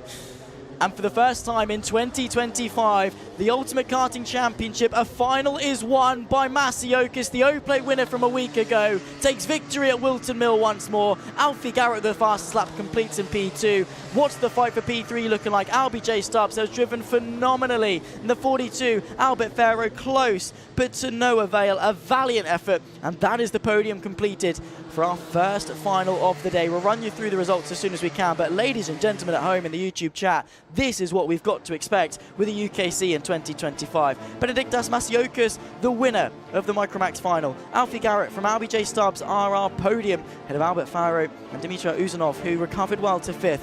Dian Singh Pahal, who was in podium contention all the way through that race, same two of Ralph Martin in 7th. Sebastian Crawford from Chloe McGill, despite contact, finishing 9th. Harris Barber from Ethan Lloyd in P11. Arlo Gamble from Anselm Murray, Teddy Murphy and Oliver Whittle, George Quinlan, Freddie Walker, William Davison and Oliver Brunt in P19. The drivers will be on their cool-down lap and they'll be making their way over, of course, to the podium. 1, 2 and 3 in the final. And what a race that was. There we are down. The drivers making their way onto the garage. I think Kev's down there potentially to grab a word with some of them.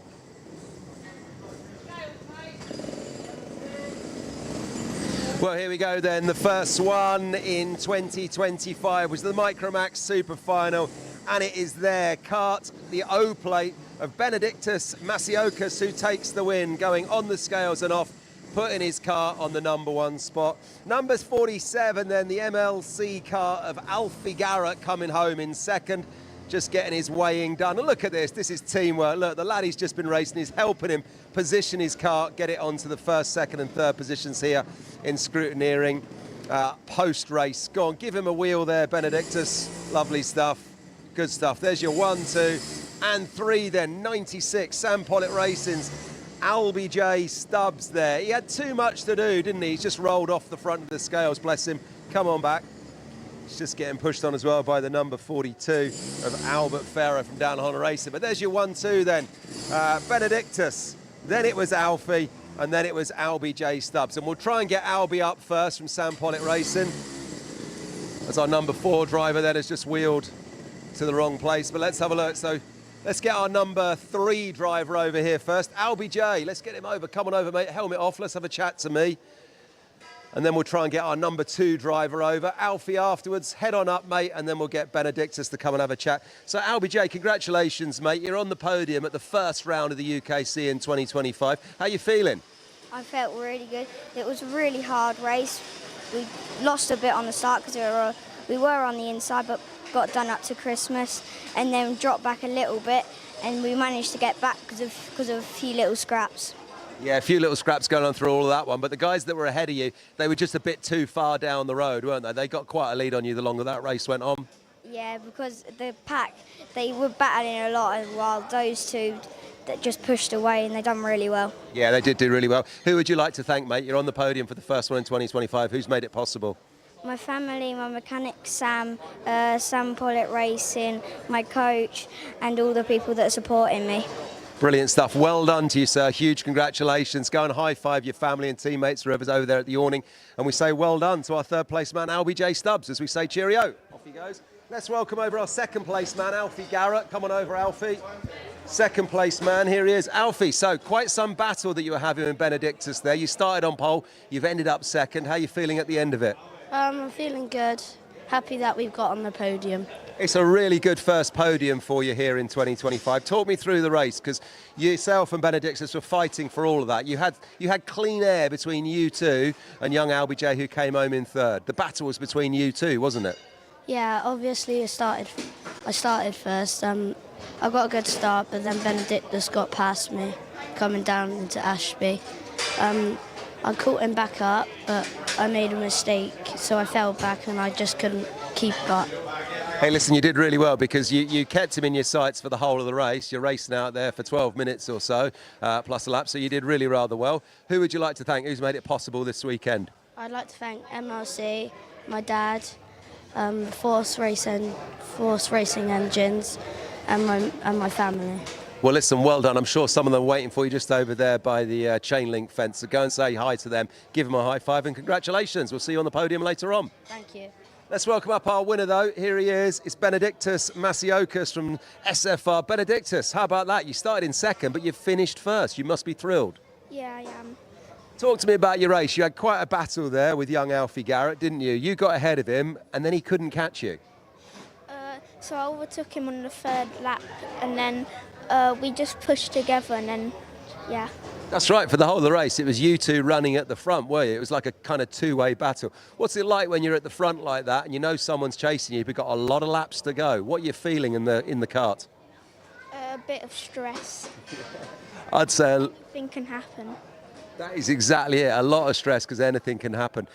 Who would you like to thank? Who's made it possible? My dad, my coach Nathan, my mum, and everyone who supported me. Listen, there's a lot of people supporting you, watching you on the internet all over the world right now. Huge congratulations. Well done, Benedictus. We'll see you on the podium a little bit later on. Okay, bye. There he goes, bye. So there we are, that's our first one here at Whilton Mill in 2025. What a great race it was. Up next, there's more of the same in the sunshine for the Ultimate Karting Championship.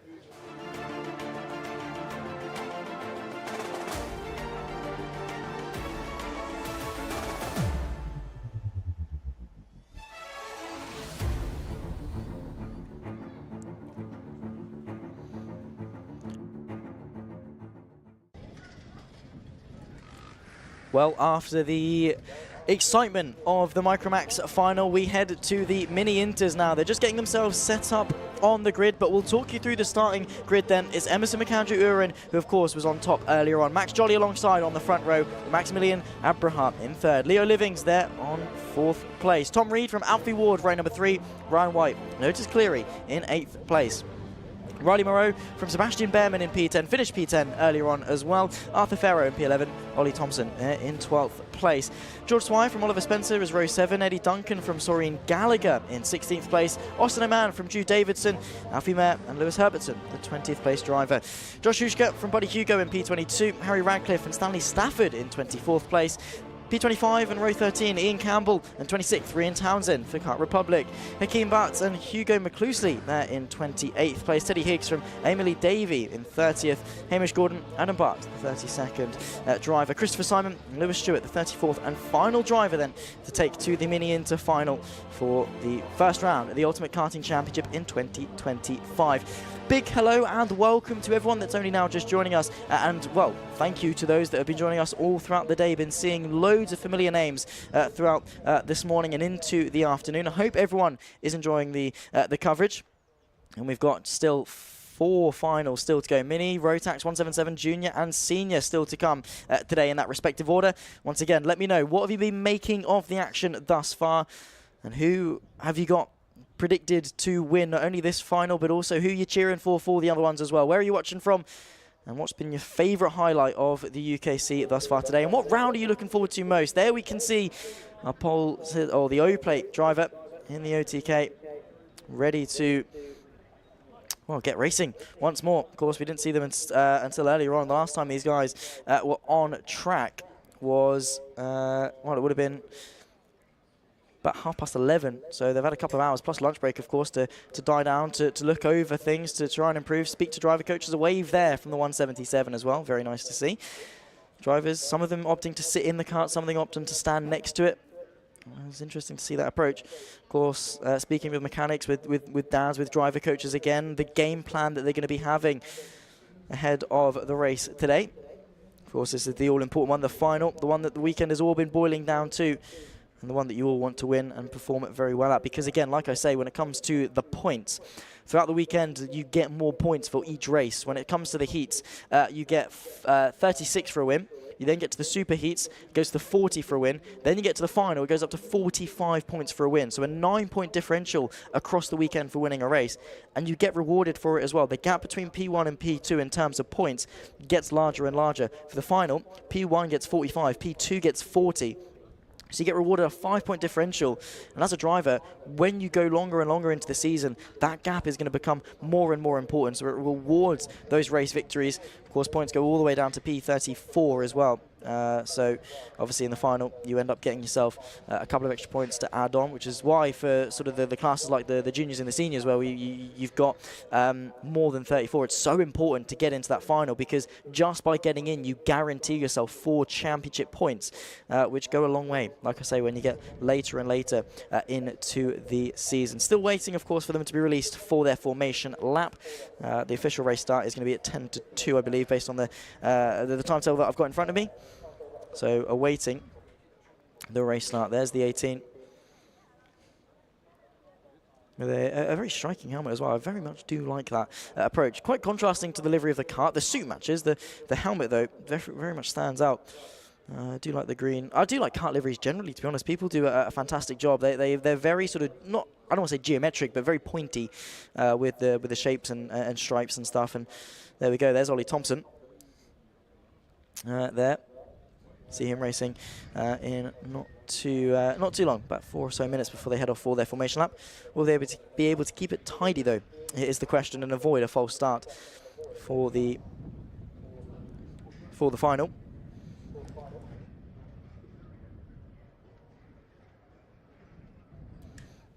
I must say, I've been absolutely incredibly impressed with the racing action that we've had in store for today. Again, like I say, this is my first round of the UKC as a commentator, and I've just been so impressed at the standard of driving that we've seen as well. I mean, we've seen a couple of incidents and things, but for the most part, it's been hard and fair racing from each of these drivers. Final fist bumps being made before they head off, of course, for their formation lap. Got to get some temperature into the tyres. Of course, they're on the same set of tyres all the way through. There's the 2-minute warning board, so off the grid.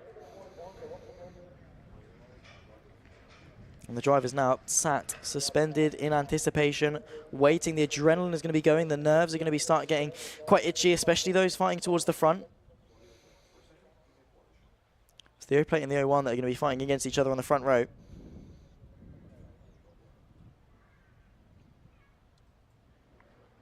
And again, everyone in the YouTube chat, let us know who you're supporting, who are you cheering on for. Make sure to like the stream as well if you have been enjoying it. Subscribe to Alpha Live and share around to as many people as you can. We want as many eyes on these young talents as possible to promote them through their motorsport journey. Not only just here at the UKC, but beyond into cars and whatever sort of avenues of motorsport they decide to take.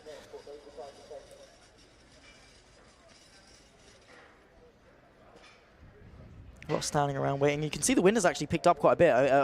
Speaking to the camera operators that we've got dotted around the circuit, they were sort of mentioning how windy it can be. You can see the flags there picking up.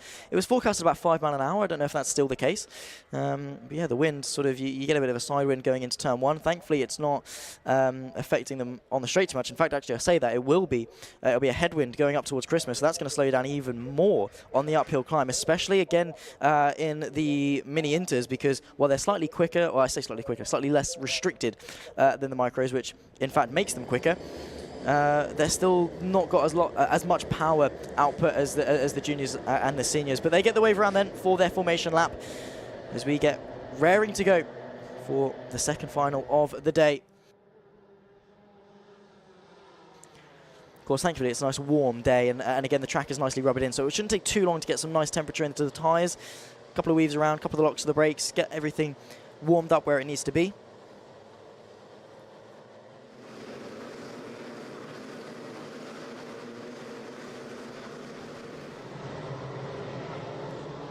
And then get yourself into your 2x2 formation for the rolling start. Quick reminder, it's McAndrew Uren and Max Jolly that share the front row from Leo Livings and Maximilian Abraham. Again, we saw those top four fighting fiercely earlier on in their super heat, and expect more of the same in the final. Again, this will be 12 minutes plus a lap, similar to the Micro Max. So plenty of time to get these moves done, but, well, don't expect these drivers to be waiting around. As soon as they see an opportunity, I'm sure they will be going for it. It will be McAndrew Uren on the right-hand side of your picture with the 01 plate that dictates the pace. It's the O plate alongside him, though, Max Jolly, that could well have the advantage going into turn one, being the outside. As we get set to go racing once more, it's the mini Inter final here at Whilton Mill for the UKC. A good start from pole position, and fourth place has actually followed him really, really nicely. That's going to be the third place driver, I believe, of Abraham. That's going to be able to follow him through and potentially take second place with it as well. The 01 plate then leads from the 61, the 10 up the inside, switch back as well late, going into Christmas corner and jumping over the curb. That's the number 10 of Tom Reed. There's contact as they then have to cut the grass for the King, losing plenty of places and momentum to go with it. In towards the first hairpin for the first time, and goodness me, it's all kicking off. I think that was the 93 potentially that was getting a little bit squirrely in the background as well. But a calm start for the leader, McAndrew Uren, who I think was able to control the start very, very well indeed. Hopefully no drop downs or anything like that initially on the start, although inevitably I'm sure there probably will be some. The O plate then of Max Jolly dropped back a few places. Let's see what the positions are finally as they cross and break the beam for the first lap. It's McAndrew Uren from Abraham and Tom Reed the top three. Riley Moreau and Max Jolly dropped to fifth place, so 2 places down from where he started to where he is now. Into Christmas corner, he's going to have the move to the inside, but a move under braking ever so slightly. A little bit late there from Riley Moreau, but covered him off quite nicely. There's the S plate there. That's Drew Davidson off and stranded and probably out of this race. So not entirely sure as to what unfortunately happened there, but look at the gap. And a look to the inside there from Tom Reed for second place. Beautifully done. Saw the gap and executed the move absolutely perfectly. The 61 of Abraham then is stuck on the counter-attack, trying to find his way back through, but they don't want to battle too much too soon, because of course they still have to try and stay within sort of touching distance of McAndrew. You've still got 12.5 minutes of this race left to go. And you don't want to be throwing it away too soon. You don't want to be settling too soon. You've still got a chance at winning this race. If you work together, you very much still can go for it. But it's got to be a mutual effort. It's got to be that short-term loss, long-term gain for those four. They've got to sort of just suck it up, get along for a little while, at least for now. But there's the look actually to the inside. Max Jolly not waiting around for an invitation to the inside of the hairpin on the 03 of Riley Moreau. He wants to climb his way through this field and lead the charge onto the back of first place, running a little bit wide through the infield section there, over the curb, and that drop back down almost shocks the car. Got to be careful. Too much of that, you can find yourself spinning or losing control or bending something, worst case scenario. But through the chicane, you can see launching over the curbs. Got to be careful of those flip-flops. They are monitoring track limits. Don't want to be picking yourself up a penalty too soon. Being ushered on by parents and mechanics then going into turn one, giving them the signal to push. But nose to tail for the best part of the field. That was a competition that are extremely, extremely high. McAndrew Uren still leads from Tom Reed, Abraham, Jolly and Moreau, the top five. Oliver Spencer, though, is the driver with the fastest lap of the race. The O-plate practically pushing, of course, the 61 through the hairpin, getting all over his rear end, trying to apply some pressure, trying to get through, because the gap at the front been a bit of a stalemate. The last time by, Tom Reed was marginally quicker, but not quick enough to make much of an indent. So they need to be consistently chipping away at that gap, getting in sort of touching distance of the 01. That was a launch over the curve there from the number 8 of Oliver Spencer. Finding some lap time. He's doing something right, because, like I say, he's got the fastest lap of the race. And he's just set another one of 48.5 that last time by, which, by the way, 0.3 of a second quicker than our race leader. That is a man on a mission right there, trying to close into this pack ahead and maybe work his way onto the podium. He's got 3 places in order to do that. very smooth for the most part for these drivers. They're not sort of sliding the kart around. They're not locking the rears too much and getting the rear end round. They're being very smooth, very methodical with it because, again, they don't want to scrub off too much speed by going sideways, because it's going to be very difficult for them to sort of pick that back up with such restricted engines as such. Contact warning for Otis Cleary there, the number 22. He, at the moment, is going to be running a little bit further down the field. He's in P15 at the moment. So must have just been some of that midfield argy-bargy that we've seen. Side-by-side as well, the number 15, side-by-side with 183. That's Alfie Ward versus Alfie Mayer going into turn number 1. Getting very, very busy. There's the number 8. There's Ollie Spencer on the inside of the 03 of Riley Moreau into Christmas corner. There's one picked off. He's got them in his crosshairs and he's closing down more and more. He matched, oh, in fact, he beat his fastest lap last time by 48.58 the last time through. So really arriving on the day, and just goes to show that obviously, while yes, your heats and your super heats dictate your starting position for the final, but this is the one you need to arrive at. This is where the pressure is. And yeah, you can win heats, you can win super heats, but you've got to execute it in the final. That's exactly what Ollie Spencer is doing. He's now moved his way up inside the top 5.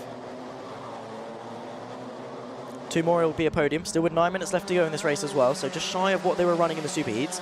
And that's the physicality of this. I mean, karting generally, even at corporate level, in fact, actually, there's number 8 looking on the inside of the O plate. Max Jolly, last thing he wanted to see was to be going backwards. But it's in fact Oliver Spencer that's being the aggressor. He's now up in a 4th place, knocking on the door already of the 61. However, goes in a bit too deep. Max Jolly goes straight back through on the exit of the hairpin. Takes the racing line, running a little bit too wide there from the number 8. More mistakes like that. He cannot lose his composure. It's happened. You can't then start getting in your own head, start being your own worst enemy. Could he have a send towards the inside of the boot? I think he is. He's going to brake late, send it up the inside. If you reach that curb first, you're doing something right in terms of getting a move done, because you use all of it. That's a fantastic shot, showing the speed of these, you know, young drivers, upwards of maximum 13 years old, between 9 and 13-ish for the Mini Inters. You know, when I was between 9 and 13, I most definitely was not racing at these speeds, at tracks like this, at a national level. The talent and maturity of drivers this age as well. I mean, you heard it there when the micro spoke to Kev in the interviews. The maturity they have, confident to speak in front of a camera, in front of a microphone when, you know, Kev, who's a lovely bloke, but, you know, he comes up, shoves the microphone in your face, asks you a question. There's a look to the inside, shoving up the inside, speaking of, is the 8 of Oliver Spencer, and that's going to prompt a bit of a move further back. That's going to be Abrahart, I think, fighting with Max Jolly going into the boot. Abrahart, I think, was able to forced to concede in the end, launching it over the curbs. The 61 now all over the back. Oliver Spencer worked his way into the podium places. He's worked his way up. What is that? 11 places. So speaking of just starting position not being the be-all and end-all, he's up 11 places. He's started P14. He's now P3 in this race. A move there as well to the inside of Christmas corner. We saw it as well in the Repercharge for the seniors as well, a driver making up 15 places.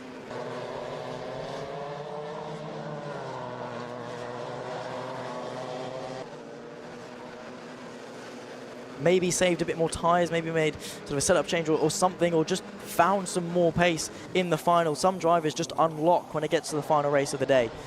Maybe got a bit more endurance and stamina, maybe the wrists are hurting a little bit less, stronger forearms, whatever it might be. Physicality-wise, he's unlocked a lot of pace as Oliver Spencer, and he's using that to full benefit to himself. Speaking of big gainers, by the way, and 11 places gained, we have also got 11 places gained for Alfie Mayer, up into 8th place from 19th on the grid. So capitalising on incidents, on people going off, on gaps, particularly at the race start. Up 11 places is mightily impressive. You know, where you sort of find yourself settling into packs to work through, you know, 3 or 4 karts and then go and chase more and overtake them as well. To have the pace to do that, staggeringly impressive. McAndrew Urano at the moment leads the way from Tom Reed in second, about 6/10 of a gap between the pair of them. There is the gap as they run their way through the boot.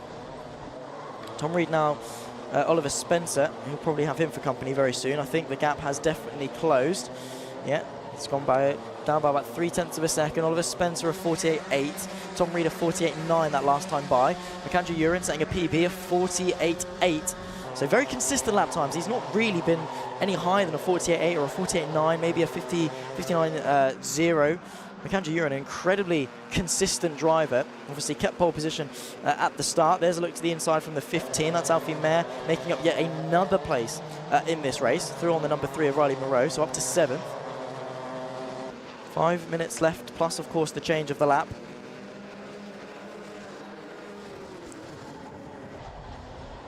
But the consistency of McAndrew Uren has been incredible. Not put a foot wrong at all. Let's see what this lap time is. It's a 48.96, so again, within a 1/10 and a half of a second, lap on lap. As a young driver, you go round and round and round, and consistency like this is going to be so important the further up you go through the ladder, and especially the UKC as well. You've got to have that consistency over the season. You're not going to win every final. You're not going to win every heat or super heat. You're not going to pole every qualifying. You're not going to be the quickest driver and dominate every single round. But if you're there second, third, win the occasional heat or final, you're going to do yourself a lot of favours in the championship. A look to the inside of the hairpin as well, and side by side towards the infield section we saw a bit further back. This is a big group. This is the fight for P3, potentially even P2 now as well. Oliver Spencer on the back of Tom Reed. There's the 01 of McAndrew Uren, who is, well, home clear basically. Can't get complacent because a mistake would very quickly bring Tom Reed back in to the equation, but he's keeping him at arm's length, right? Tom Reed is nowhere near close enough to go for a move, nor will he be for a couple of laps, even if he starts sort of pushing it into overdrive. And McAndrew Uren, by the way, 48.8 that last time by, matching his PB. Proving again his consistency.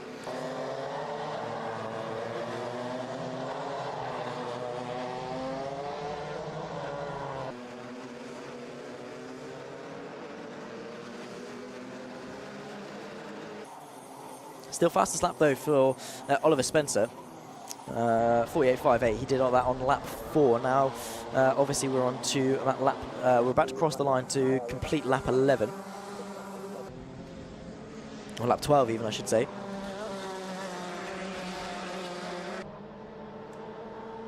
There's the gap, and look at that. The number 8 of Oliver Spencer.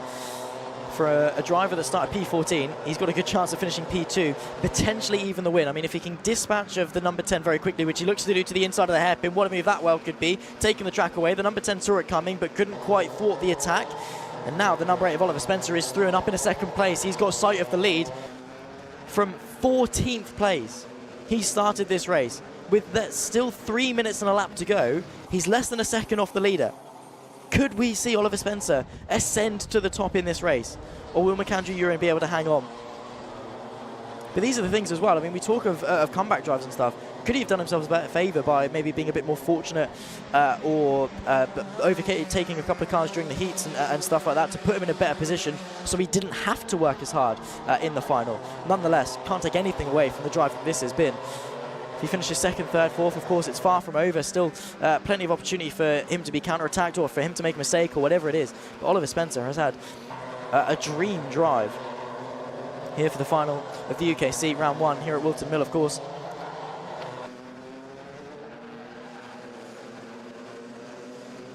Just been told as well that Spencer has got one race less on his tyres. So speaking of sort of attributing factors when it comes to tyre wear, they get one set for the weekend, right? So the less driving you do on your tyres, maybe that's why he started a bit further back, missed one of the heats, whatever it was. Less wear on the tyres can give you a bit more grip. Of course, Oliver Spencer was one of the drivers that unfortunately went off during the last race at one of the corners, and well, you have a whole race of tyre wear that you don't have, and that's going to be beneficial now. He's using that to full fruition. Just needs to hope they don't fall off a cliff and that all of that pace disappears. But you still have to drive the car. I mean, even if you've got, by this metric, a faster car in the sense with a better tyre grip, you've still got to drive it, you've still got to overtake, you've still got to be decisive and convicting with your moves, and that's exactly what Oliver Spencer has been.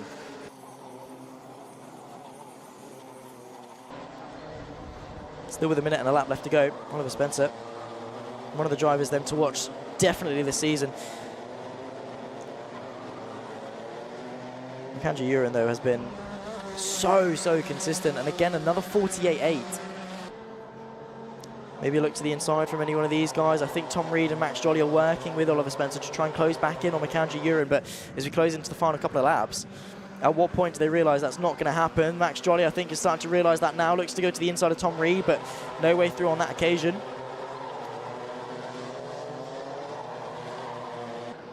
Gap is closing though, and this is the final push that you need. 20 seconds on the clock. They might well be able to scrape another lap out of this. But it is going to be close.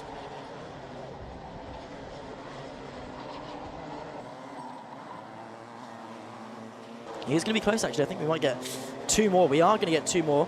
The timer's going to tick to 0. Penultimate lap of the race now started. McAndrew Uren from Oliver Spencer, Tom Reed the podium, Max Jolly just off it there on the O-plate. And there's the gap.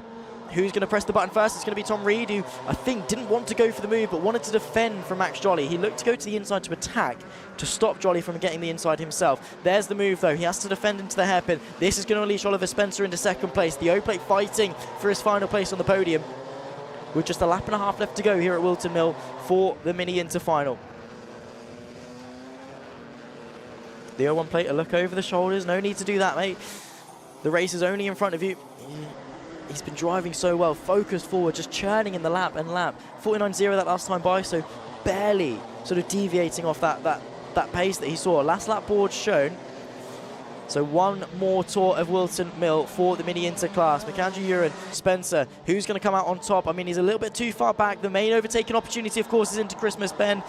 And none of the top 4 able to make any moves on this occasion. Max Jolly running out of opportunities to finish on the podium. He's dropped off the back of Tom Reed ever so slightly. And no launch into the hairpin either. They're running out of chances unless there's a drastic mistake, unless they keep it. As there is the 23, is that's gone off.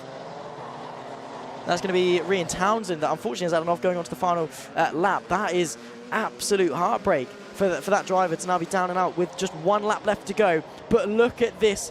This drive has been sublime.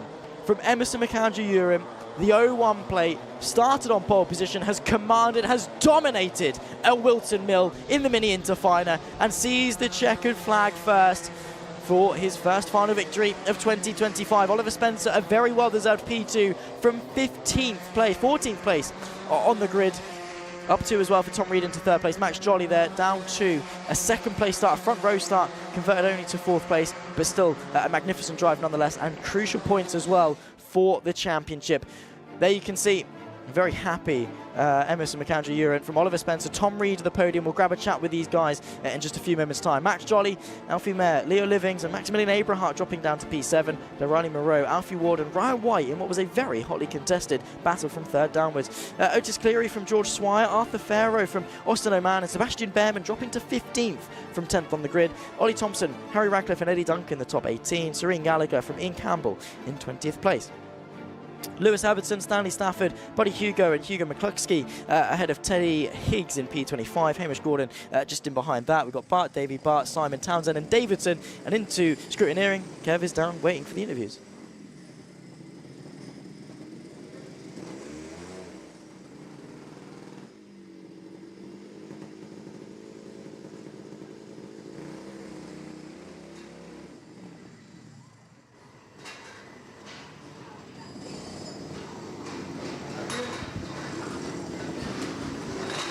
And well, with the drivers assuming their places on the podium, it's down to Kev for the interviews.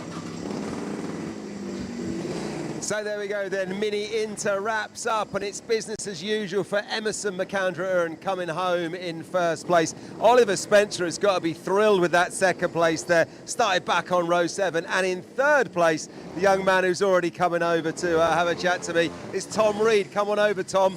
Well done, mate. And Max Jolly just finishing in 4th there. Get yourself in the middle here, my friend. Well done to you. So here we are then, Tom Reed, SFR driver coming home in 3rd. You don't look very smiley, my friend. What's going on? It was a tough race and I came out on 3rd, but I wish I got the win. It's racing. Yeah, tough, isn't it? You're on the podium, but you obviously felt you could have gone much better. At what point in the race did you start to think that maybe it perhaps went away from you and perhaps you could have got yourself that 2nd or 1st? It was at like the last 3 laps. There's a bit too much of a gap. Was a bit too much of a gap, and you were defending from Max Jolly as well. You had him breathing down your neck in the back. There was a lot going on, but can you take any positives from it? It's the first round of the series, and you are on that podium. Yeah, I'll get a trophy. You get a trophy and you get championship points. It's a long way to go, Tom. Who's made it possible for you this weekend? Who would you like to thank?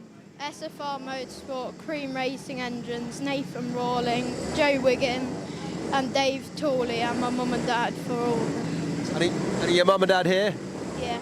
Of course they are, and they'll probably be just across the way over there near the fence. So go and give them a high five and huge congratulations. Thank you. There goes Tom. Let's welcome over our second place man on the day, which is Oliver Spencer, KR Sport driver. Come on over, Oliver. Have a chat to me, mate. You've got to be quite pleased with that one. You started back on row 7 and you've put yourself in second. Yeah, it was hard. Like the qualifying was we messed up, so did the Super Heat. So yeah, it's a good comeback. It's a really good comeback. You obviously knew then that you had the speed throughout the weekend and you had it all to prove in the final. Yeah, obviously the tyre's a lot better because mine was quite a lot younger than everyone else's, so we had that advantage.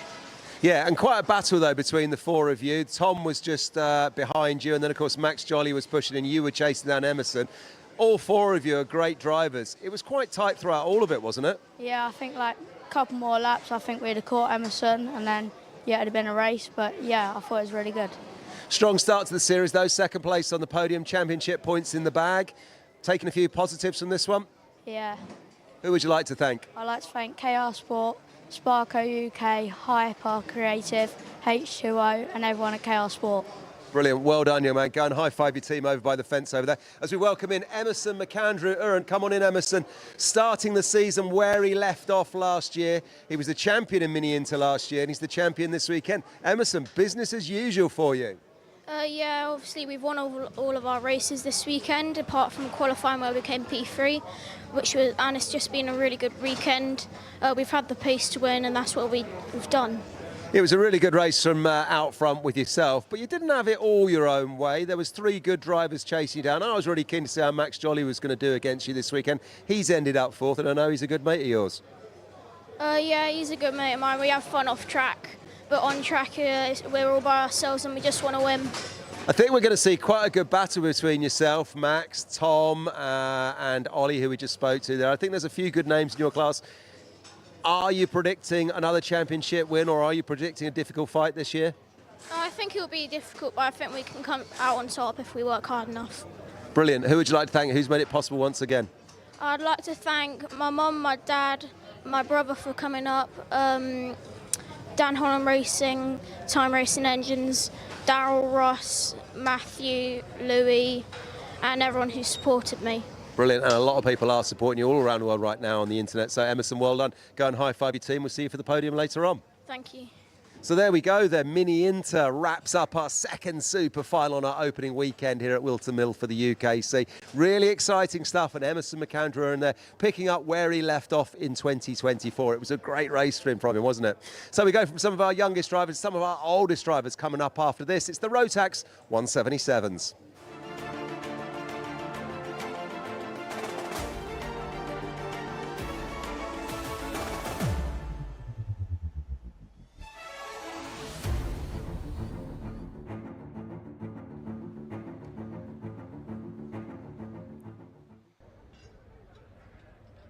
Well, we head from the youngest drivers on the field to some of the oldest with the Rotax 177. There is the starting grid. James Lingard and of Edward Matthews. We saw those two do battle earlier on in the day. Scott Cleve from Jamie Zyra there in P4. Ahead of that, Scott Smith, Joshua Gollin in 5th and 6th place. Jack Taylor from Josh Howard, the 4th row of the field, from Jonathan Railton and Samuel Cornwell starting from 10th. Harrison Krug with some fantastic moves earlier on, finishing P3 in the Superheat, will start this one from 11th. Shane Collins in P12. Then comes Rob Simpson from Nicholas Walker for the 7th row of the grid. Matt Lear from Mark Gillibrand in 16th place. Cole Edwards and Josh Bass completes the 18 kart field that we've got for the Rotax 177. Of course, the slightly heavier Rotax class, racing of basically in the same regulations as the seniors, but with a minimum weight of 177 kilograms minimum for driver and kart in kit. Of course, so basically with weight being such a huge factor, especially in karting, basically minimises that advantage that you can get from being that much lighter because there is a minimum weight to adhere to. Hello and welcome to everyone that's joining us in the YouTube chat. We're just waiting for the karts to get themselves onto the grid and underway for their respective final, which I have got down is due to start in about 6 minutes time. So let us know how you've been finding the day thus far, who you've been cheering on, what has been your favourite race thus far, because we've had a lot to choose from, to say the absolute least. And of course, thank you to everyone that's been tuning in at home, watching along, sharing, commenting, liking the stream, and of course subscribe to Alpha Live for staying up to date with all things motorsport essentially. course, by the way, Alpha Live, one of the pioneers of broadcasting grassroots and all motorsport, really.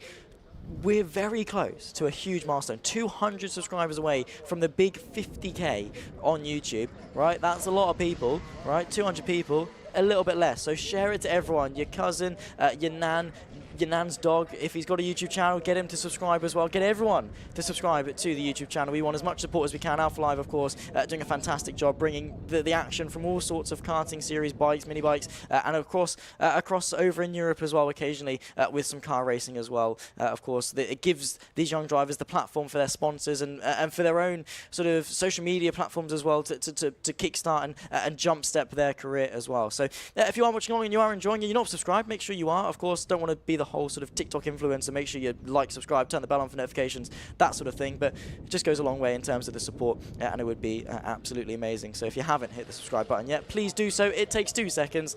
And it's free. Not many things are free in 2025, let's be honest. So let's appreciate it if you are enjoying the content. Anyway, the bargaining is over. There you can see some karts getting themselves onto the grid, drivers kitting themselves up. And like I say, let me know, what's been your favourite race of the day? Who are you cheering on for? Where are you watching from? What's your sort of favourite motorsport? And why is it the Ultimate Karting Championship? Because honestly, I've been fortunate enough to commentate on a lot of different series, both sim and real, and this already is becoming one of my favourites. In terms of the action that we're seeing, the racing standards that we're seeing, the diversity between each of the classes. It's been mega. Also, happy 66th birthday to David Ives, celebrating here at Whilton Mill. So thank you for letting me know in the YouTube chat. And it's amazing to have such passion in motorsport. And a big happy 66th birthday here on the 6th of April as well. So 66 on the 6th. It's a shame that you're not born in June. That would have been very, very handy indeed. 66 on the 6th of the 6th month. But anyway, it's fine. We've got just a couple of minutes before drivers will be sat down, ready to go, engines on and on for their formation lap. But thinking back to earlier on, of course, in the Rotax 177 Superheat, before we had the Repercharge, and we had that battle, obviously, earlier on at the front, and also the fight for P3. It was raging on for the best part of the race. Now we get to do it, of course, all over again for 14 minutes plus 1 lap. So slightly longer we get treated to this action. There you can see our roving camera marshal walking along the grid, giving us some excellent shots of the drivers. That cannot be good for the lower back. Robin, of course, doing a brilliant job. And again, to be fair, a lot of the crew here at Alpha Live, of course, the camera operators, big shout out to them for capturing all the action. For some of them, it's their first ever time holding a camera. And I have to say, you wouldn't have noticed, they have been on top form, following all of the action. We haven't missed a beat at all. Of course, shout out to the production as well. James sat there. He's given a fist bump in the air as well. He's very happy. Shout out to everyone. And like I said earlier, to the marshals, to the admin staff, to the catering, to the cleaners, to the parents, to the mechanics, everyone behind the scenes for making the Ultimate Karting Championship possible. Don't know where that came from, to be completely honest. It's been a long day, ladies and gentlemen. It's getting quite toasty, actually, in the commentary box. It's a very warm day. It's actually picked up. We got informed by the camera op as well. It's picked up a little bit in temperature. It's dropped down in wind as well, so the temperature feels a lot warmer than it was earlier this morning. It's feeling a little bit toasty. So potentially a bit more in terms of the tyre temp to be careful of. You don't want to overdrive the tyres too much. Bringing it back to the racing. You don't want to overdrive the tyres too much. You don't want to lock. We saw a lot of rear locking in the 177s earlier on. That's nice. We've opened some windows. It's a little bit breezy now. I'm content. I'm a happy commentator in the commentary box.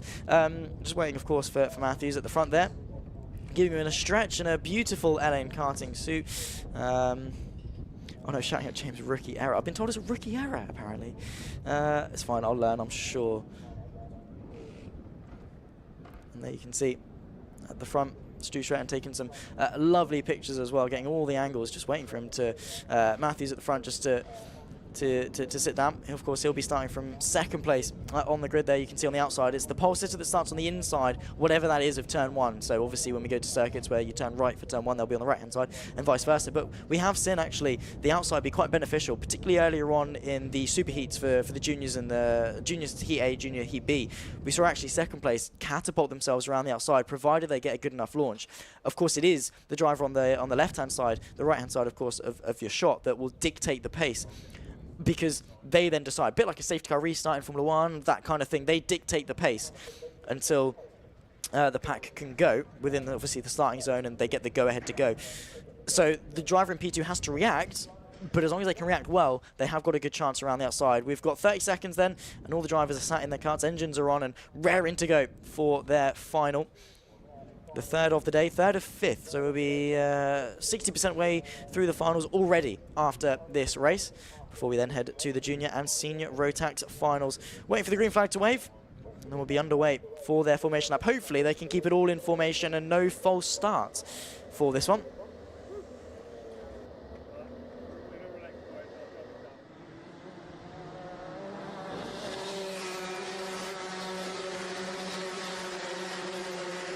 There we go, getting some tyre temp in. And like I was saying earlier, in terms of the weather picking up and it being slightly hotter, the track obviously rub it in, so you've got more grip, so you're carrying more speed into corners. That's increasing the lateral load on the tyres. You don't want to add to that by locking the rears too much. Yes, it's pretty sort of synonymous with what we see in karting, sort of using the rear end of the kart, the brakes, to rotate, and you sort of direct it with the front, with the steering wheel, but you sort of drag the rear end round. That's why teams obviously run maybe more positive caster to point and direct the kart with the front end, but you sort of drag round the rear end, straighten up the exit, and get the power down. You can't really be dragging the rear too much, because if you lose that rear end grip, you're then snapping and overcorrecting. Gets all a little bit messy sometimes, especially on hotter days that these drivers might have to combat. But through the final couple of corners, James Lingard, Edward Matthews, the front row, Scott Clee and Jamie Zyra just in behind for the front two rows, as the Rotax 177 final about to get itself underway. It's the 23 of Lingard on the left-hand side of the grid that dictates the pace, puts his foot to the floor, sends us underway here at Whilton Mill. Good start, controls the pace. The outside is there for Edward Matthews, who tries to go the long way around, but to no avail through turns 1 and 2. It's then going to be Lingard that leads towards Christmas corner. Defensive already, though. The outside line could well open up for the 79 machine, who opts to go defensive instead, because the threat firmly is there from Jamie Zyra and Joshua Gollin in behind in third and fourth. Towards the hairpin for the first time. Once more defensive goes the OTK of the 23. A late switch to the inside there, actually, from the 77. Joshua Gollin launching the move to the inside. There's spinners at the background. The 71 of Joshua Railton involved, and that is the last thing you want to see going into your final. Dipping a wheel into the grass as well. One of the carts sort of third or fourth last towards the boot for the first time then, and already this is turning itself into a fantastic race. The 77 of Gollin up a couple of places from where he started, not waiting around for an invitation at all to launch it to the inside of the hairpin. Finds his way in a second place, but it is going to be James Lingard that leads. Gollin from Cornwell up in the third place. Edward Matthews dropping 2, an appalling start by the 79 standards, and he's dropped. You can see the gap. Yes, he's only fourth, but the gap to the front is massive. Look to the inside there, late going against Christmas corners, pushes the 168 wide, and that's going to invite the rest of the pack to come into the fight as well. Towards the hairpin once more, he's going to have to defend. He's got to break late as well. The 168 of Cornwell to keep that podium position, just able to hang on towards the infield. The space opens up, but the switchback is there. Towards the next left-hander, he can't quite get the run, and back through goes the counter-attacking driver to retain third place. That's going to be the 79 of Edward Matthews back through into third place. So already an electric start, one of the most fiercely fought starts that we've seen all day long. And we still have 12.5 minutes of this race still remaining. Less than 100 left for 50k on Alphalai, by the way, so keep subscribing, keep sharing throughout the Rotax 177 final. I'm sure these guys, they're racing, and just the sheer tenacity of each of their battles is worth a follow. There's a look to the inside. The 116 of Scott Clee goes through on the 34 of Josh Howard, up into 5th place now. And towards the hairpin, is he going to have a look to go to the inside? Not quite close enough for the counter-attack there from Howard. And into the infield once more. They've calmed it down ever so slightly. The gap at the front, though, Lingard setting the pace. 47.16 being set by the 23, side by side as well.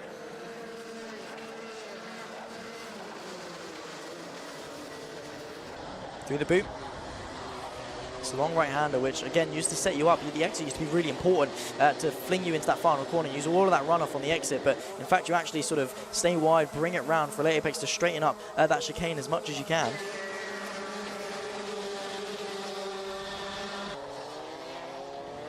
Look to the inside there as well. That's late on the brakes, being quite twitchy. The 99 machine, that's Jack Taylor on the inside of Josh Howard, but not quite able to commit to that one. Look there, fighting, squeezing him to the inside. There's contact, and the switchback is there. Beautifully done from the drivers in behind to capitalise. That's how quickly it can be done. You tunnel vision, you focus on one another, and through goes the rest of the pack if you're not careful. And that's what we saw basically in the first race of the day. 168 from 116, that's Samuel Cornwell from Scott Clee. There's some dust being kicked up through the boot, not the place you want to be running side by side. So quickly and promptly backing out of that one. 10.5 minutes plus the lap left to go. Scott Smith promoted himself up into 8th place. Nicholas Walker there in 9th. Jamie Zyra down in P10, despite the fact he started P4. Got his way up to P3 initially as well. He's tumbled his way down to P5, P10, even worse.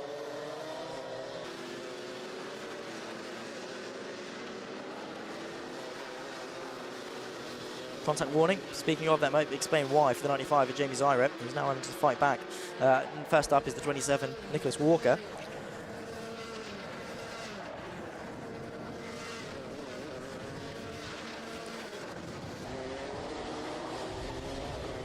Really launching over the curbs. Like we say, they're monitoring track limits, so you see those little flip-flops there. They hit them, they flip down, right? They flop back up. If you hit both of them, that's basically counted as a track limits warning, and you get yourself a penalty, I believe, after 3. Don't quote me on it, but don't do it. Don't exceed track limits. That's the only place they're really monitoring them today. Of course, you can exceed kind of off the exit at turn 2 and this hairpin here as well. You can use a lot of the curve, but it doesn't really gain you too much time, and everyone does it. So it's fair enough, but also that curb, it's not necessarily a time gain, although the straight line in the curb is the quickest way round. For a lot of teams, it's damage limitation because of how stiff go-karts are. You can see they're basically sat on the floor.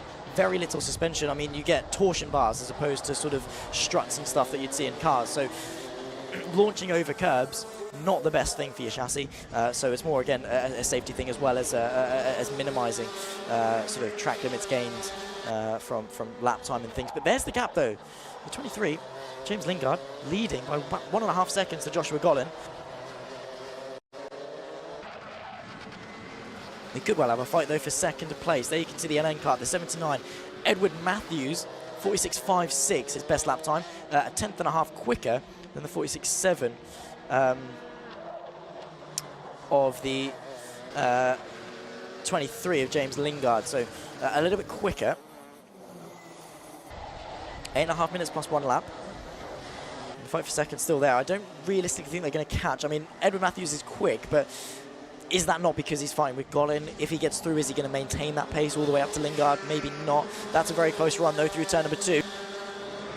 Maybe towards Christmas corner, could we see a late lunge? Not quite close enough, but you can see the rubber impact. There's the 72, though. This is further back fighting. That's Harrison Crook. Very good with his overtakes we saw earlier on. He's already up 6 places. That'll be number 7 if he's able to facilitate this move to the end of the lap. We saw him move all the way up to 3rd place, sort of squirm his way through the pack. Very, very intelligently done. He's doing the exact same thing here in the final, potentially knocking on the door. Maybe not of a podium. I think he's capped at a P4 between the gap to Matthews and Cornwall by about 2.5 seconds. So maybe going to run just out of time for that. But this fight for second very much is on. The 77, the 79. That's Gollin from Matthews. There you can see the Birilla ART, the red and the white machine. That's Gollin. And just in behind, the 79. That's going to be Edward Matthews, who's going to look to go to the inside. The left-hand side of your pictures, that's the inside for Christmas corner, trying to get the long way round is the 77, but that very rarely works. Claiming the apex, claiming the corner, claiming the position. The 77, who's just got that slight bit of finesse on the brakes to worm his way through up into second place once more for Edward Matthews, back to where he started, but on the back foot. And now has got nearly a 2-second gap up to James Lingard to try and close. Has he got the pace in order to go and do it?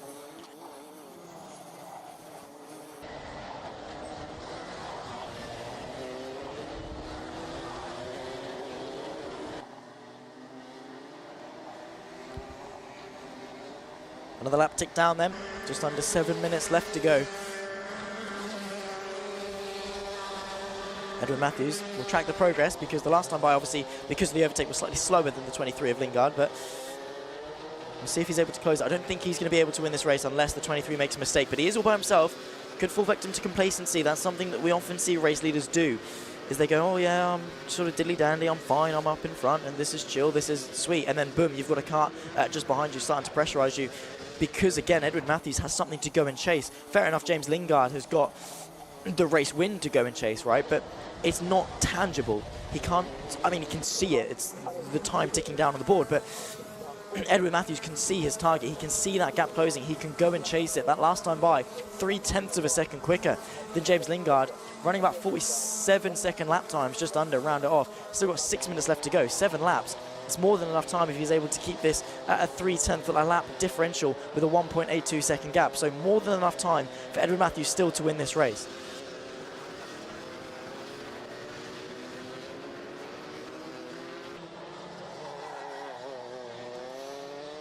168, Samuel Cornwell still there in 5th. Scott Clee still keeping him company there in 6th. Harrison Crook trying to close in on Josh Garlin for 3rd place.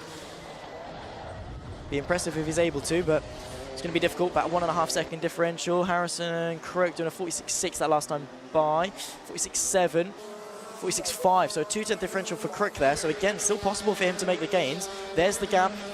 4 or 5 kart lengths maybe between James Lingard and Edward Matthews, about 1.5 seconds, so the gap's still coming down. 46.4, best lap time of the race by Edward Matthews that last time by, setting benchmarks that we didn't think were possible on used tyres, on the hottest temperatures of the day, by the way, setting blisteringly quick lap times, trying to close down for the lead. Still 5 minutes left to go. This race far from over. James Lingard cannot get comfortable up in front.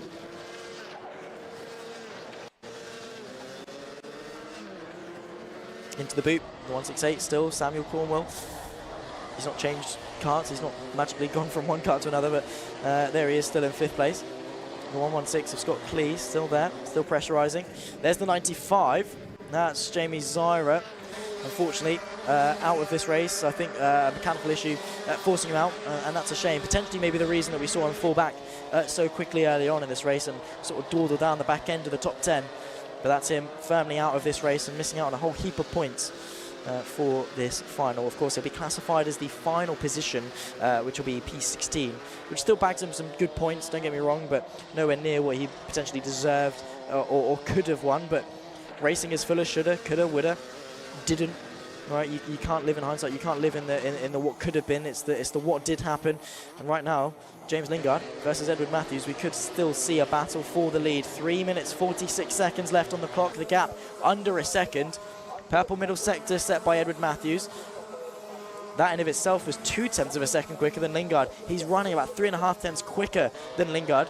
And now, similar to what we saw Keane Geraghty do a little bit earlier on in the senior Rotax Superheat, is that he needs to use this momentum, drive onto the back of him like he is doing now, and not stall. Because if he gets stalled, he's then going to lose that momentum that he's got and potentially take a little bit longer to get through. Whereas if he drives onto the back of him and takes the first opportunity he sees, depending on where he catches him, hopefully into Christmas Corner for his sake, could well see a nice easy move into the lead of the race. But then he's got to keep it. Slipstream could well take a paramount effect, especially if we've got a slight little bit of a headwind towards Christmas Corner. There you can see the Rotax banners turning towards the sort of the paddock, which is a headwind for Christmas, so could well be the case. The 23 taking the full brunt of it. 79 maybe tucked up just in behind. Closing the gap under braking. The gap now half a second. This is a race that is on. Edward Matthews has driven brilliantly. So too is James Lingard, to be fair. Capitalised on sort of others' misfortune and others battling. Edward Matthews being one of them, dropping back and having to fight his way back through. But now the pressure is on into the closing stages of this race. Where can the 79 find a way through? The 23, of course, is now going to be aware of his presence and start to defend, but probably Christmas. I mean, it's cliche, it's easy to say, but that's probably where this move is going to get done, especially if the 79 can have a look and get close through turn 1 and turn 2, completely flat out, eat all of the curb and very close, all over his rear bumper. The inside opens up. Here comes the move for the lead. Edward Matthews on the inside of Christmas Corner. He's been waiting 5 laps for this move, and it's come. Edward Matthews back through to take the lead from James Lingard on the 23 machine. 2 minutes and a lap left to go, and the 79 is through. Now he's got to keep it. He cannot get complacent. He cannot even have the briefest lapse in concentration. He has to stay on it all the way to the end of the race. James Lingard, what can he do in terms of a response? What can he do in terms of a counter-attack? Has he got the pace? Has he got the tyres to go for a counter-attack? He's close through the boot, and he needs to keep applying this pressure because he knows that Matthews is quicker than him.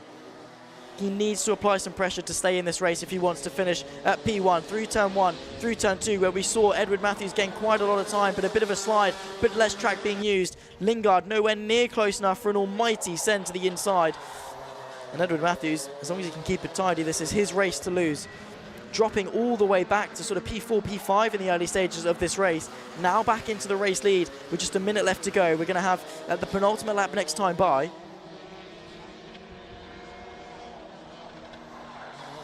So 2 laps left to go at the line.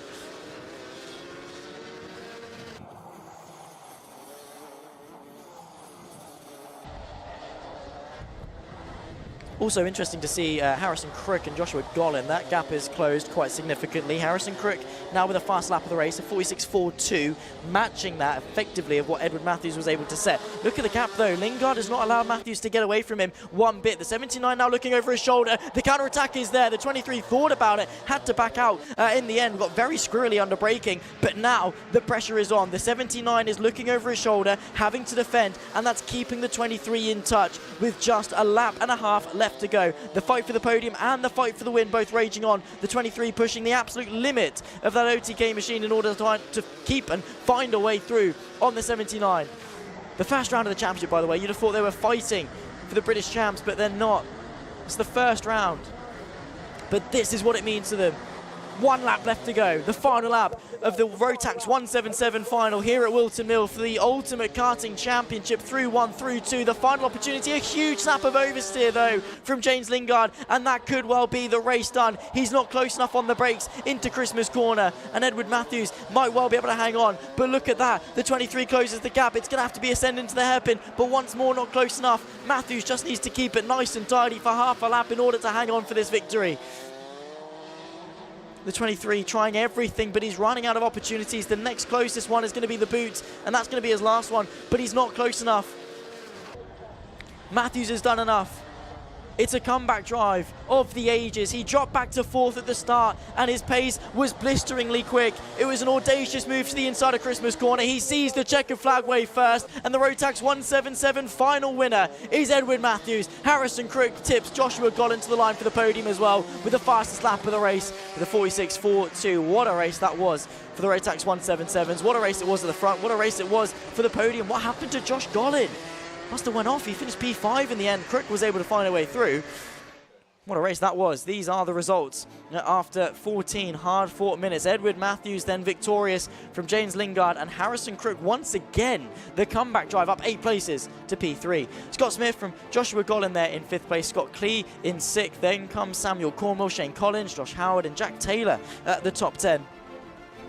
Nicholas Walker from Matt Lear then in P12, from Matt Gillibrand and Jamie Zyra in 14th. Rob Simpson, Jonathan Relton, the 16th. Final driver to complete this race. The Rotax 177, ladies and gentlemen, take a bow. We've got 2 more races, of course, the juniors and the seniors. Just going to wait, of course, for our podium finishers to get themselves down into scrutineering for Kev to take a word with what I'm sure are going to be 2 very exhausted drivers down in scrutineering. Just waiting for the 72 to finish on the scales. I do believe Kev is going to be down there.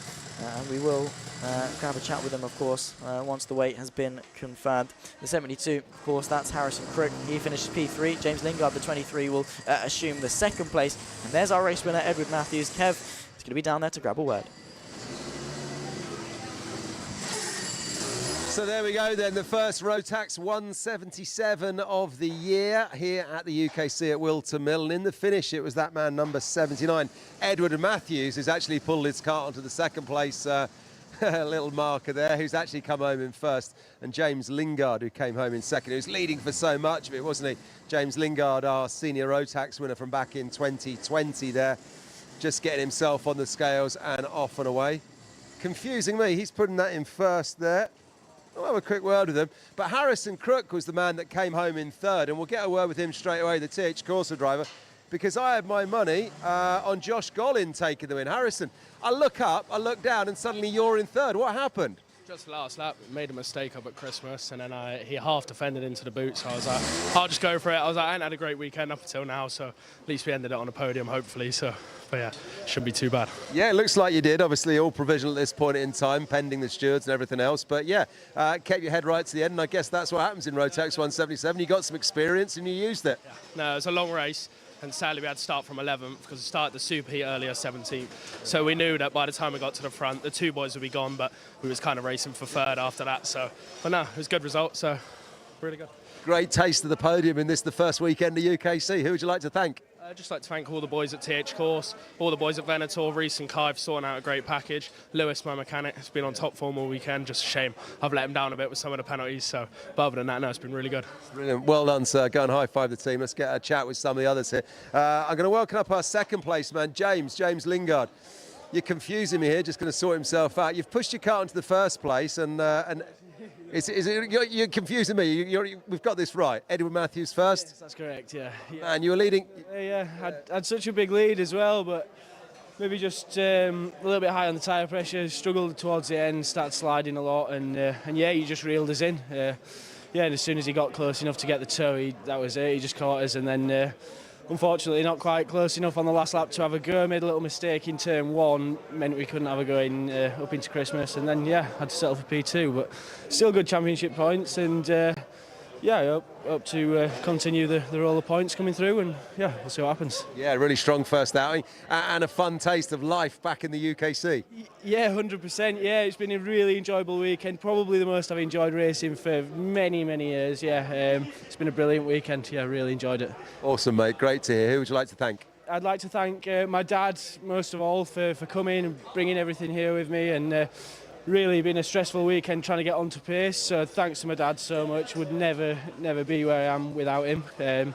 I'd like to thank Bob and Dan at Karting. They've sorted out the power. We've had good power all weekend. They've done a brilliant job back at Karting, so yeah, thanks Dan and Bob, and yeah, just everyone else that knows me, really. Yeah. Brilliant, well done. So we'll see you for the podiums a little bit later on. Thank you. As we welcome up DHR driver then, Edward Matthews. Edward, well done, mate. You reeled in James Lingard there. It looked like he was off and away with that one, but with what, about 3-4 laps to go, you were like, nah, I'm going for this. No, like I had an all right start, and then just someone done me into Ashby, quite a hard move, and I ended up right on the outside and quite far back, and got caught back up to that guy, done him, and then, to be fair, with 8 minutes to go, I was absolutely shattered.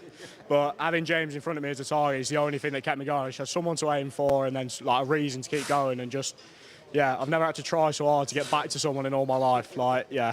But yeah, really good race, really fast, obviously, and really happy to come away with the win.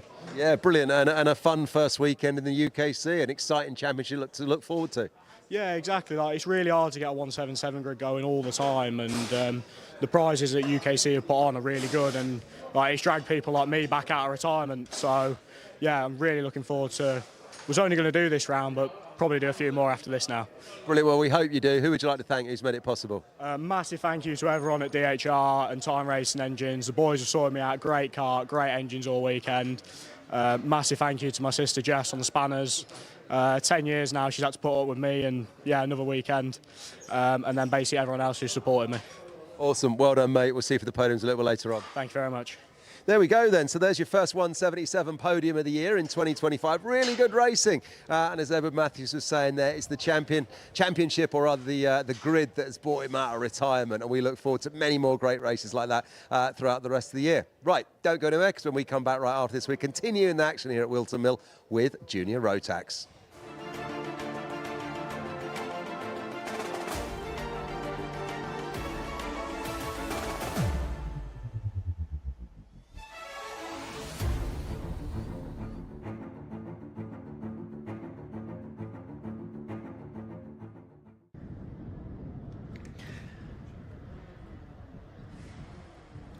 One of the sites of some of the most exciting action then earlier on for the Superheats. It's the Junior Rotax Super Final coming up here for the Ultimate Karting Championship. First round at Whilton Mill. They're making their way on to the grid. We've got about 7 or so minutes before they take to the formation lap for the start.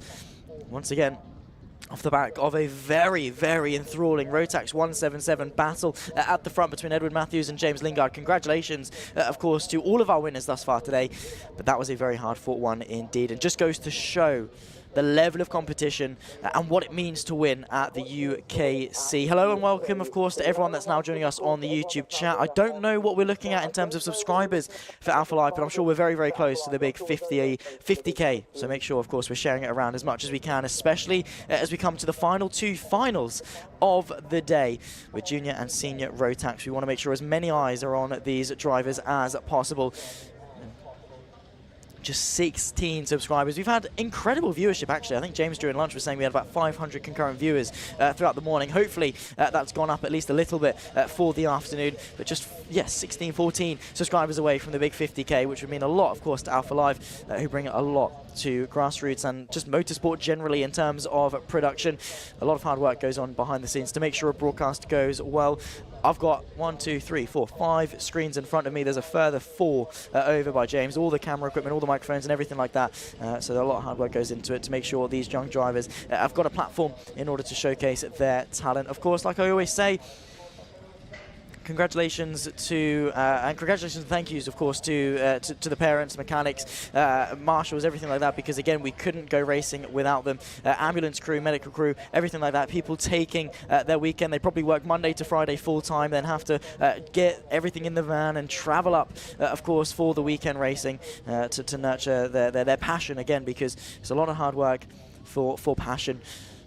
But these drivers make it worth it in terms of the action that they deliver. Of course, we'll run you through the grid as soon as we can. Give you an update on what the starting order is going to be, because it's a very, very competitive starting order indeed in terms of the racing that we saw a little bit earlier on. And I'd like to see, actually, as to where certain drivers are starting as well, based on their results and some misfortune that we saw earlier on in the superheats. And of course, with two groups as well, you've got more drivers to sort of contend with. We said goodbye to the best part of half of the Junior Rotax field as well. 4 of them will be joining at the rear end following their success in the Repercharge, and the other sort of bunch of that grid will be obviously probably making their way home or cheering on their friends in the paddock. That is a very precarious looking go-kart. It scares me to no avail watching go-karts sort of up one end and stuff, but fair play. We saw earlier actually with the micro and the Minimax, I can't remember which one it was exactly, but one of the young drivers was lifting the front end of the car to help his mate get onto the correct slot of the podium. Karts aren't light. I mean, they are relative to race cars and stuff, but they're still, upwards of about 100 kilos and things. And for an 8-year-old to the lift, that's quite impressive. Obviously, smaller chassis is going to be slightly lighter, but still impressive. They get heavy, lifting them on and off trolleys and stuff like that. So make sure you're following the lifter's code of conduct. Make sure you're lifting with your legs, not your back. Don't want to be busting out anything too soon. But there we can see 246 LN Cup at the front of the grid. Exciting to see how they can get on later on. I do love the sort of the LN Kart sort of identity, I suppose, with the colour scheme and everything. The kart liveries look amazing. The suits, of course, look amazing. Reminds me of the villain team in Speed Racer, for those that will ever watch that film, with the purple and the fluorescent yellow. It looks absolutely amazing. Looks mean and sleek and fierce for the race ahead. Of course, we'll talk you through the grid as soon as we can. Make sure that we confirm where each and every single one of these drivers is starting before we get ourselves onto the formation lap. There's the 66 as well, Thomas Hill, that we were speaking about earlier, myself and Kev, in terms of the fact that you cannot miss him and you know who you're behind. Obviously, he's got his name on the back, as do a lot of drivers on the back of the suit, but he's got his number plastered on the back end of his helmet, looking very Nightmare Before Christmas-esque. I don't know what the idea behind it is personally, but definitely looks cool. Of course, let us know who you're cheering on in the YouTube chat at home. Let us know what your favourite race has been thus far and what you're looking forward to most when it comes to the Junior Rotax Super Final, the penultimate race of the day. Got to say, it's flown by. It's been a long-ish day, but it hasn't felt it. It's been going through very nice and quick. A lovely shot there of Matteo Palazzo's helmet. I know his name because it's on his helmet there. It's handy. The Scottish driver. What's being shown, that's going to be the 2-minute warning. Final handshakes, daps and fist bumps and this, that and the other with mechanics and driver coaches getting ready to gear things up for the Junior Rotax Super Final here for round number 1 of the Ultimate Karting Championship. Be interesting to see what the Repercharge drivers can do with their final opportunity. Be interesting to see what those at the front end of the field can do with their opportunity as well. Here's the grid. Jacob Ashcroft, of course, the reigning runner-up, but also the reigning world champion in Junior Rotax, starts from pole position. Kai Clark alongside Zach Starbuck in third, with Zane Quecker in fourth. Then comes Josh Buchan, Lewis Sumner in sixth, Albert Friend from Albi Lapper in 8th place. Behind that, we've got the likes of Daniel Kilpatrick and Matej Kobahidze at the top 10. Matteo Palazzo, who we saw just a moment ago, in 11th, alongside Riley Bishop for row 6. Alfie McBain from Daniel Minto, the 7th row of the grid, ahead of Lewis Howell and Shane Chandaria. Rhys Owen, Max Colbert, Cody Laputrell and William Webb, the top 20. Sebastian Lusch from Will Archer, P21 and P22 respectively. Oakley Garthwaite and Thomas Hill in 24th. Finley Buck, Alexander Wilson, row 13, ahead of Lewis Radcliffe and Ralphie Bransco in 27th and 28th place. Charlie Wolfett, Eva Morris, Ellie Baden and Thomas Harper. There we can see 2 of those that made it through the Repercharge, and the final 2, Daniel Hartley and Riley Morgan, 33 and 34th place for this start. Scraping through into the final, but giving themselves all the opportunities possible to work their way forwards.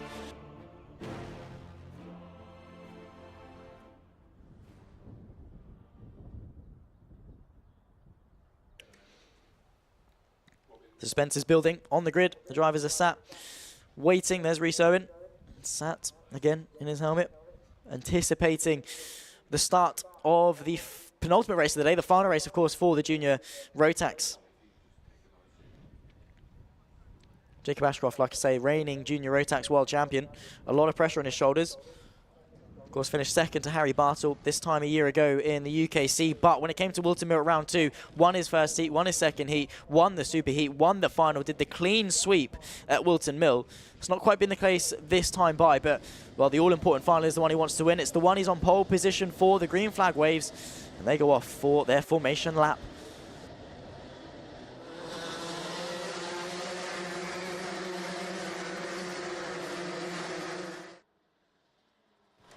All about just generating some heat in the tyres. Of course, a little bit warmer than it was earlier on, a little bit less windy as well, like we were reporting. Well, I say we, the camera crew that were actually out there. I'm nice in the commentary box. I'm quite comfortable, actually. Those camera operators out there, poor guys, guys and gals, so out there on their feet, pointing the cameras, taming the elements out on track. Reported, of course, that it's slightly warmer, slightly less windy as of about 20 minutes ago. Probably still the case. There you can see, always good to have flags around. Shows you the direction of the wind, and it is a headwind towards Christmas Corner. So the tow, very strong, like we were saying with the Rotax 177 class. The tow is going to be super, super important. On the formation lap then, Kai Clark and Jacob Ashcroft, the front row of the field. It's the 246 that controls the pace from the left-hand side of the field. He puts his foot to the floor. We get underway for the Junior Rotax Super Final of the UKC. Towards turn number 1 for the first time, and Ashcroft is able to leave. I think Starbuck was able to find his way through as well, picking his way into second place. We'll find as they all descend the way towards Christmas Corner, the ascension towards turn 3. Late on the brakes for a couple of the drivers as well, 2 or 3 wide further back, bit of contact as well. I think a couple of drivers sent spinning off into the grass. That's suboptimal for them. In towards Ashby for the first time. Slate on the brakes for a couple of drivers. Not quite close enough for a couple of them. They're very close at the front of the field. I think it was Ashcroft that was able to lead. Of course, we'll confirm the full sort of stature of things once they break the beam for lap number 1. But it's Ashcroft, I believe, then from Starbuck in second place, trying to break away from the pack behind. But Junior Rotax incredibly close, incredibly competitive, and do not say it's over until it is over. 13 minutes plus the lap still left to go. We complete lap number 1. It's Ashcroft, Starbuck, Clark, Quecker, Buck in the top 5 as they complete through turn number 1 and 2 once more. The 88 tucked in this slipstream. Can he go for the move in towards Christmas Corner? Not quite close enough. Move in the background for 5th place as well. Albert Friend, I believe, trying to find his way through on Buchan. He cuts over the curb, sends in deep. The switchback is there in behind. I think Palazzo was able to capitalise on that one quite nicely as the top 2 now being joined potentially by Clark and Quecker in 3 and 4. Through the infield for the second time, bit of contact being made. I saw one of the heads be sent back there. There's contact. Oh, goodness me, into the infield. How have you managed that in a straight line towards the left-hander? And that's going to be something for the stewards to look at, I'm sure. 3 carts then sent off as they all get a little bit argy-bargy, going into a pinch point. As they launch it over the chicane as well. That flip-flop definitely getting its money worth. Send up the inside as well there. That's brave, courageous as well from some of these drivers. The final part of the chicane, they're still side by side as well. It's completely ruined their momentum though towards turn number 1, and that's the crucial point. You need to keep the momentum up around Whilton Mill, especially through that very cumbersome final chicane where you've just got to keep the minimum speed up. Try not to scrub off too much. But 1, 2, 3, 4, Ashcroft, Starbuck, Clark, Quecker, Clark with the fastest lap as things stand. 47.53 going his way, but still plenty of racing still to come. Looking as to the biggest gainers thus far in the field, up 15 places for a driver. That's Alfie McBain, I believe, at the moment, making up 15 places. Eli Baden as well, up to 14th place, considering he was one of our sort of Repercharge drivers. He was able to work his way into a very good position indeed. The 263, Daniel Hartley, again another of our Repercharge drivers, is out. His last chance qualifier there in the Repercharge, unfortunately, has not come to fruition in the final. Very close to the rear end of Ashcroft there with Zach Starbuck, but not quite close enough or unwilling to go for the move into Christmas Corner. Maybe not wanting to reel in the likes of Kai Clark and Zane Quecker too soon. I've got to be careful of that. You don't. It's much easier to win a 1v1 than it is a 1v1 v1. So with a lot more carts around you, especially being second place, like we said earlier, looking forwards to attack and backwards to defend, it's very difficult as a balance, and that's a headache that Zach Starbuck does not want to be dealing with for as long as he can get away with dealing with it for, even though if he might be able to get through. would rather work with Jacob Ashcroft, maybe try and extend the gap. However, a good run through turns 1 and 2. Could this be the opportunity that we need? He's covering the radiator, trying to get a bit more power out of the engine, but not quite. Again into Christmas, not quite. Whether it's again can't or won't going into Christmas. Single file line astern. Here comes Kai Clark as well onto the scene in that 67 machine.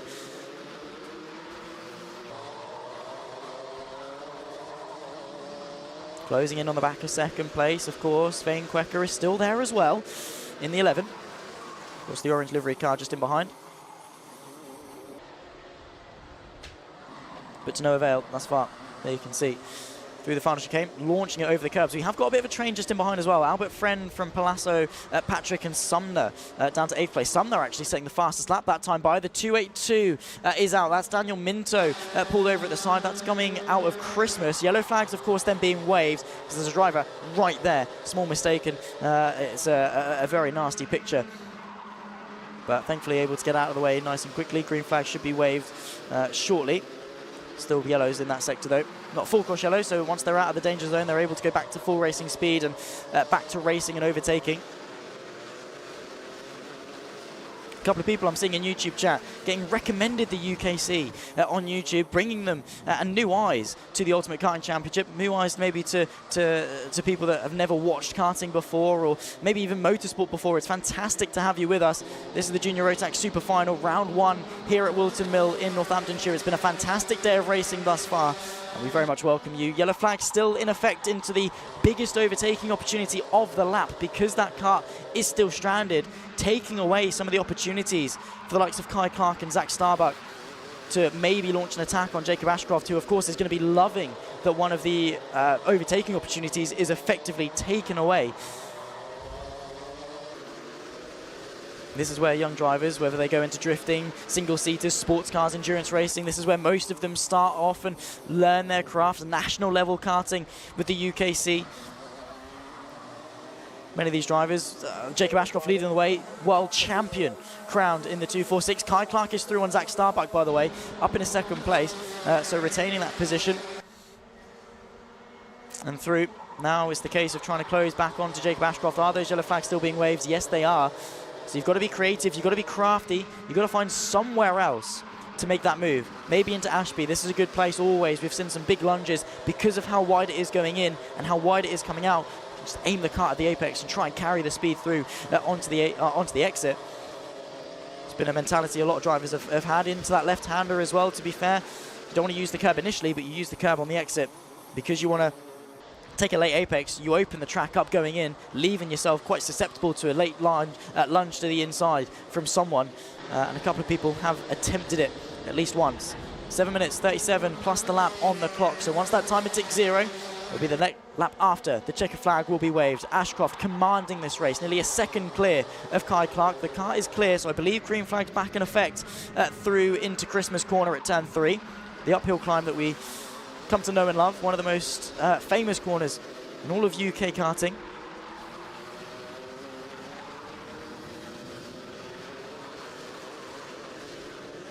What can Kai Clark do in terms of closing back in on Jacob Ashcroft? Last lap was actually slower from Clark. Let's see what the lap time this time is.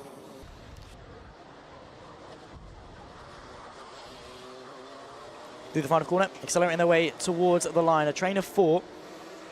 And the lap time, it's a PB actually for Jacob Ashcroft. Not the fastest of the race. Albert Friend just set that with a 46.25. And he's actually having to defend his Kai Clark. He's now worried about Zach Starbuck behind, so settling now for 2nd, effectively handing the win to Jacob Ashcroft, provided he doesn't bottle it and throw it away. Look to the inside there, the 11 of Quirker trying to get involved with Zach Starbuck. The door was momentarily open, but to no avail that time by. Albert Friend involved as well. They look to the inside as he tries to find his way through on the 191. Over the curb, the switchback is there, potentially looking to the boot. The inside is beneficial. Through goes Albert Friend, trying to make it 3 wide. That's not going to work at all. And wide, there goes the 88 of Zach Starbuck. Through goes many drivers in behind as well. Straight through to capitalise, handed it on a silver platter. And that is disastrous. 3 wide into the boot. Was never going to work. And Albert Friend tried to get on the inside. Unfortunately, sort of forced the cut in a bit too late. They're in third place, and it's caused absolute carnage there. They're stuck in one of the most precarious places on the track, abandoning the karts.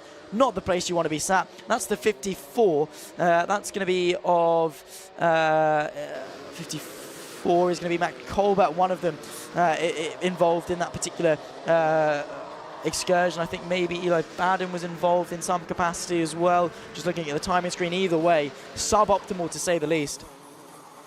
In that final corner, of course, adjusted here at Whilton Mill. I was about to say Alpha Live for a second. Alpha Live most definitely did not adjust Whilton Mill. There's contact once again, rising up into the rear wheel of the 16. Matteo Plazo versus Lewis Sumner. It's been quite scrappy when it comes to these young drivers, getting quite feisty with each other. Up to Christmas corner, Zane Quirker still having to defend, trying to work his way back through on the contingent of drivers that worked their way back through.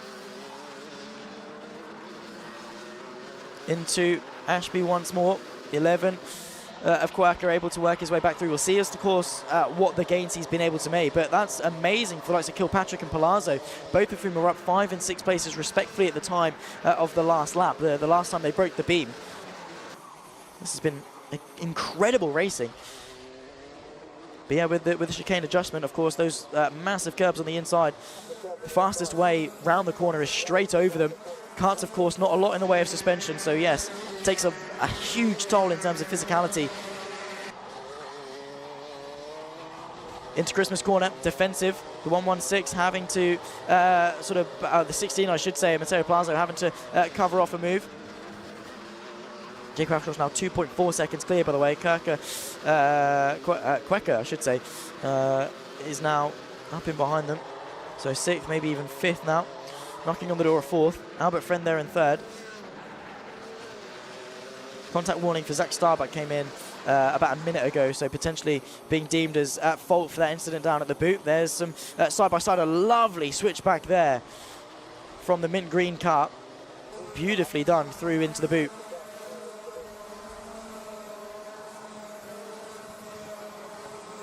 Three minutes, 36 seconds left on the clock. There's a move.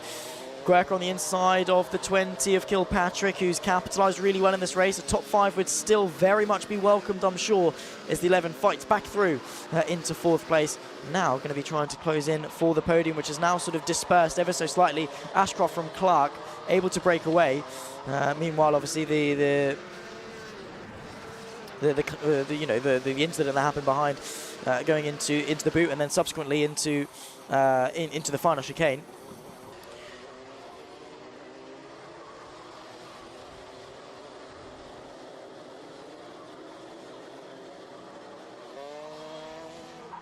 Just under 3 minutes left to go. Going to translate into about 4 or 5 minutes. Track limits warning for Max Colbert, the 54.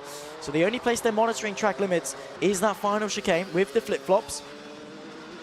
And if you hit both of them, well, that's deemed too much of the track, and it's very tempting, especially when you're sort of following another kart and you lose your references. I mean, anyone that's done any driving, be it sim, karting, whatever, you build these references, right? You say, I'm going to brake at the start of that tree, or where that curb starts, or that divot on the track, that line on the track. I'm going to turn it at this point. When you're behind another car, it becomes very, very difficult for you to see those references properly. And it's very tempting to turn in a bit earlier, especially when you're in the pursuit of lap time as well. You're trying to find every single inch that you can get, and sometimes that opens the door for a bit of track limits. It's not always malicious. Sometimes drivers just don't mean to, but of course rules at the end of the day are rules. Sometimes you see drivers see track limits warnings as currency as such, so they'll save them up and sort of use them at the end if they know they're not going to penalty and only just a warning. They might as well give it a go if they're going to gain some time. William Archer, though, frustration in the pit lane as he's been forced to pull in and retire, throwing the gloves down, as he is now out of the final for Whilton Mill. His entire weekend now essentially for nothing. He scored championship points through the heats and the super heats, but points mean prizes, and the main points are scored in this final. 1.5 minutes plus the lap left to go. Jacob Ashcroft in the 2.46, 3 seconds clear of Kai Clark, has dominated this race. Palazzo with a contact warning, the 16. Side by side there momentarily through turns 1 and 2. There's, of course, Quirker versus Dilpatrick in the 11 and 20 respectively. Through the right of the hairpin. Then, of course, in towards the infield section, no space opening up. We've seen side by side here. The inside is realistically the only one that prevails. We saw earlier, I think it was in the minis, we saw a driver try and go the long way around through the infields and just lost 2 or 3 places. To start the penultimate lap, though, is going to be Jacob Ashcroft. He's got 2 more tours of Whilton Mill. Look over his shoulder. Probably going to need a pair of binoculars to see the next car of Kai Clark. Speaking of, sets the fastest lap of the race, 46.04 that time by. Jacob Ashcroft, though, has had unparalleled consistency. His best is a 46.07. His last lap, a 46.10. That's the level of consistency you need as a world champion. That is why he's a world champion. Runner-up, of course, in the UKC in 2024. But did the sweep at Whilton Mill. This is his happy hunting ground. I mean, he did the same at round 1. He won 3 further heats at round 3 as well. So he knows what it takes to win. If it wasn't for a missed round 6, could well have gone on to win the championship potentially in Junior Rotax. 4 seconds, 2, 1. Timer ticks down to 0. Final lap this time by then for Jacob Ashcroft. One more tour of Whilton Mill for the Junior Rotax Super Final. And well, it's been very one-sided, hasn't it? The 2:46. Maybe he scraped through to get one more lap. Maybe we're on the penultimate lap this time by. It would have been very, very close. 1 or so seconds. Last lap board was not shown, so I think we are going to get 1 extra lap. Again, it's touch and go when it crosses 1 or 0 seconds. Depends on when he breaks the beam. But I think he's just been able to get 1 extra tour out of it. I don't think it's going to matter too much, but it could matter when it comes to battles further down the fight for the sort of the final place inside P4. Quirker versus Dilpatrick, Zach Starbuck and Lucas Howe involved.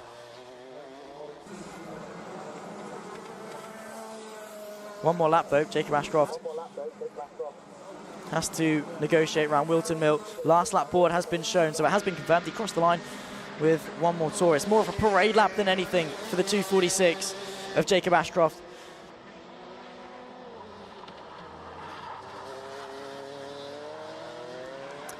Quick little thumbs up as well to the back marker, just letting him through. Great bit of respect shown. Again, no such thing as blue flags when it comes to karting, but again, that respect, that camaraderie, just to say, you know what? Yeah, there's no point holding you up. There's no point trying. Jacob Ashcroft, though, again, parading around. He's got 3.2 seconds back to Kai Clark. He's under no pressure, has been under no pressure since the start of this race. The 2:46, the 2024 Junior Rotax World Champion kickstarts 2025 in the right fashion, sees the checker flag first and wins at Whilton Mill. Jacob Ashcroft take a bow as the reigning world champion. Kai Clark from Albert Friend complete the podium. Zane Quirker and Kilpatrick the top 5. And well, we're running through the full results in just a few minutes' time. Finley Buck with a late charge there into the 55s with a 55.91 and taking with it the fastest lap of the race. That, ladies and gentlemen, was the penultimate race of the day. We'll be seeing the seniors very, very shortly for their final. But of course, we'll run you through the results of the first UKC final in the Junior Rotax of 2025. There he is, Jacob Ashcroft from Kai Clark and Albert Friend, who was far from friendly in terms of his aggression throughout that race, finishing P3 thanks to said racecraft. Zane Quecker in 4th, ahead of Daniel Kilpatrick, capitalising to finish 5th. Zach Starbuck from Lucas Howe, Riley Bishop, Lewis Sumner and Charlie Wolfett. They're inside the top 10. The rest of the grid is as follows. Finley Buck from Alfie McBain, Lewis Radcliffe from Matteo Palazzo in the end finishing P14, Sebastian Luche the top 15, Shandaria in 16th, ahead of Thomas Hill, William Webb, Cody Leputro and Albie Lapper in 20th place. Riley Morgan from Ralphie Branscombe there in P22, Reese Owen from Max Colbert, Eli Baden, who was running as high as 14th at one point, now finished P25. Behind that, yeah, the DNFs, Will Archer, Harper, Garthwaite, Morris, Buchan, Wilson, Minto, Kopahitzi and Daniel Hartley. As you see the drivers making their way into scrutineering. There's the 67, Kai Clark P2. The 246 is already there. I think Kev is down to grab a word.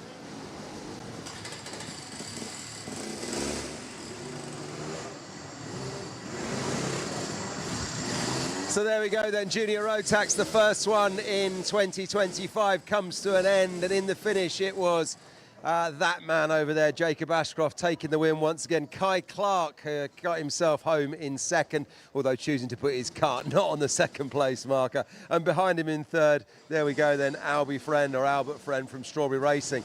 Shout out as well to Zion Quecker getting on the scales there for 4th, and Dan Kilpatrick of Dan Holland Racing, who came home in 5th. Great racing from him as he's made his way up from the younger classes and now finding his way in juniors, so congratulations to Dan. But your 1, 2, 3 then in the finish, Albert Friend from Strawberry Racing, second place Kai Clark from SPR, but out in first then Jacob Ashcroft once again, just high-fiving the friends and family through the railings. We'll get a word with Kai Clark in a moment, but we'll see if we can get our third place man Albert Friend up to the interview spot as he just puts his protection onto his cart, then stepping straight up onto the mark. Nice one, nice work, Albert. So, mate, well done. First race in 2025 and your first podium. Talk me through it. How's it feel? It was like really hard race. I think like hard battles. Stepping up to junior and to come away with like third in like one of my biggest races so far is pretty good. So I think it's fantastic, mate. Really well done. And you've just highlighted what we've been talking about all the time in karting. The step up to junior from mini inter, it's quite something. It's much more physical. There's some guys in there with a lot more experience, and you know it is quite a step up, isn't it? yeah. And behind you as well, Zion Quecker and Dan Kilpatrick chasing you down. But ahead of you, you were chasing Kai Clark and Jacob Ashcroft. Did you think you could get yourself a little bit further up the road as the race went on? I felt like I was catching Kai a bit, but then at one point he just started to pick up speed and we just stayed the same really, so I couldn't really catch him. But You did really well to hold your position. It's a strong first podium in 2025. Who would you like to thank? all of Strawberry, my mechanic Lee Taylor, my mum and my dad for getting me to the track every day, and Cream Racing Engines. Listen, huge congratulations, Albert. Well done to you, my friend. We'll see you for the podiums a little bit later on. There he goes. Let's try and welcome up Kai Clark if we can see him. Where's he gone, Mr. Clark? Where's Kai Clark gone? He's run away. He parked his car in the wrong spot and now he's done a runner on us. He's a shy and retiring man. Let's get Jacob over here straight away then, because it's the first time we'll chat to Jacob in 2025, but I'm sure not the last time we'll chat to him. So Jacob, welcome back to the UKC in 2025. Business as usual. Yeah, good race that. Really good race that, and a good weekend from you. You knew you were quick all weekend long. You were setting fastest times, I think, yesterday as well. Yeah, qualifying yesterday and all the heats, that was really fast. Yeah, really good. So as we look ahead to the rest of the season, puts you in a good frame of mind? Yeah, I'm looking forward to doing the Ultimate Karting Championship and hopefully getting some good results, as there's some really good prizes on offer this year. Yeah, there really are. And first time that I've seen you, to offer you congratulations for your Junior Rotax World Finals win. You must be thrilled with that. Yeah, that really made my career a lot better, and it's just going to improve my career from further on. It absolutely is. Who would you like to thank? Who's made it possible, as always? My mum and dad, Dan Holland Racing, and Russ for setting up the kart. Fantastic stuff. Well done to you, Jacob. We'll see you for the podiums a little bit later on. Thank you. There we go. So we'll say goodbye to Jacob. Let's try and get Kai Clark. Come on over, mate. Did a runner on us a moment or two ago. Kai, second place in the first Junior Rotax 2025 Super Final. How are you feeling? Good. Pleased with your result on that one there, or did you feel you could have gone better? No, I'm pleased. Like, Jacob has just gone. I couldn't really do much about it. That's about it. Done the best I could. Did your best you could, and you're on the podium, but you don't seem very happy about that. No, I am. Lovely stuff. Who would you like to thank? Who's made it all possible? Sam Hullett Racing and HRS Racing Engines, and my mechanic. And then all my family at home supporting me. Fantastic stuff. Well, they'll be watching away on the live stream right now, and we'll see you for the podium a little bit later on. Thanks. Huge congratulations. There goes Kai Clark, your second place man on the Junior Rotax. Right, don't go there, because when we come back, there is the big one. That is the Senior Rotax right after this.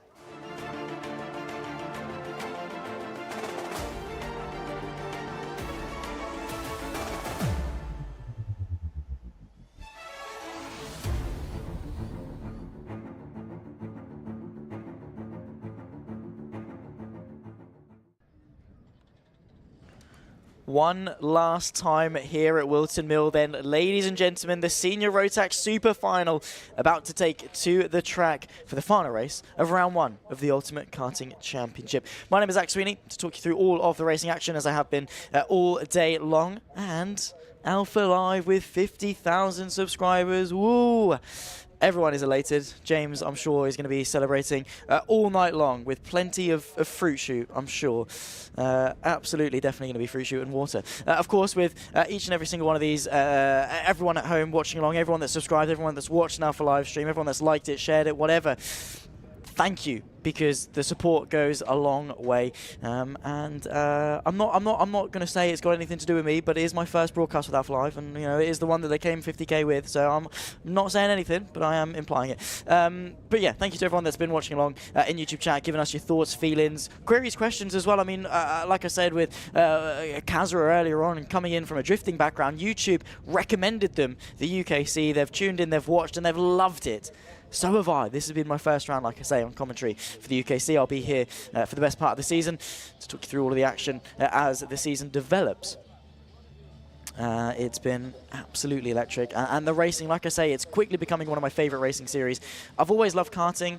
Obviously, I don't race Rotax or anything like that, but I corporate karts and stuff. I love it. I love being around racing paddocks. There's so much that goes into it.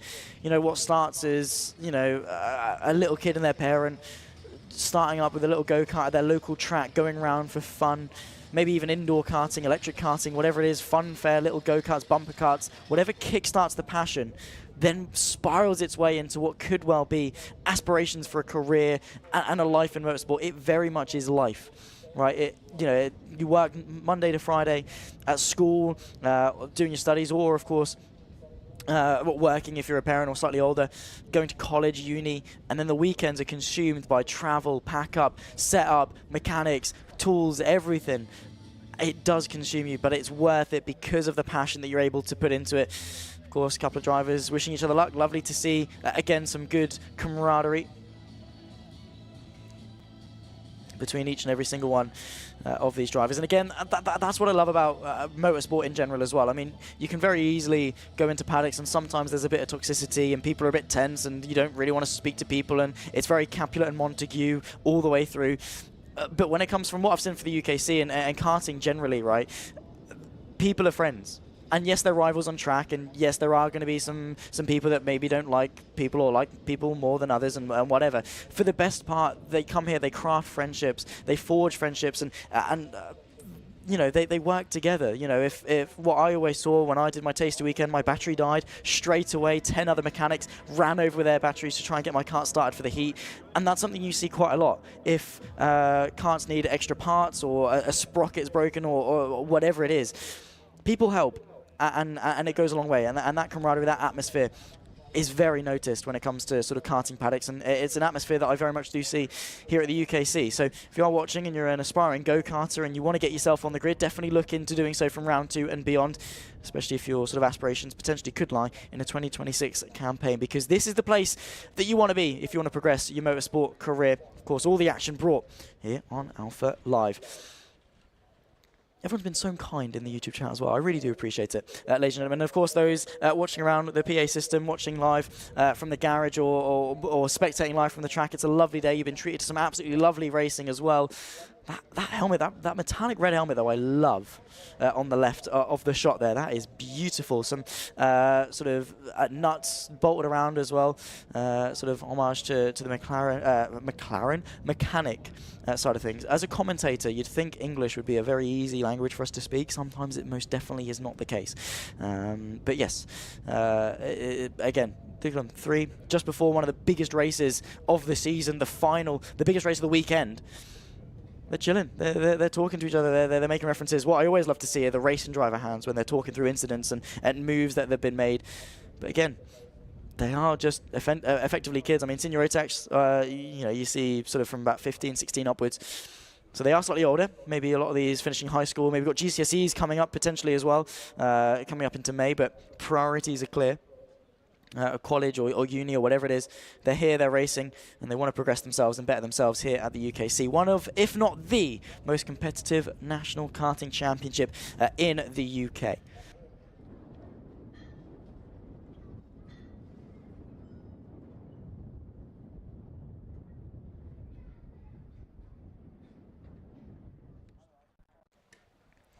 Of course, we'll talk you through the grid in a few moments' time. We've got a couple of minutes before we go green for the formation lap of the Senior Rotax final. Of Of course, we saw these guys earlier on with Superheat A, B, and the Repercharge. They've been lucky enough to have 3 races. Of course, the drivers themselves have had 1 or 2 thus far, depending on whether or not they got a direct ticket straight into the final or not. Of course, those in the Repercharge, with 1 set of tyres, have had to burn through that for an extra 8 minutes of lap usage. Especially on quite a warm day with a lot of speed, and we've seen again with the seniors that they like to lock in the rears a lot. So putting a lot of lateral load and scraping on those rear tyres. But here's the grid. Ewan Charman, Jack Lilly, the front row. Jack West from Finley Jones, 3 and 4. Look for those guys to be big movers. Joshua Turnbull, Neo Clark on his return to the UKC after 5 years is there in 6th. Keane Geraghty making moves, and one of the quickest drivers earlier in the Superheats starts 7th. Freddie Ingram in P8 alongside for row 4. Lewis Harvey from Jack Baker, the top 10. Reese Bale and Jack Thompson there in 12th place as well. Gabe Fairbrother, Angus Scrivener, Levi Earl and Lewis Goff, the top 16 drivers. John Brown, Ben Donkin, William Pemble and Tristan Rennie, the top 20. Behind that, Marcus King, Kieran Ives, Jack Gillingham, of course, Mikey Walker there on the end of row 12. Max Taylor, William Antrobus, Caitlin Seabrick, Benjamin Lee, the front 14 rows. Rachel Robertson, Archie Buttle, Alex Moody and Zaki Hussain, the top 32. Just 2 more drivers behind that. Alexander Cole and Luca Palazzo, our winner, of course, of the, P4 in the Repercharge earlier on, will be starting from 34th and final place. But you've got to be in it to win it. And we've seen today with absolutely storming drives, drivers making up 10, 11, 12, 13, 14, 15 places during shorter heats than this. And it all boils down to this. Who has saved their tyres best? Who's got the kart set up? Who has optimised? This is the pinnacle of the weekend, where the drivers have had the most amount of track time. This is where it all comes down to. You've analysed sort of the data, the onboards and everything like that. You've watched all the racing. You know what works, what doesn't work. This is the time to execute. And this could well be some of the pinnacle driving in all, again, of UK karting and motorsport generally. Just waiting for the last couple of minutes before they get sent off with the green flag to be waved. Of course, the wind, I don't know if it's picked up. It looks to be a little bit wishy-washy with the wind, but still the same direction. That headwind in towards Christmas Corner, allowing for the slipstream to be paramount in getting those moves done, where we've seen some late braking maneuvers. In fact, in essence, it also helps your braking, because you pull out and to the inside and you get hit by that air, and then boom, you're able to brake ever so slightly later on the brakes. Waiting for the green flag to wave. Of course, we've got the 30-second warning. Well, about 20 seconds or so ago. Well, 30 seconds ago now, I suppose, because the green flag is being waved. And away we go for the formation lap for the last time today. For a couple of people not moving. There we go. Finally able to get going again. The 22 was the one that didn't move. We'll wait and see when they break the beam. That is going to be Caitlin Seabrick that unfortunately was unable to move. But let us know, guys, who are you rooting for in this race? What are your predictions for the final race of the day, final race of the round here at Whilton Mill for the Ultimate Karting Championship?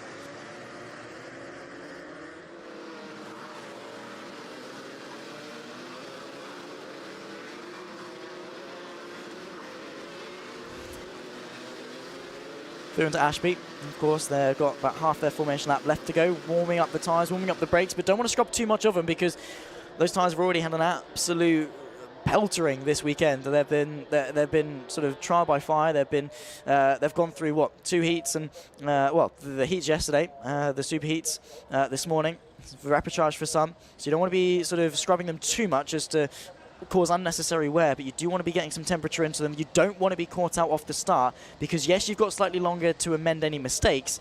You want to be doing yourself obviously as many favours as possible. Funnily enough, it helps to start further forward in races. Who'd have known? I know.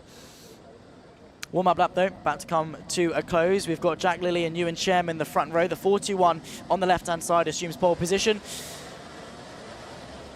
As we put foot to the floor and get racing for one last time of round 1 of the Ultimate Karting Championship towards turn number 1. And it's the pole sitter that commands the race. However, second place there, Jack West picking his way through in a second place. Now up towards Christmas Corner. Who's going to be last on the brakes? The 1-9-2 looks to go defensive to the inside, just following Ewan Chairman through. Up in a second place. Nicely done indeed. Let's see what Keane Geraghty can do as well in the background. We saw him make some absolute stonking moves in the opening moments of the Super Heat earlier on. Side by side going into Ashby for the first time between multiple drivers throughout throughout the field. 13.5 minutes left to go in this race, and it's Charman that's able to lead. This time from Jack West in second place, who looks to go to the outside of the boot. That one's not quite going to work, but putting the race leader under some pressure. The 192 gunning then for that race lead through the chicane for the first time. Then comes the 27 of Joshua Turnbull. We'll see, of course, the entirety of the order as they cross the timing line for the first time. Turnbull, Lilly, Kerrity up 2 places from 7th, up into 5th already. Freddie Ingram then in 6th as well, equally making up 2 places. The ascent back towards Christmas corner once more. In the background, one driver having to go defensive, trying to thwart off, I think might well be Neo Clark, looking to go to the outside. There's contact, he gets sideways, picks up a little bit of dust as well, and loses a couple of places with it as well. Charman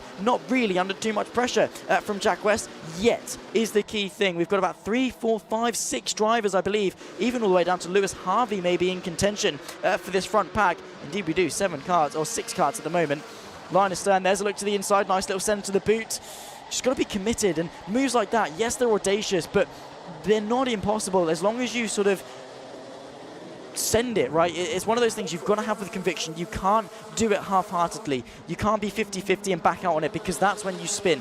When you're convicted and confident, that's then when you make the move. A little bit like this, the 192 late on the brakes into Christmas corner. Ewan Charman sees it coming, but can't quite defend. Jack West into the lead of the race of the senior Rotax Super Final. Defensive into Ashby once more. Keane Geraghty trying to get involved. Tries to get the up and under in the 79 machine towards the infield section. Has he got the cut ahead as they approach the left-hander? Not quite. Has to tuck in behind once more onto the 27 of Joshua Turnbull, but trying to promote himself onto the podium. Now Jack West has got the job of trying to control the field at the front. He needs the likes of Turnbull and Geraghty to get involved, to give him that breathing room to get away. He needs Charman to be under attack. The last thing he wants is a counter-attack knocking on his door. He has to go slightly defensive into turn 1 just to cover it off. Opens the back up though once more, and it's the run out of turn 2 that's important. The last thing you want here is a slide. The counter-attack could well be on. There's carnage in the background though, as they're nearly side by side for the lead. Charman can't quite find a gap on the inside. West was able to cover it off really nicely, and the switchback not quite there. Defensive once more into Ashby. There's a bit of a gap,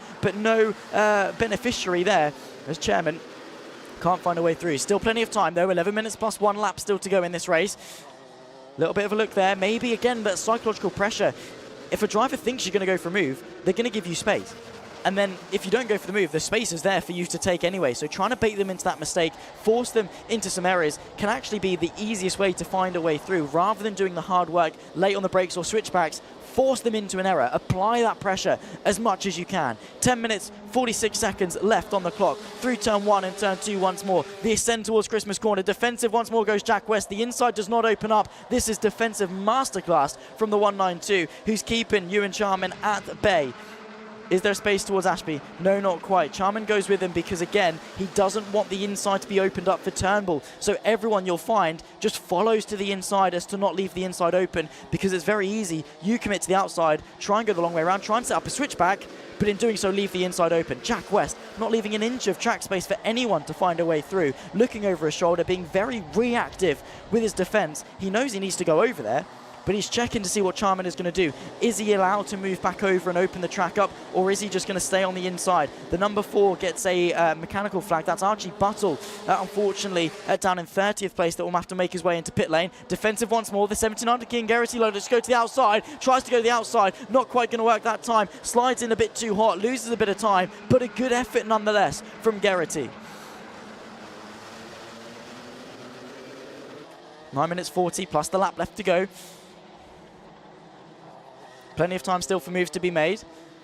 But we've got 1, 2, 3. I mean, all the way back to, what is it, P10 within 2.2 seconds, P11, 2.7. So it's almost like watching Moto 3 or something in the sense that these cars are so nose to tail. That's the level of competition that we come to expect with the UKC. Drivers that are so optimized in their racing line. That's wide there. Most definitely not the racing line. I can tell you that for free from whoever that was running wide off the final corner, using way too much of the track. Are we going to see any moves? The 27 goes defensive but brings it back over. Keane Geraghty says thank you very much, gets himself onto the podium. It was a misjudgment there from Joshua Turnbull. Keane Geraghty is one driver you do not want to have an inkling of doubt with. He finds his way through, up in a 3rd place. Now has to attack the top 2, because Ewan Charman unable to really start attacking for the lead, at least in the last couple of laps. 8 minutes and 45 seconds left on the clock. for the final race of the day, and I have to say I'm very much excited for the last couple of minutes, because right now things are going to change, right? Jack West gets through on Charman might well be able to find a way through back on Jack West. It's not until you get to the final couple of minutes where the stakes really start to rise, because the only lap you need to lead is the last one. You can lead the entirety of the race. If you bottle that final lap, funnily enough, you don't win the race. And that is then going to be the boiling point. The pressure starts to rise up until that point, and then drivers start getting a bit desperate. That's what we're going to probably expect within the last couple of laps of this race, especially if it stays as tightly packed as it is here. Very densely packed field of senior Rotax karts.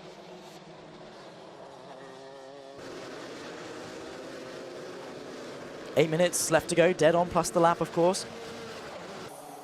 West, Charman, Geraghty, Turnbull, Ingram up into 5th place, making up a few places. Geraghty, of course, up 4, making some big moves, definitely using what little tyres he's got left in order to maximise his opportunities. Just looking at some big gainers, we've got 11 places made up, I think, from John Brown there.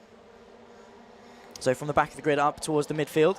No changes for the top 3. No defensive needed, really. And that's what Jack West needs. He needs a couple of laps just to show his strength, because he's quick, but he's not been able to be quick because he's constantly having to be offline defending.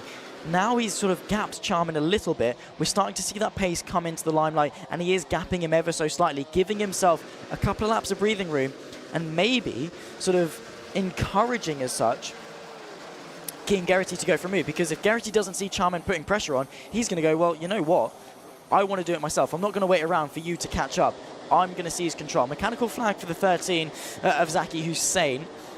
So again, they're going to have to find their way back into pit lane. A black flag for Archie Buttle as well. I think that could well be for not responding to the meatball. Keane Geraghty looks to go to the inside of Charman from pole position, now down to 3rd place. Nicely done from Geraghty, who picks his way through, up now in a 2nd place, seizing control. Now he's got eyes on the win.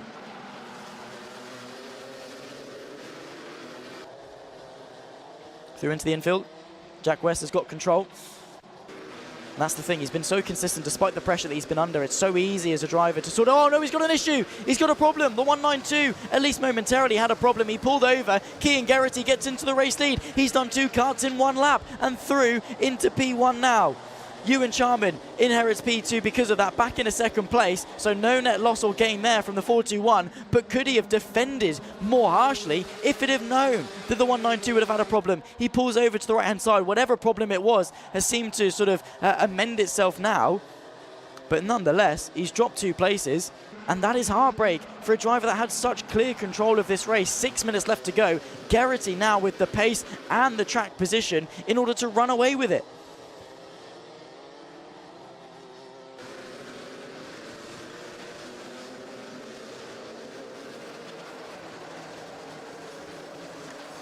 Into the boot once more. Geraghty with a fast lap, 45.65 by the way. Again, at this stage of the weekend, with the temperature, the rubber, obviously the track evolution is helping, but you know, those tyres have been battered. They're skinny tyres, first of all, for karts, so the surface area is very small. It heats up quite quickly, and of course there's a lot of lateral load, a lot of sliding going on. The 27 though, Joshua Turnbull looks to go to the inside of the 192, gets himself back onto the podium. That was beautifully done. Sent to the inside of Christmas corner. Again, we see a lot of them, but that was well done. The 192, now once leading, whatever issue could well still be plaguing him, at least to some degree, because he's trying to keep Jack Lilly and Finley Jones at bay in the 10 and the 23 respectively. But he's got 5 minutes to try and hang on to this lead. But the 421 of Charman not letting Geraghty get away. The look for the move still on. That flip-flop getting abused. A couple of people, though, touching them twice. Maybe the stewards are going to flag that one up. There's some track limits warnings. 4 minute 37 left on the clock, plus the lap. Black flag for Archie Buttle, who I don't think is still on... Oh, no, I don't think he's still on track. He's got a black flag nonetheless. He shouldn't be. The number 10, though, rising up on the 192. It goes from bad to worse. It's salt in the wound for Jack West, who's now had further contact, rising up at the front end of his car. The number 10 of Jack Lilly, who started towards the front end of this field, in fact started on the front row of the field, starting in P2 alongside Ewan Charman. There's as well the move. Freddie Ingram on the inside in the 69 machine. Works his way through, I believe, on the inside. Up into 5th place once more, so that fight for 5th continues to rage on. 4 minutes left to go. Not long left at all in Sunday's action, in the weekend's action of the UKC round number 1. The 32 gets the meatball flag. Mikey Walker is the driver falling victim to that at the moment, running P14. won't be for much longer. Good points there in P14. Of course, like I say, points go all the way down to 34th place. The max grid, of course, here at Whilton Mill. So just by being in the final, you're scoring points. But of course, the 45 for the win and the trophy is the one that these drivers are going to want, and at the moment is the one Cian Geraghty is going to get. He's doing himself a lot of favours in the championship. The gap not very large though. Joshua Turnbull still in contention as well. He's been a bit of a dark horse this race. Not been too aggressive, been overtaken a couple of times. Cian Geraghty finding his way through, but he's played the long game. He's invested. Like I say, 14 minutes for a final. It's not an incredibly long amount of time, right? It is very much a sprint race, but it's a sprint race that you have to think long term in. You don't want to fight too hard too soon. Burn out your tyres and allow that field spread to increase.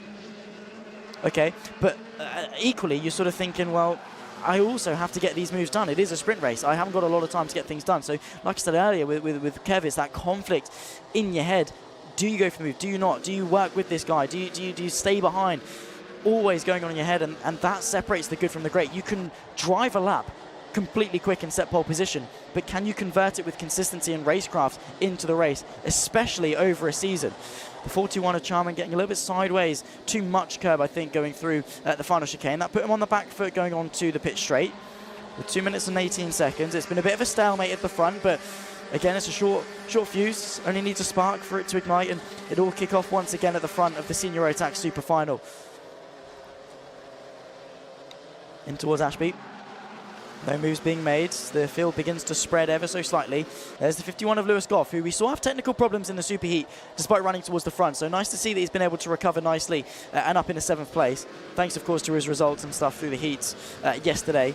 We're still inside the top 30 despite that and got his ticket into the final. Side by side as well. Archie Buttle still on track despite the fact he's got a black flag. It's flagging up lap after lap after lap. Surely he's noticed it at some point. I mean, you've got the digi flag there firmly sort of telling you what was going on. But sometimes you're not focusing on it too much. Archie Buttle at the moment, P21, the 0-4 machine. There's a look to the inside, the 27 on the inside of the 4-2-1. That's Turnbull on the inside of Charman. Gives Geraghty a bit of breathing space as well, with just 1 minute and 20 seconds left on the clock. Turnbull, well, turns the tables and back into 2nd place. Very nicely done. Up 3 places now net from where he started. Cian Geraghty is going to be a mighty, mighty hurdle to beat in this race. Through the boot. It's going to be 2-3 laps at the line.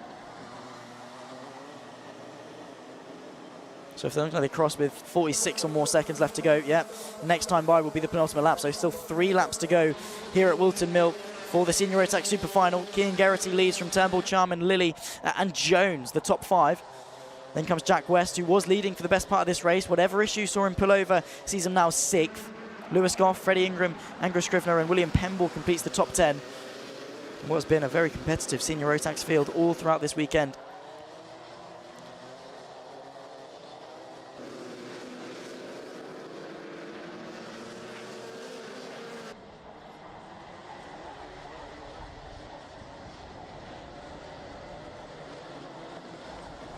And look at the gap. Cian Geraghty, I mean, it's not quite the gap that we saw earlier on in the day across some of the classes with sort of 2-3. I think it was Cian Geraghty that did win by about 3.9 seconds in the end in Superheat. Because of the battling that went on behind him. It's not quite going to be the case in the final. He's being kept honest by a lot of drivers. Now onto the penultimate lap of the race. Just a lap and a half left of Whilton Mill. So left to negotiate to take home the trophy and the championship points. Archie Buttle still not responded to that black flag. I'm sure he's probably going to be getting a stern talking to from the UKC officials post-race, because at what point can you sort of blame ignorance and say, oh, I didn't see it, because at some point you've been seeing it the whole race. Anyway, 1 more lap left to go. Cian Geraghty will get the last lap flag board shown. 1 more tour of Whilton Mill to round off the day here for the first round of the Ultimate Karting Championship. Geraghty has driven beautifully, now defending the podium. Ewan Charman, Jack Lilly and Finley Jones closing in on the battle. Mikey Walker as well with a black flag, I think, again, for not responding to the meatball flag that it initially was. Cian Geraghty leads the pack. Joshua Turnbull not quite close enough in 2nd. All Geraghty has to do is keep it on the track. With the boot and the chicane left to go to see victory. and start his championship campaign. There's a fight towards the boot, bit twitchy there from the number 10 of Jack Lilly as he pursues the podium. I don't think quite close enough to tip Ewan Charman, but out of the final corner, there's 79. Cian Geraghty started 7th, victorious at Whilton Mill for the Senior Rotax Super Final with the fastest lap to go with it. What a race and what an end to the day here for round 1 of the Ultimate Karting Championship. And if it doesn't live up to its name after today's action, I don't know what is going to prove it. Joshua Turnbull, Ewan Charman hangs on to the podium in the end. What a day of racing that we've had, ladies and gentlemen. Checker flag is waved. Here's the results. Cian Geraghty, Joshua Turnbull and Ewan Charman, the final podium of the day. Jack Lilly from Finley Jones, the top 5, as Jack West and Lewis Goff completes the top 7. Angus Scrivener from Freddie Ingram and William Pemble, the top 10. Behind that, Jack Baker, Lewis Harvey and Neil Clark on his return, P13 in the final. Not bad at all. Jack Thompson from Reese, Bailey in 15th, Alex Moody in 16th, from Tristan Rennie, John Brown and Archie Buttle there in 19th. Although I don't know how long that's going to stand after the black flags. William Antrobus there in 20th place from Gabe Fairbrother. Levi L. Alexander Cull in 23rd, despite being one of the Repercharge drivers, working his way through forward quite nicely. Jack Gillingham, Max Taylor, Benjamin Lee, Rachel Robertson, Marcus King, Ben Donkin and of course Kieran Ives there for 30th and final place. There is our race winner, Cian Geraghty, being weighed at scrutineering down to Kev for the final interviews of the day.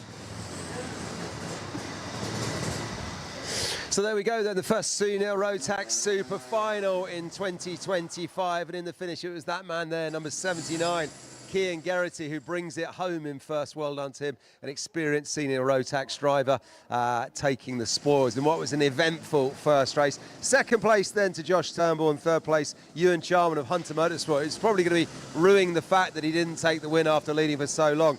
Shout out as well in fourth place to Sam Pollitt Racing's Jack Lilly and Finley Jones of GWR, who brought it home in fifth.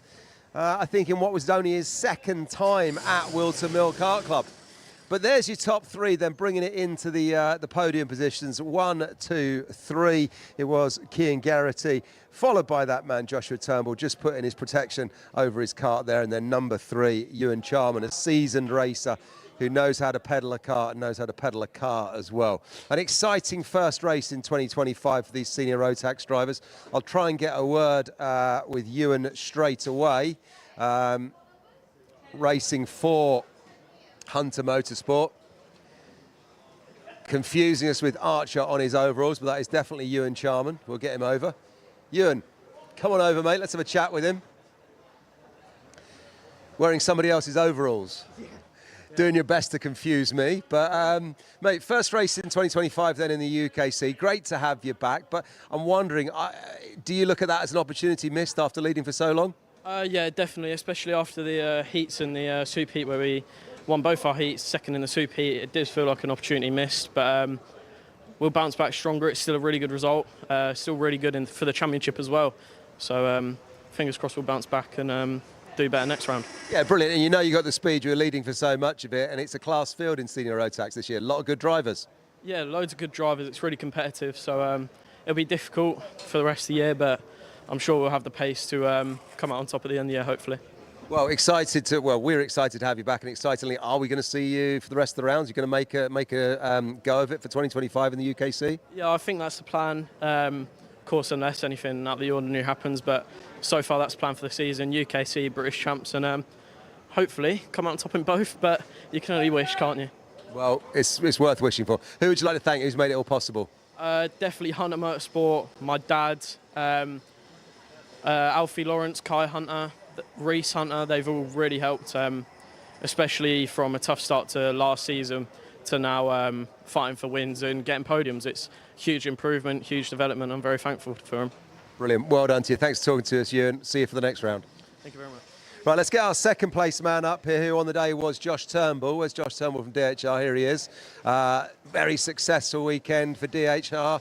Another podium. Josh, talk me through that one. How did it work out for you? Well, at the start it got a bit scrappy, but in the middle of the race it kind of spread out because everyone was doing the same times. We managed to catch up to Ewan, and then, you know, got to second and just had a gap, so it was kind of a nice Sunday drive. Yeah, really good drive. Ewan looked like he was sort of running away with it for a big portion of that race, but then Cian started to reel him in and you went with him. Yeah, I mean, the toe plays a big part when in these conditions, big headwinds, so I think that obviously helped. Brilliant. So, a good first weekend for you in the UKC. Who would you like to thank? I'd like to thank Dan Holland Racing, Time Engines, Zotac, one of my sponsors, Cliff Lakes, and my nan for buying my karts, and my mum and dad. Thanks, Nan. Are we going to see it the other rounds of the UKC? Going to make a go on the championship this year? Hopefully, yeah. I mean, good points scored this weekend. Could see if we could have a good go. Brilliant. We'd love to have you back. Well done, sir. See you for the podiums later. Cheers. Lovely. So our first place man then was Cian Garrity from Strawberry Racing. Let's bring him in because that was a strong drive. Really good racing. So Cian, well done, mate. Great to see you here. First round of the UKC and first win. Top step of the podium. Must be thrilled. Yeah, really good. I think I thought it'd be a bit made the jump to Rotax quite late this year, sort of start of March, just before the O plate. So yeah, really good that we've came in really strong. Good way to start the year. Really good. And it looked like you and Charman had that sort of wrapped up for a large portion of the race, but you just kept your head and started to sort of reel him in the longer the race went on. Yeah, we had to start a bit further back than we'd have liked to, just because of a few penalties in the heats yesterday, where we demoted back a couple of places, but kept my head the whole way through. Knew we had the pace to get to the front, and eventually it sort of happened for me. Brilliant, well done. And just behind you was Josh Turnbull there. He couldn't catch you. He was on your back, on your tail though. Yeah, I knew he was quite close behind. Every time I looked behind, there was always someone quite close, so I knew I couldn't really afford to make a mistake or they'd be on me, but sort of did the same consistent laps for the last 5-6 laps, which just let me keep the lead. I'm going to be doing the interviews all season long for the UKC, but I'm also a fan, so I think this senior Rotax class is going to be quite exciting. Are we going to see you for the other rounds, hopefully? Yeah, I think we'll end up doing, especially definitely the next round, hopefully the whole year, really. Brilliant, really good stuff. Lots to look forward to then. Who would you like to thank? Who's made it all possible? Strawberry Racing, Cream Racing Engines, Matt Cooley, Warwick, Jamie for mechanicking me, and then my dad for bringing me in the sport as always. Super stuff. Well done, so we'll see you for the podiums later on. Thank you. So there we go. Your first senior Rotax winner in 2025, Cian Garrity of Strawberry Racing. Huge congratulations to him. I think we're in for some great, exciting racing this year in 2025 in that senior Rotax class, and indeed all of the classes in the UKC. Our next round then is round 2 when we head up to Lark Hall in Scotland, and we do hope that you can join us then for that one there. Follow the live stream, of course, once again for round 2, and stay up to date between now and then on the social media.